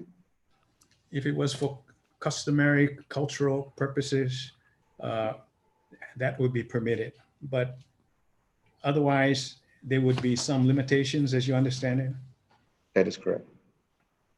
Now, so the area to the left of that yellow rock pile area, is that subject to a high degree of rockfall? Is that correct? I'm sorry, what was that again? The area to the left on Exhibit 60 of the yellow designated area on the rockfall debris area, right? It's not likely to have any hazard, much hazard in that area, correct? Correct. I think everything to below the yellow zone that is shown on this map, the risk of rockfall is landing in this area is relatively low. When I said moderate, it was intended to indicate this yellow designated area here on this map. Okay. Do you have much more, Mr. Matsubara? Yes, just one more area I wanted to touch upon. Okay, we've been going an hour. Oh, I'll just 25 minutes. No more than 5 minutes. Okay. Now, in January, you asked a question that whether or not you're contemplating that it's foreseeable that people could be going into the expanded cemetery area to visit their loved ones, and they might be fatally injured or seriously injured by doing so. You were asked that, and you were saying there were no guarantees. But in terms of the use of the word foreseeable, and in terms of the area the question was talking about, which was described as the expanded cemetery area, let me ask you these questions. Does the expanded cemetery area pose a high risk at all? No. If the expanded cemetery area being in this white area, everything in the white below the yellow and below the catchment ditch, I would characterize that as low. Okay. I think the intent of what I was just saying is that the moderate area that I had described was intended to designate this area in yellow. That's the moderate risk that we're talking about. Okay. Now, the term used in that question was foreseeable. Do you know the difference between the terms possible, probable, and foreseeable? Is there a difference between those terms as used? I mean, I think everything was possible was what I was intending to say. I mean, it's the foreseeable or conceivable that something could happen, yes. But anything is possible, but I don't think it was likely. It is very highly unlikely that anything in this white, anyone in this operating in the white areas below the yellow areas would see rockfall as a high hazard or even a moderate hazard area. Thank you, Robin. No more questions, Mr. Chair. Okay, Commissioner Chang, you have your hand up. We are well overdue for a break. We have one more question. You're muted. Sorry, Mr. Chair, I think maybe it might be more appropriate to take a break. I think I'm gonna have more than one question. But I'll Okay. keep it short. I'll keep it short. We're going to take a 10-minute break. It is Excuse me, Mr. 2:47. Chair. Mr. Chair, sorry. Yes. Can I ask a question about, I guess, what we envision as the rest of the afternoon? Do we anticipate reaching the interveners' witnesses by in today? That seems highly unlikely at this point. Okay. At the most, depending on how long the petitioner wishes to have the acoustic witness speak again, I'm hoping we would at least get to one of the available for questioning for the city's witnesses at this point, but this is all going much slower than I anticipated. Okay, thank you. Okay, Mr. Matsubara, it seems that we want to have at least a couple more questions of this witness. So it's 2:48. We're going to take a 10-minute break to 2:58 and continue on with a couple more from Commissioner Chang, and then we will move on. Thank you. Thank you. We're in recess.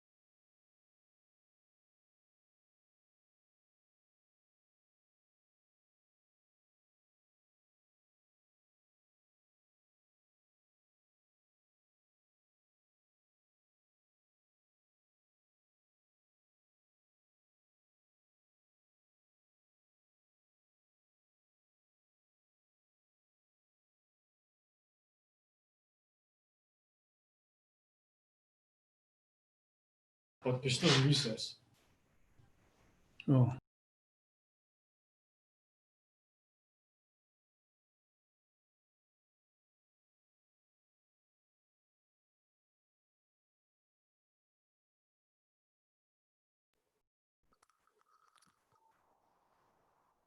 Okay.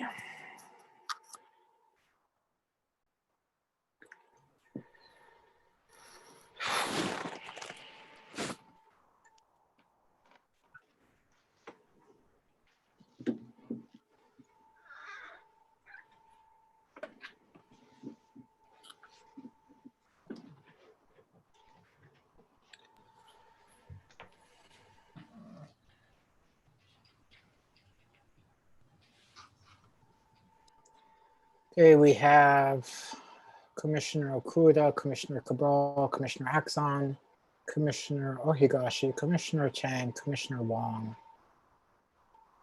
and myself. So let's proceed. Commissioner Chang, can you give me a sense of how much more you have, Oh, please? probably less than 5 minutes. Thank you. Okay. Thank you very much, Mr. Lim. I just am following up on a redirect by Mr. Matsubara that you spoke to the cultural expert, Ms. Watson, regarding the use. Okay, part of my confusion today is, and I'm thinking about this as a layperson, is that one, we had, we had testimony and objections that we don't know what the use is, that a lot of this regarding the cultural preserve is premature. We don't know what the agreement's going to look like. We don't know what the use is. And so it's too early to speculate.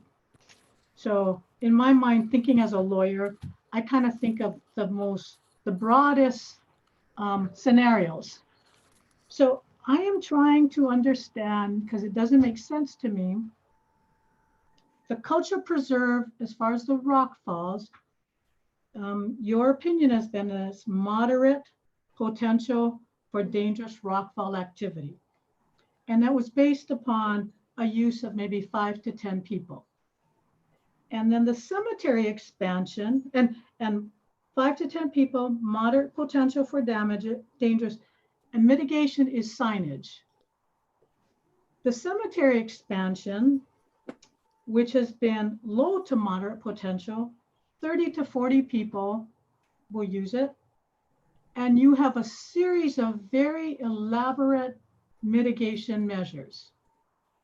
I am just really trying to understand how do you come up with that conclusion when one has been determined technically based upon Euro models to be much more dangerous, and assuming that they have the same number of usage. You said for the cemetery expansion 30 to 40, but based upon your conversations with Ms. Watson, you chose 5 to 10. But again, assuming that it's going to be greater, let's say it's similar to the cemetery expansion, 30 to 40. Help me understand how do you differentiate the mitigation when the exposure is greater, potential use may be the same, but how do you differentiate the mitigation? Okay. Let me try to, let me share screen and get back to exhibit 60 again.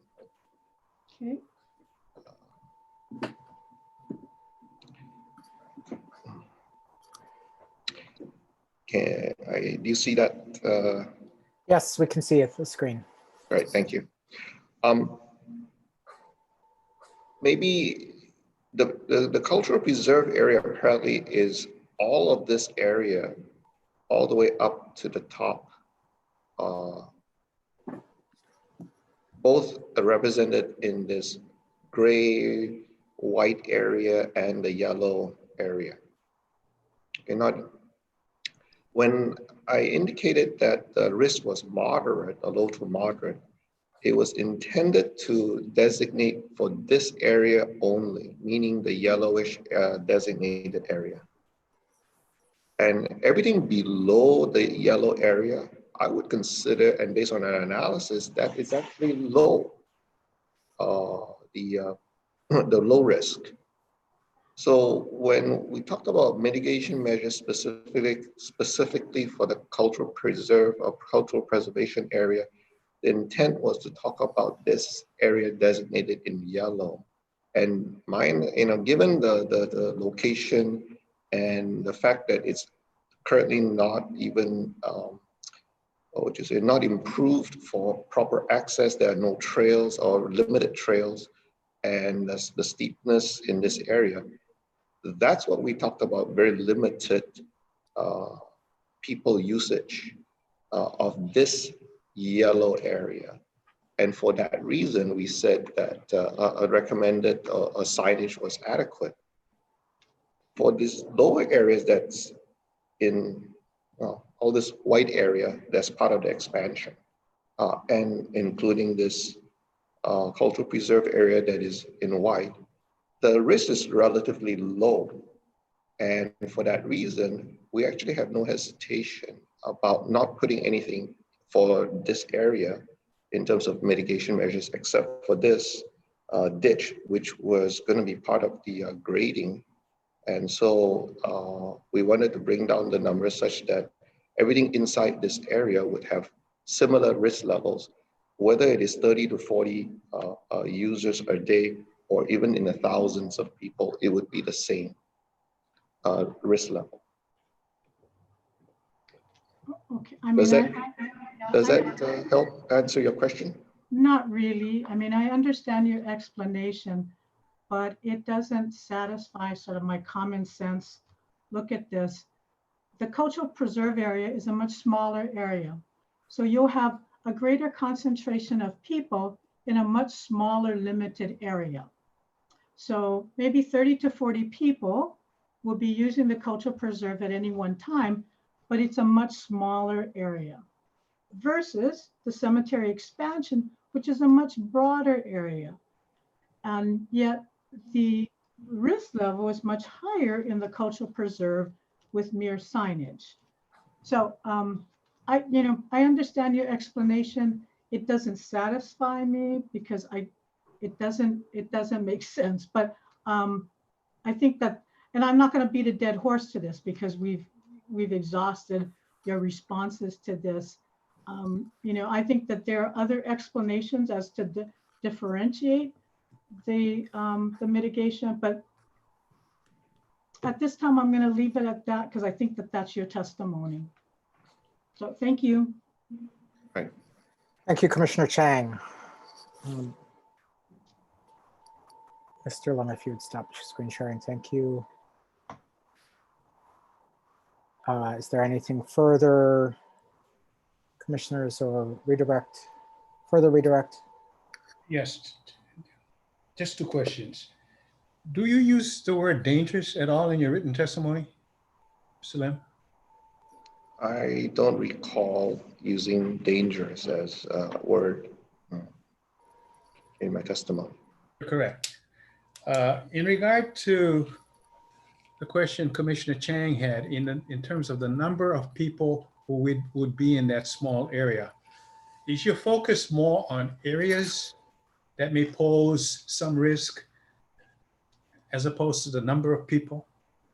Is it more focused on areas where the risk? It is correct. I think the first level is to look at the area and whether there exists a certain risk. And then when it comes to the mitigation, the number of users come into play as part of that. So if the risk is low to begin with, the number of users does not even have to be introduced into the equation. Okay, thank you. No further questions, Chair. Okay, thank you, Mr. Lin. Let's bring in your next witness, Mr. Matsubara. My next witness will be Todd Beeler. I was corrected the last time we were here that it's not Byler, it's Beeler. Byler. I've been calling her Beeler for ages. Sorry. Mr. Beeler? It's actually the other way around. Sorry, I know it gets confusing. It is Byler. It looks like Baylor, but it is Byler. Good afternoon. Thank you for being here. Yes. The chairman will swear you in. Do you swear or affirm the testimony you're about to give us the truth? Yes, I do. Do you swear it's going to be very brief? I do swear that too. Thank you, Chair. Mr. Byler was brought back because there are several questions raised by the commission in regard to the noise permit. And I know Commissioner Exxon and Commissioner Giovanni had questions relating to that. Now, Mr. Byler, during your direct testimony, you stated that the state issued permits is typical for construction activities, and the DOH permit does not limit the noise level generated at the construction site. Rather, the permit limits the time noisy construction can occur. There are several concerns raised regarding that statement. And so I asked you to further research that. And could you tell me the results of the additional research you did, what you looked at, and what we've included for the commissioners for their benefit in regard to this particular issue? Yes, you bet. Thank you. My first step was to re-review Title 11, Chapter 46 of the Department of Health Administrative Rules. Section 11-46-4, Table 1, lists the maximum permissible sound levels in dBA for the daytime hours, which are 7 a.m. to 10 p.m., and the nighttime hours, which are 10 p.m. to the following 7 a.m., for each of the 3 zoning district classifications. These noise limits are applicable to stationary noise sources and equipment related to agricultural, construction, and industrial activities. Subsection C states that the noise limits incorporated in Table 1 can only be exceeded by permit or variance issued in sections 11-46-7 for permits and 11-46-8 for variances. Section 11-46-7 grants the director the authority to grant, deny, or revoke the noise permit. Subsection J describes the specific noise permit restrictions for construction activities. This section limits the times and hours for which construction activities can exceed the maximum permissible sound levels. And these hours are 7 a.m. to 6 p.m. Monday through Friday, 9 a.m. to 6 p.m. on Saturday. And no permit shall allow any construction activities which emit noise levels in excess of the maximum permissible sound levels on Sundays or on holidays. Todd, let me just interrupt you a second. For the benefit of the commission, I've included the noise regulations that the Department of Health has issued, and they're included as our Exhibit 67. And the provisions Todd is citing are included in that packet. Rather than pulling out specific provisions, I put the whole thing in so you could check on your own whether there's any provision in there that may say otherwise. What other research did you undertake, Todd? Yes, I also called the Department of Health to speak with the noise section supervisor, Mr. James Toma, regarding the construction noise permit restrictions. Mr. Toma confirmed that the noise permit does not limit the noise levels, just the times at which noisy construction activities can occur. If, after receiving an approved noise permit, a contractor were to operate with noisy construction activities outside of the noise permit hours, the director may suspend or revoke the noise permit, which could effectively shut the project down. During my conversation, Mr. Toma noted that for some construction activities, there are further restrictions on the hours of operation. Construction activities such as pile driving, hydraulic rams, jackhammers, and similar activities are further limited to only 9 a.m. to 5:30 p.m. Monday through Friday only. And those activities are not allowed on Saturdays, Sundays, and holidays. These additional time restrictions can be found in the guide for filing community noise permit application for construction activities, a guide published by the Department of Health. The noise section supervisor will include these restrictions, when applicable, to the special restrictions and conditions section on the noise permit. Thank you. Do you have recommendations that the project can incorporate in an effort to help alleviate the neighbors' noise concerns? Yes, I do. As a regular condition of the noise permit, the contractor is required to notify the surrounding areas when high impact noises such as the hydraulic rams and rock breakers are used. However, in addition to this notification, I also recommend that the contractor provide 2 additional steps.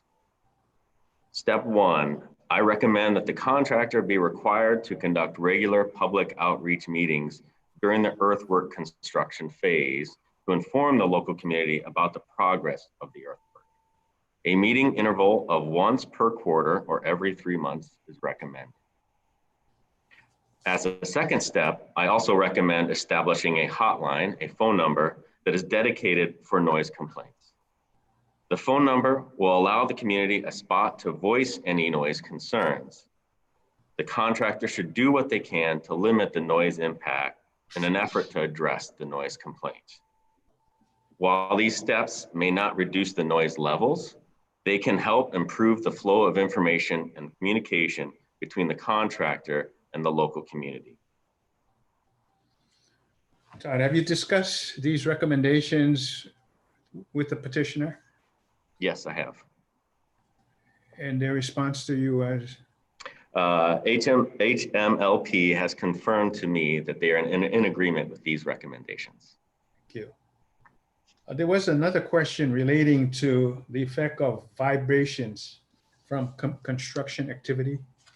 Yes. You also have a chance to research the issue relating to vibrations. Yes, that's correct, yeah. In terms of your resume, you also indicate an expertise in not only sound measurement, but also vibrations. That's correct, yep. The resume that was attached to your written testimony. So I'd just like to expand Todd Byler's expertise to include noise vibrations also, if that's permissible by the commission.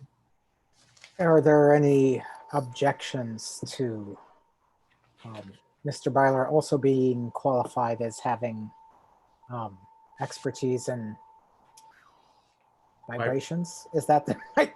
That's correct. He has good vibrations, yes. Yes. Any objections? City has no objections. State has no objections. Intervener has no objections. Commissioners? Mr. Byler has good vibrations. Okay, thank you.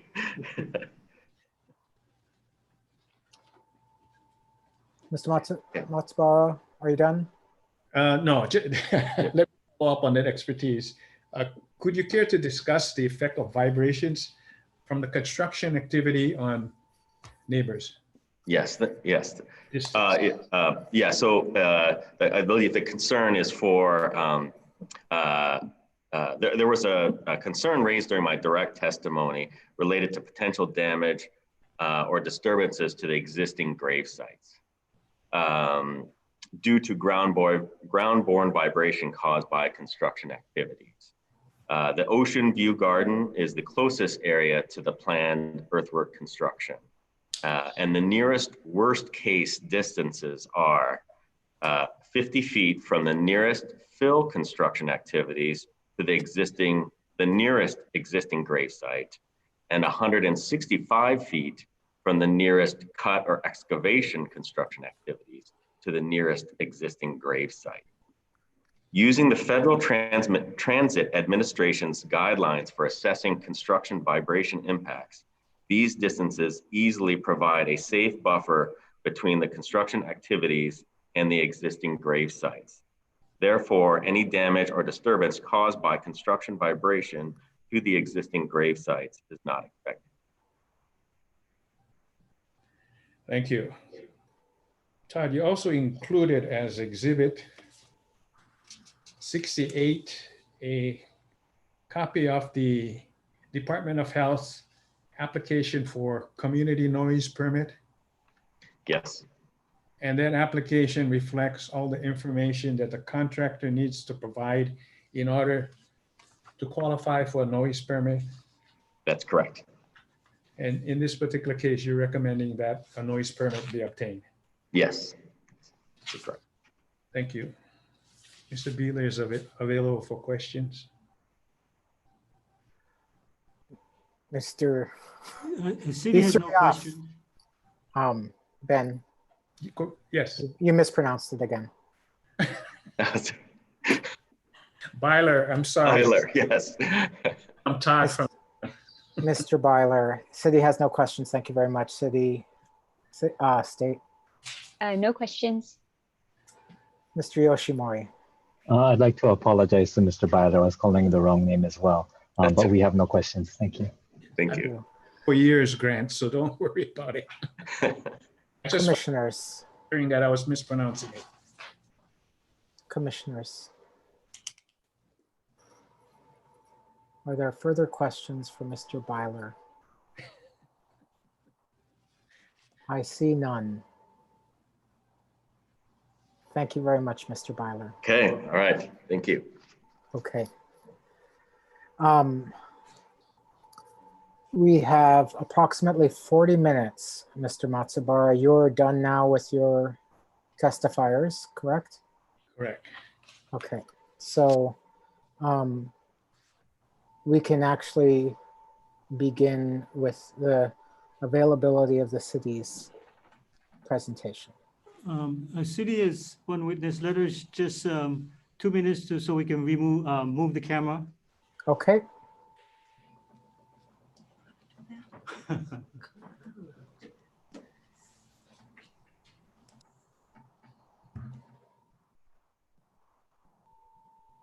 how's that? Good. Okay, I take one microphone. Yep. The city calls Kathy Sokugawa, Acting Director, Department of Planning and Permitting. Aloha, Ms. Okugawa. Good afternoon. I'm going to swear you in. Do you swear affirm any testimony you gave is the truth? I do. Thank you very much. Ms. Sokugawa, can you state your position with the city and county of Honolulu? I'm the acting director for the Department of Planning and Permitting. And how long have you been in that position? Since the beginning of 2017. And prior to that, what was your position with the city? I was the planning division head in the Department of Planning and Permitting. And for how many years? A long, long time. Since its inception, which was 1998, and even before then. My understanding is that we submitted a written testimony with respect to this matter. Do you recall that? Yes. And we have one exhibit, and the exhibit is the Kolapoko Sustainable Community Plan.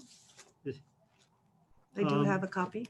So we submitted written testimony. So the acting director is available for cross-examination by any party, Mr. Okay. Chair. Thank you very much, Mr. Pang. We'll start with the petitioner.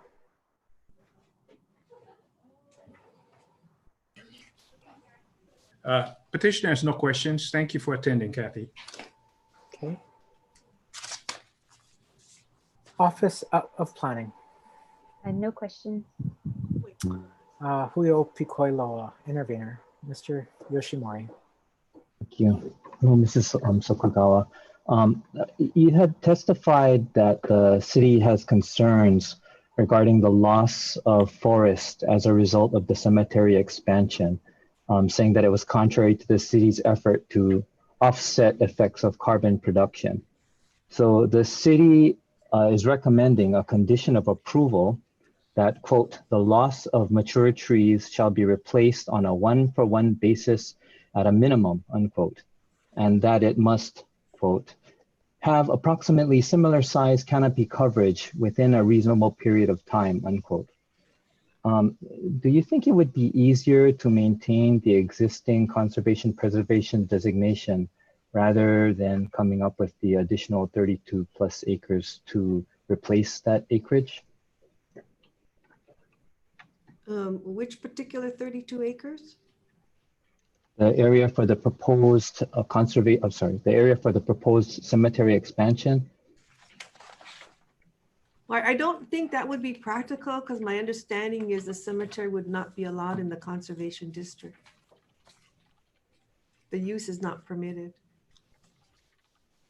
I guess my question is, instead of requiring the petitioner to obtain and develop 32 acres, which currently don't have forests, to add forests there, would it be a good use to keep the land zoned as conservation so that that wouldn't have to be done? That the land is already there, serving that 32 acres of protection from on the forest. Well, I'm not sure how how would they get to their requested project expansion without the boundary amendment? I'm not understanding your question, I guess. I guess I'm asking. This is being considered as a condition of approval, not a substitution for the boundary amendment. I guess what I'm saying is if the commission denies the district boundary amendment, then this condition does not need to be put into place, and that existing forest will continue to serve to offset carbon production. I don't know that you could make that conclusion because there would be no permit or there would be no enforcement other than whatever DLNR requirements are for the conservation district. I don't know that, that they're not allowed to cut down trees. And I don't know that process that DLNR would use for that. I think the existing state rules, and I might have this wrong, is under conservation land, you are not allowed to cut any tree down with a diameter of the stump being over 6 inches. You need a permit for that. So by keeping it in conservation land, that area would need to remain as forested. And I guess our position is that we support the cemetery use. This is being proposed as a recommendation of condition attached to a cemetery use. Other than that, we wouldn't have no say on what happens on conservation district lands. Thank you. On page 3-19 of the Ko'olaupoku Sustainable Community Plan, it states that, quote, where located in the state conservation district or in a preservation area designated by this plan, above grade structures shall be limited to maintain the open space character of the cemetery. During our site visit, we saw 2 gazebos. The larger one is clearly visible from Pohainani, and our neighborhood can see it. It's illuminated at night. When asked by Mr. Pang, Mr. Easer had testified that there could be gazebos built in the expansion area, similar to what we saw on our site visit. Are those gazebos consistent with the language in that section of the KSCP guideline? The Ko'olaupoku SCP does have a condition about limitation of above grade structures to markers of modest size and necessary support structures. So I would say a fair conclusion would be that a gazebo is not in keeping with that provision. Thank you. The KSCP also states that, quote, any proposed expansion by Hawaiian Memorial Park must include a 150-foot buffer from residential homes, a 2,000-foot buffer from the Pohainani Senior Living Community, unquote. Ms. Dina Wong was the acting planning division chief in 2018. And she wrote a response to the DEIS stating the 2,000-foot buffer guideline was established to address concerns of the Pohainani community with respect to the proximity of burials to their residents.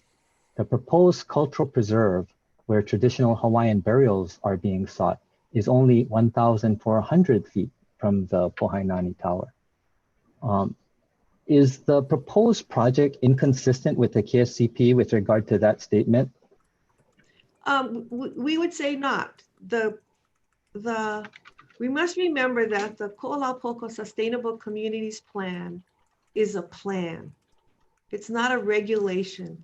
It specifically says that it's not a regulation by our lawyers. So it cannot be so project specific. So we treat this language as a guideline. And there is clearly an intent to distance the cemetery use from Pohainani community. As it was discussed at zoning committee of the city council in the adoption process of the plan, an exhibit was shown showing an example of how that 2,000-foot buffer was proposed, and it was, and we believe that the current proposal is consistent with what the intent of the language is. And again, we're treating the language not as a regulatory language, but as a policy planning document guideline. You know, Mr. Easer had testified that that 150-foot buffer is being honored with regards to the residential community. So it sounds like it's being enforced there, but you're saying it's not going to be enforced for Pohainani. I didn't say that. I said that we're using that language as a guideline, and a guideline is not the same as a regulation. The fact that it hits the 150 foot, that's good. The fact that it's close to essentially the same as, but not identical, yes, I will agree with that, to the 2,000 feet, that's a guideline. That's how guidelines work. Okay, thank you.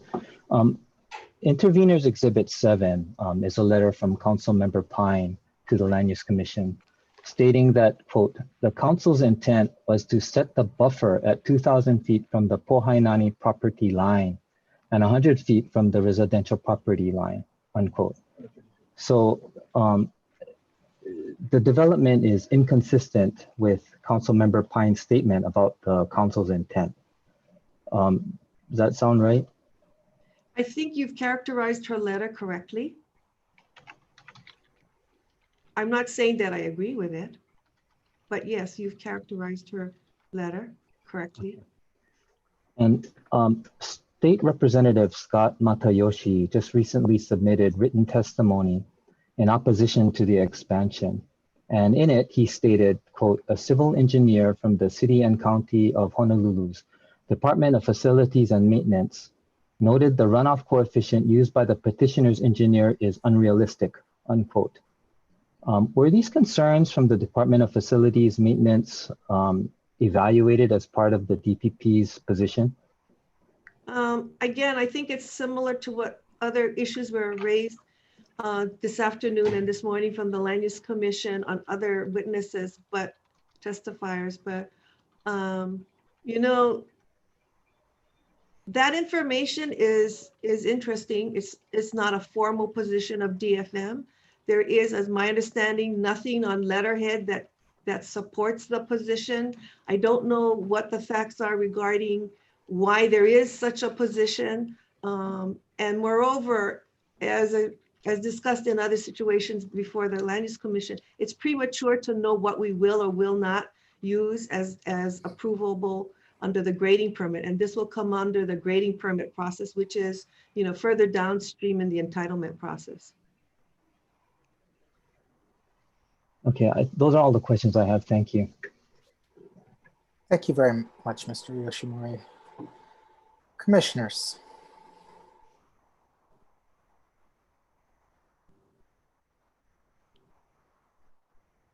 Commissioner Okuda. Thank you very much, Mr. Chair. Thank you, Ms. Okugawa.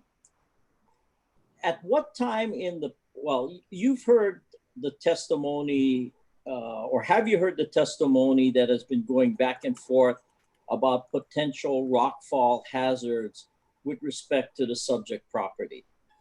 I have, pretty much, yes. When was the first time the City and County of Honolulu became aware that there were these concerns about rockfall hazards? I can't speak for the entire city. Presumably, we as a department would have noticed all the environmental issues that are expressed in the EIS. So that to the extent that they were discussed in the EIS, we would have known about that. Okay, and to the extent, or let me ask this, did your department have an actual discussion about the scope or the amount of risk posed by the reports in the EIS with respect to rockfall hazard? You know, it sounds like a cop-out, but we have 280 staff members. I can't tell if any of them had a conversation. I did not. To what extent does the testimony and the statements in the EIS about rockfall hazard, how much of that does that raise a concern for you as the acting director? If we had felt it was a very significant issue, we would have commented on that in our comments on the draft EIS. If it's something that we feel is going to be mitigated in the entitlement or ministerial permit stream further down in time and permits, then we would address it at that appropriate time. So is that in fact the position of your department, that either, and correct me if I'm misstating your testimony, it's not significant to be addressed at this point in time, or it would be addressed at some other time? Roughly, but understanding that if that, you know, and it is pretty severely steep as far as I read the topography lines on that map that was presented. I don't recall them saying they're going to touch it at all. So if it doesn't get touched, it doesn't show up on a grading plan, we're not going to have any jurisdiction, if you will, on any kind of issues relating to rockfall mitigation unless it comes in for a permit. Then we will definitely look at that, and we will require the necessary additional studies to make sure that public health and safety are assured.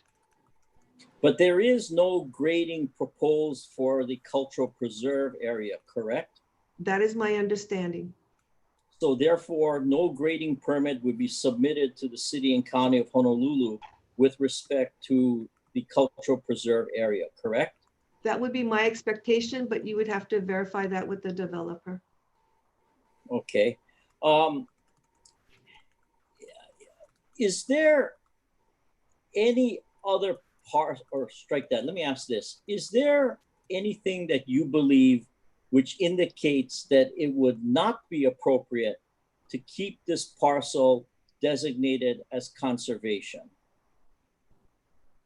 I think you should, you know, that's partly the issue with the developer. I don't know all the extenuating circumstances or his own, you know, project goals to require that be included in the boundary amendment request. Well, I'm asking you as the acting director, do you know of any evidence which indicates it would be inappropriate, not appropriate to keep this parcel of property designated conservation? Again, I have not really studied that rockfall area, but it does, based on the steepness of the characteristics of that property and the fact that the applicant is not proposing any use for it, you know, it does call to mind why they would want to go to urban district, but I would have to defer to the developer because there are other criteria that he's working with that I'm not aware of. Okay, so on those measures, you would defer to the developer, is that correct? Correct. Now, if the land use commission, I'm sorry, and the land use commission, I would defer to the land use commission to decide whether it agrees with the developer's request or not. okay. And my next question, you can consult with counsel, but because this might require a legal response, but I just want to ask this question to get the city's position on it.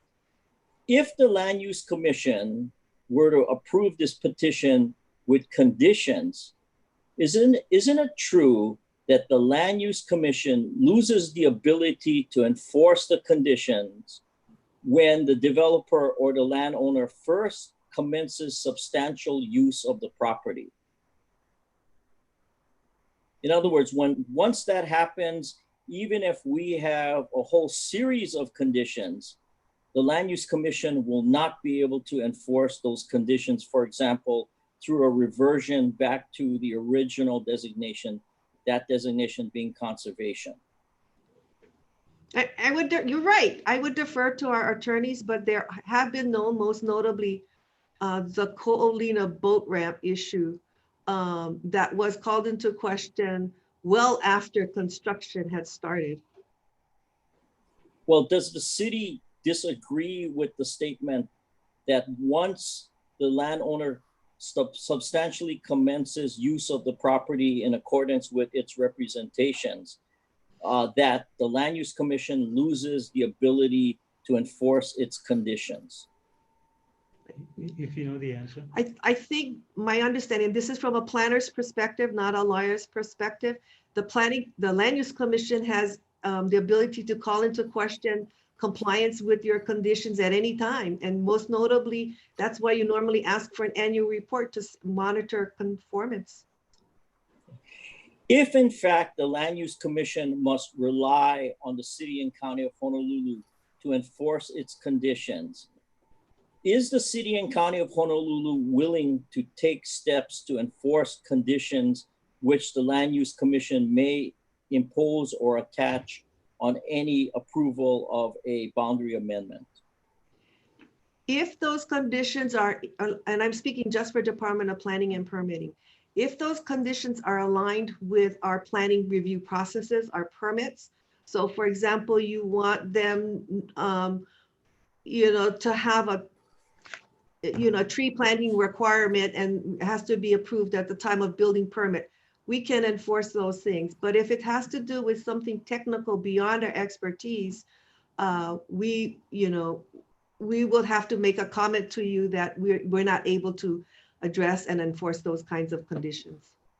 So and for I example, have testified at Land Use Commission and other petitions where draft conditions were offered, and I took the position that our department will not enforce because we cannot. Okay, and that's a fair statement. I just want to know whether or not conditions would be enforced or not enforced. Can I ask this final question or series of questions? You've heard the testimony and read the environmental impact statements which document the conditions and the situations regarding this property. And again, I'm not saying this, indicates my belief or any inclination of voting in favor or against. But there are a number of issues that have been raised regarding this property, like the potential rockfall hazard, the amount of grading and filling, the existence of an endangered species, things like that. Is there no other parcel of property on the island of Oahu where a cemetery could be developed without having to face the types of issues that we now face regarding this parcel of property? Is there absolutely no other parcel of property on the island of Oahu where a cemetery could be developed? Of course, with the proper entitlements, but without having to do and deal with all these significant issues that we are now having to deal with? We have not done such a study, so we have not looked to see if there are alternative sites for a cemetery. Over the years, there have been various parties that have come to us thinking that they might be proposing a cemetery or an expansion, a significant one or a new one, but none of them, to my recollection, have actually gone to the level of entitlement that this project has. And as we were just talking earlier, this is a very small island and it gets smaller as the years go by. So land is very limited. So, it's going to get not easier, but harder to find new lots for cemetery use. But let me just leave it at that. It's not something that other people are clamoring, and it's a very competitive business to expand cemeteries. Okay. Let me ask this final question now, okay? Is it your understanding that if I owned a parcel of property that had historic or cultural sites, I'm the owner, and let's say my property had a heiau, other historic and cultural sites, people might view me as an immoral person. But frankly speaking, given your understanding of planning law, there really is no requirement for me to take any measure to affirmatively preserve those items like a heiau on my property, correct? Well, again, you might be asking a lawyer question, but the practical way that we enforce regulations, of course, is Chapter 6E, which starts off that everybody is obligated to report and halt any work that might affect some discovered new archaeological resource. And we use that very seriously. And through even the construction phase, we're looking out for that. Many times there are permits that are attached, even more specifics, that say you have to have an archaeological team on site every time you have any construction on the job. And so those kinds of things we treat very seriously. But at the same time, we will defer to SHPD. And if SHPD says yes, we will. I mean, there have been, you all know cases where historic sites have been demolished. They got a demolition permit from us, SHPD let it go. So and again, Chapter 6E says exactly, what you can do if you want to demolish, or if the state wants to preserve a historic resource, then they have all the means to purchase it.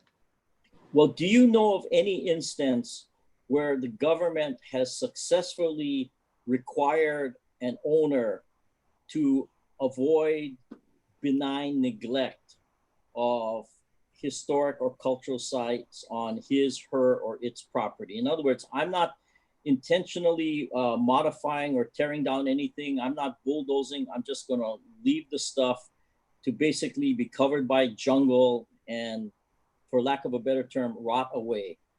I mean, I basically could do that. Isn't that correct? And I have had conversations in the past about it. That is a weak spot in the state law because it does not mandate maintenance. And so the topic of benign neglect is a possibility. Yeah, so even though state law about that. Yeah, so finally, so even though that might be immoral on my part, the only way you could really compel me to maybe do the right thing, and I put that in quotes, is if I came in looking for a permit or some type of land use change, and then you can basically do like a quid pro quo trade-off. I mean, that's what we're really talking about. Isn't that true? Well, that sounds harsh. I don't know if I would use those words. I think it is to the benefit of the community that without this new resurgence by the developer, that long neglected, and I don't know how many people even knew about it, is now being taken care of, even before this boundary amendment decision is made. So the community has already, to some extent, won. Okay, well, let me ask this final question then. What, when you say the asset was being taken care of, what can you point to showing that things were being taken care of? I believe and you should verify if this was continued, but at least at some point in time, the developer had hired organizations to help take care, interpret, almost begin to manage the resource. Okay, thank you very much. Thank you, Chair. No further questions. Okay, I have a question from Mr. Ohigashi, Commissioner Ohigashi. I'd like to remind the commissioners I'm going to lose a commissioner, at least one, at 4 o'clock promptly. So I'm going to have to be mindful of that time. Hopefully we can finish with the direct or the cross of the city's witness. Mr. Ohigashi. Yeah, I just wanted to ask you about your submittal, your testimony. On page 6 of it, number 2, it seems to indicate that you're requiring them to record the covenant and the conservation easement and the related declaration for the cultural reserve. Is that right? Yes. And the next paragraph below that, it says a copy of the recorded conservation easement and declaration of restricted covenant shall be submitted to the city and county of Honolulu, Department of Planning and Permitting, prior to the issuance of any grading permit and any other permit which involves ground disturbance. So they must, even if the grading occurs on another place, they must have filed this first. Is that right? Oh, I'm so sorry if you thought it was a blanket covering every grading permit. It's just for the project site. Okay, for the project site. That's what I'm talking about, the entire project site. So they don't have to file a grading plan for the cultural preserve, but if they file, before they can grade any other portion of the site, they have to file this conservation easement and declaration of restrictive covenant. That is our intent, to help you with enforcement, to make sure that easement is filed at the appropriate time. Okay, so that reassures me, because I was, it could have been read that only if they had to grade that particular site. And so I just want to make sure that those protections are in. The second thing that I wanted to ask you, is there any other requirement that the city and county would require for this easement to occur?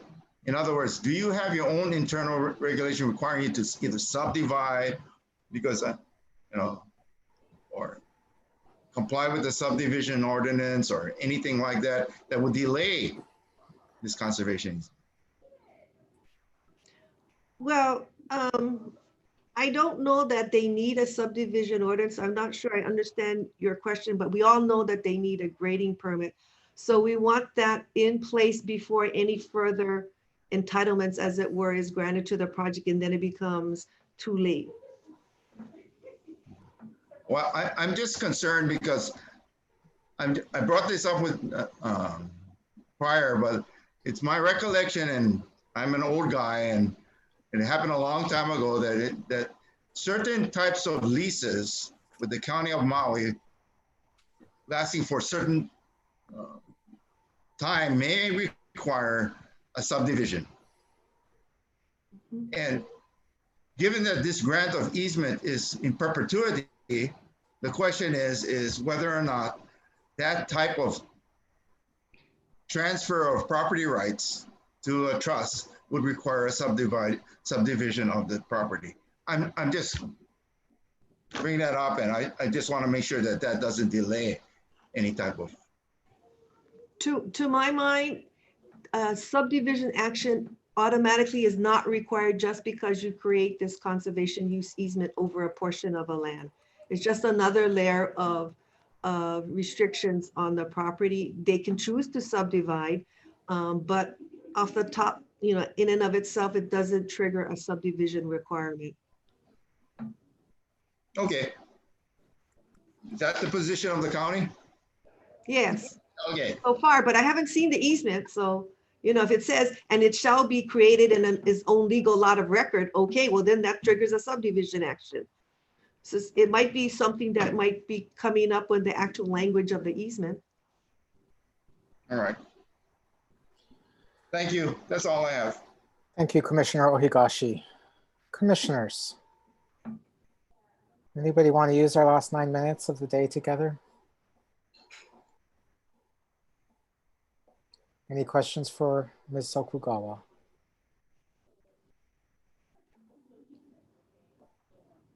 I see none. Is there any redirect, Mr. Pang? No redirect, Mr. Chair. Okay, so with that said, I just want to say to all the parties and the commissioners, as well as the attendees, the many witnesses who have been patiently waiting their turn for a number of hearing days now, that I feel very good personally that we are slow and methodical in our deliberations. All the many things that the Land Use Commission does, the ones of greatest consequence and lasting impact are district boundary amendments. So I appreciate your patience, and I appreciate the great diligence of all the parties, the intervener, as well as the commissioners, in making sure we thoroughly understand and set up an evidentiary record in this case. With that said, we will recess for the day on this matter, and will continue the hearing for A17-804 Hawaiian Memorial at a hearing to be scheduled in late July. We will reconvene proceedings tomorrow on the Hawaii Island portion of this hearing via Zoom meeting at 9 a.m. using the same meeting link. And if there's nothing further, I will declare this recessed. Is there anything further, commissioners? Mr. Ordenker? No, Mr. Chair, thank you. Okay, thank you very much, everyone. This meeting is recessed. Thank you, commissioners.